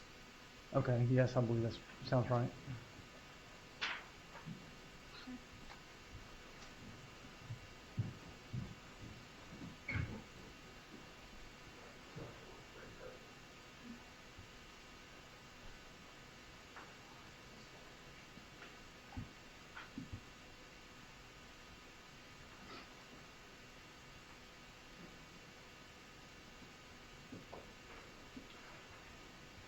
Your Honor, may I approach the witness? You may.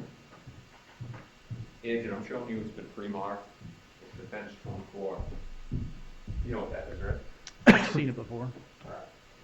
You know that that's a photo from Miss McBanwa's Facebook account, right? Yes, I believe so. And you know that from your investigation of the case.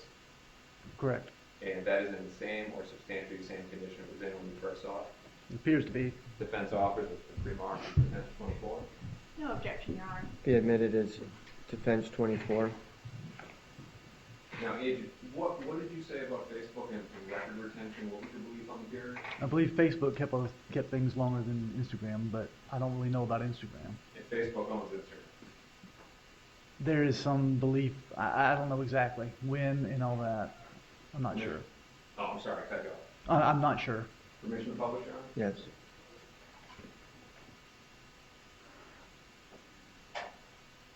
So, Agent, sometime Miss McBanwa was arrested in 2016, right?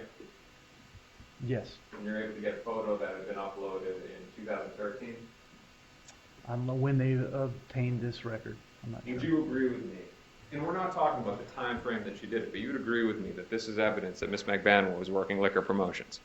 Yes. And she's obviously not, going back in time and posting in 2013. You believe that you believe that the post is contemporaneous with when the picture's taken. You're referring to the date at the bottom, says 2013? Correct. Correct. All right. Let's go forward now to 2014. There's no question that she's working in nightclubs, right?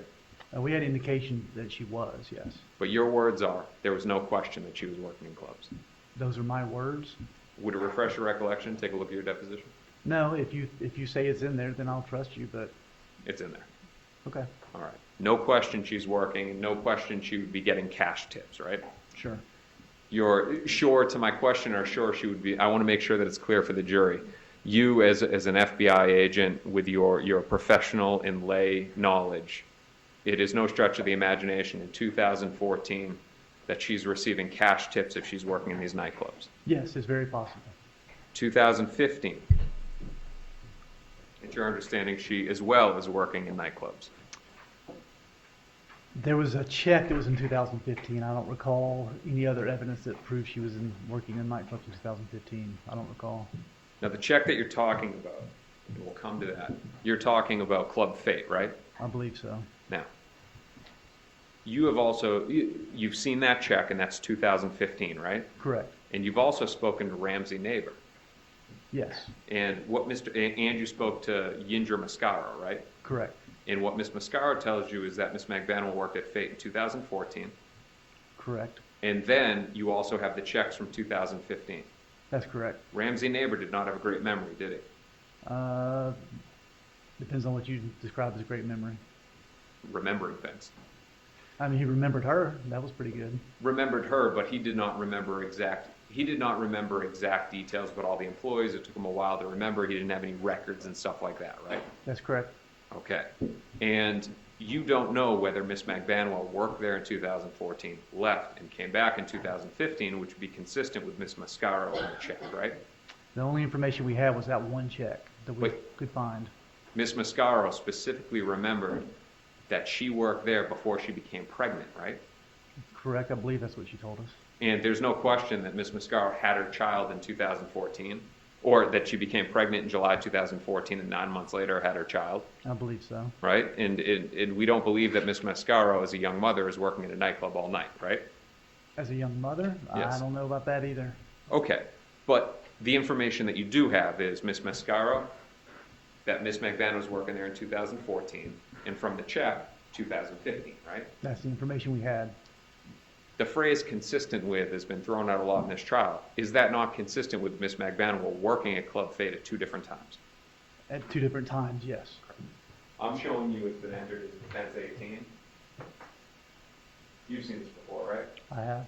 Photograph of 2015. I don't know when the photograph was taken, no. You got a velvet rope in the background. Yes. And you've gone and tried to investigate these nightclubs. Yes. All right.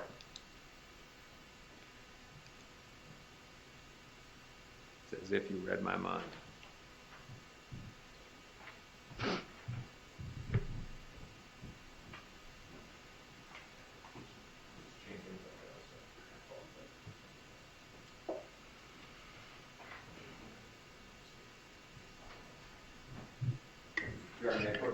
You may. Agent, I'm showing you it's been pre-marked as Defense 25. You know what that is, right? It appears to be the check that we were just referring to. All right. And you know that that's a check that we're referring to because you've seen it before you investigated this case and you reviewed Ms. McBaniel's financial records? I didn't see it in the financial records. I saw it at a previous hearing. All right. And that is in the same or substantially the same condition it was in the last time you saw it? I believe so. Defense officer, which was pre-marked as Defense 25. Any No objection? objection, Your Honor. Be admitted as defense 25? Publisher on it? Yes? All right, agent, this is the check that you're talking about? Correct. And, all right, so what we've got here is up top, Club Fate, Yes. time frame, June 8th, 2015. Correct. Now, that's the next summer after when Ms. Mascaro tells you that they're working at Club Fate, right? Correct. Made out to Ms. McBaniel? Yes. Now, this 4-1 to 5-1 tips, do you know, if you know, is that tips that she's getting from credit card transactions? Are those cash tips that she was supposed to receive? Do you have any knowledge? I don't. All right. Do you know whether this check cashed or not?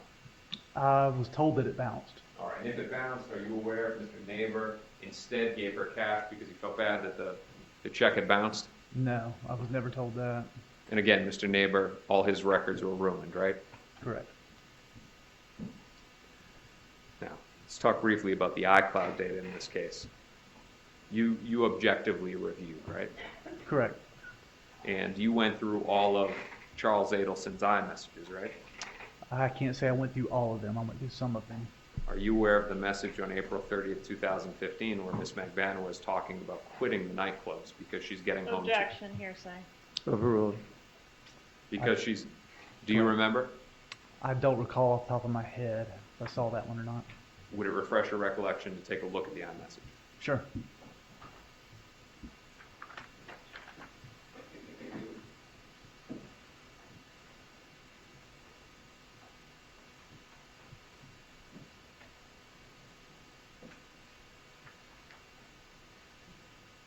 Neighbor?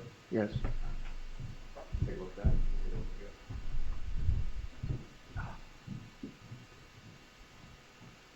You're on. Get my glasses. Okay.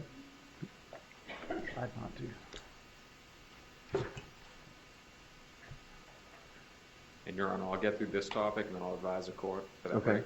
All right.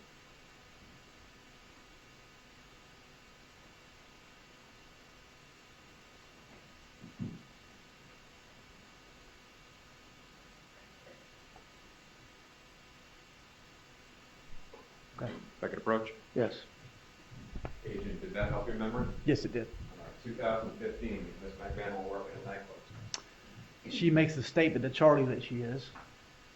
And that's specifically that she's working a night job and she wants to let go of it because it's just too taxing to be working all night and coming home to her kids? Objection, hearsay. I'll allow, you can answer if you can. That's the statement she makes to Mr. Adelson, yes.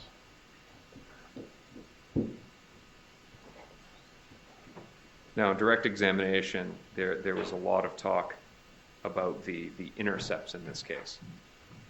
And you listened to all of those intercepts, correct? Not all of the intercepts, no. I was in Miami a lot, and out elsewhere we had other officers monitoring, things like that. All right. Are you aware of the phone call between Miss Magbanua and Susana Garcia? Susana Garcia is Sigfredo Garcia's mother, correct? That's correct. Where on April 23rd, she's talking about working. Objection, hearsay, Your That's Honor. sustained. All right. So, Agent, what I'm asking you here is the evidence that you're able to deduce. So, we'll back up. You believe to be the cash deposit circumstantial evidence of Miss Magbanua's guilt, right? Correct. And we're asking about what investigation you did to objectively investigate the source of that money, right? Correct. And what we have is that the response is that there's limited evidence that she was working at those clubs, right? Correct. So what I'm asking you now is, are there any phone calls where Miss Magbanua is talking about working in those clubs as part of the intercepts that this government has? Objection, hearsay. Calls for hearsay. You can answer that question. I don't recall any of those calls, no. You don't recall the phone call on April 23rd, 2016? Not off the top of my head, no. Okay. Let's go now to the investigation of what you did for these nightclubs. There's some intercepts that you haven't listened to. That's what you just said, right? Sure. All right. Again, you were brought in for the investigation outside of Leon County. Initially, yes. And you made many trips to South Florida in this case, right? Yes. With hopes of finding evidence to build the case against Ms. Magbanua to force her to cooperate, right? That's incorrect. So you get brought on 2 days after the murder, right? Maybe 3. All right. You're already sending out emails looking for Priuses as early as July of 2014, are you not? Yes, it was maybe 3 days after, like the 21st, I believe. Okay. So I misunderstood, but we agree that you're on it from the beginning. Yes. And over the years, 2014, 15, 16, 17, up until this year, you're making trips to South Florida. Correct. And when was the first time that you did any investigation into Club Fate or Hollywood Live? I don't remember the exact date when we went down. We learned about them and learned that they were going to be, that was her justification for having money. That's when we went back and tried to follow up on them. Okay, so let's go through the chronology here. 2019, during the fall, you're on that stand and I'm asking you questions, right? Okay. You were questioned by me, right? Correct. About never investigating the nightclubs. Yes. Then, literally, the day that the pandemic hits Florida, you're in South Florida with Jason Newland, right? That's correct. You were down there to meet with some witnesses, Correct. and you went to Club Fate and knocked on the door Yes. during the day Yes. to a nightclub, Yes. and nobody was there. Correct.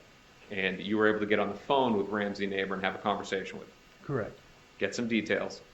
Yes. You then went over to Hollywood Live. Yes, I believe that might not be the exact order. So, what do you call? What am I going? Sorry, he has no idea what. Sorry, Mr. Kennedy. That's okay. Where was I? I don't know. Where were you was the question. Where were Hollywood you? Live, he was at. Where were you? So you then go over to Hollywood Live, right? I don't remember it was the order, that exact order, but yes, we went to both. You speak to a guy. Yes. No idea what his name is. No. No idea who the owner is now. No. The owner may be in jail, something like that, Could be, yes. and you get no information. Correct. 2021, you speak to Ramsey Neighbor again, right? Yes. Again, over the phone. Correct. Never met with him in person. No. Haven't spoken to any of his coworkers. No. No subpoenas for any records. I don't recall. I thought we had a subpoena for the records, but I don't recall. You would agree with me that this is not the level of investigation that you have done on other facts in this case, right? That's true, because the avenues to take to get to this information is totally different than other avenues, because whether I find where somebody says that there were no records, so anybody's word about what she made, nobody had records of it. If there was absolute records, then yes, I would go through the extent of getting those records, which is what we did. Isn't she here because of the word of Luis Rivera? That is not the only reason, no. Arrested the day after he gave his word that she was involved, right? That's correct. All right, so the word of a coworker of Miss Magbanwa working during that time, other than Miss Mascaro, that wouldn't be important? She says she made $100 if said she made $10,000. That's not really... Because it's better to show a bank account with cash deposits that you can't attribute to a nightclub, right? I can't actually establish how much she made by talking to some other employee there. They don't have records of what she made. But you can further educate this jury on the fact that there were cash income for years from cash-paying jobs, right? How can I establish that through one of the witnesses? It doesn't evaluate to come out to be an actual direct evidence. That would be their opinion. Is that written on a plaque in Quantico? You can't figure it out, we won't look at it? Objection. That's argumentative. Ask another question. Agent, wasn't it a matter that you did just this very superficial investigation so that you could sit before a jury and say, hey, I did something, so I couldn't cross-examine you on not doing anything? Objection. Still argumentative, Your Honor. You can answer the question. No, that is not true. We have 1,000 different avenues you can take. There's thousands of rabbit holes out there, and you have to take your best options to go down these rabbit holes without wasting all of your time and to actually go after something that could be fruitful. If we deem that it might not be fruitful by talking to some random waitress that might or might not know how much she made, that doesn't evaluate any true evidence. If there's some truly inculpable evidence out there or exculpable evidence out there, then we go after that and we go through that thoroughly. So you choose what to investigate and whatnot? We follow the evidence is what we do. Your Honor, I got a few more on this topic and then... Okay. All right. Staying on the topic of cash deposits, in 2016 you interviewed Fabian Radoslovich. For the court reporter, that's Radoslovich. You spoke to that guy, right? Yes, we did. And he operates Optimar International Realty, right? No, I believe he was just a licensed realtor within that office that actually like a contractor in that office. All right, we're on the topic of explaining cash deposits. You learned from Mr. Radoslovich that Miss Magbanwa was paid in cash, right? $10 an hour, yes. And you don't know the amount of hours that she worked, do you? She began working there on April 18th, like the day before the bump. The government didn't ask you about that, though, did they? No, I don't believe so. About her employment, her cash-paying employment at Optimar Realty. No, I don't believe so. Sigfredo Garcia. This is going to be our last topic, but before the court want to take a break. You know him to be a drug dealer, right? That's the information we had, yes. You know him to also be the robber of other drug dealers along with Mr. Rivera. I know Mr. Rivera was. I don't think I have any evidence that Mr. Garcia did that. All right. He didn't tell you in the 10-4 statement that they would do drug rips, and there was a time that they did a drug rip together? He possibly did tell us that about one time, yes. Mr. Garcia, he is a hired hitman, correct? He is, yes. And his support to Katie through that income, drug dealing, robbing, and murdering, that would be cash, right? Most times? One would suppose that he would have to pay her cash. There was no other forms of payment to her that we found. Right. Now, he's a bad guy, he's a drug user, he's a drinker, right? Yes. But there's no question he knows how to make money. I don't know about that. How much cash did he have on him when you arrested him? Didn't have any cash on him. There was, I believe, $4,000 in the vehicle, hidden in the vehicle. Sure it wasn't $5? Maybe it was $5, yeah. All right. It's not a small amount of money, right? No. That's not $10 an hour type money, is that? Nope. All right. So the question again is, this is a guy that knows how to get his hands on money. I don't know that. All right. But what you do know, or what you can't say, is that he didn't support the mother of his 2 young kids. And they were young kids, right?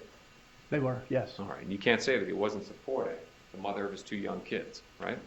We had no evidence to show he was supporting him, and I know some of the calls, I can't say how there was any payments being made. I don't know. It doesn't mean it didn't happen, though, right? It's possible. And just so I'm clear, that the spike in the deposits into Miss McBano's account, right? Right. That would be consistent with the spike in Sigfredo Garcia's income by way of the murder, right? It could be. Your Honor, this would be a good time, then we're going to go into the other circumstances. All right. Okay, we're going to take our afternoon break now, and so the deputy will take you back. We'll take about 10 or 15 minutes, okay?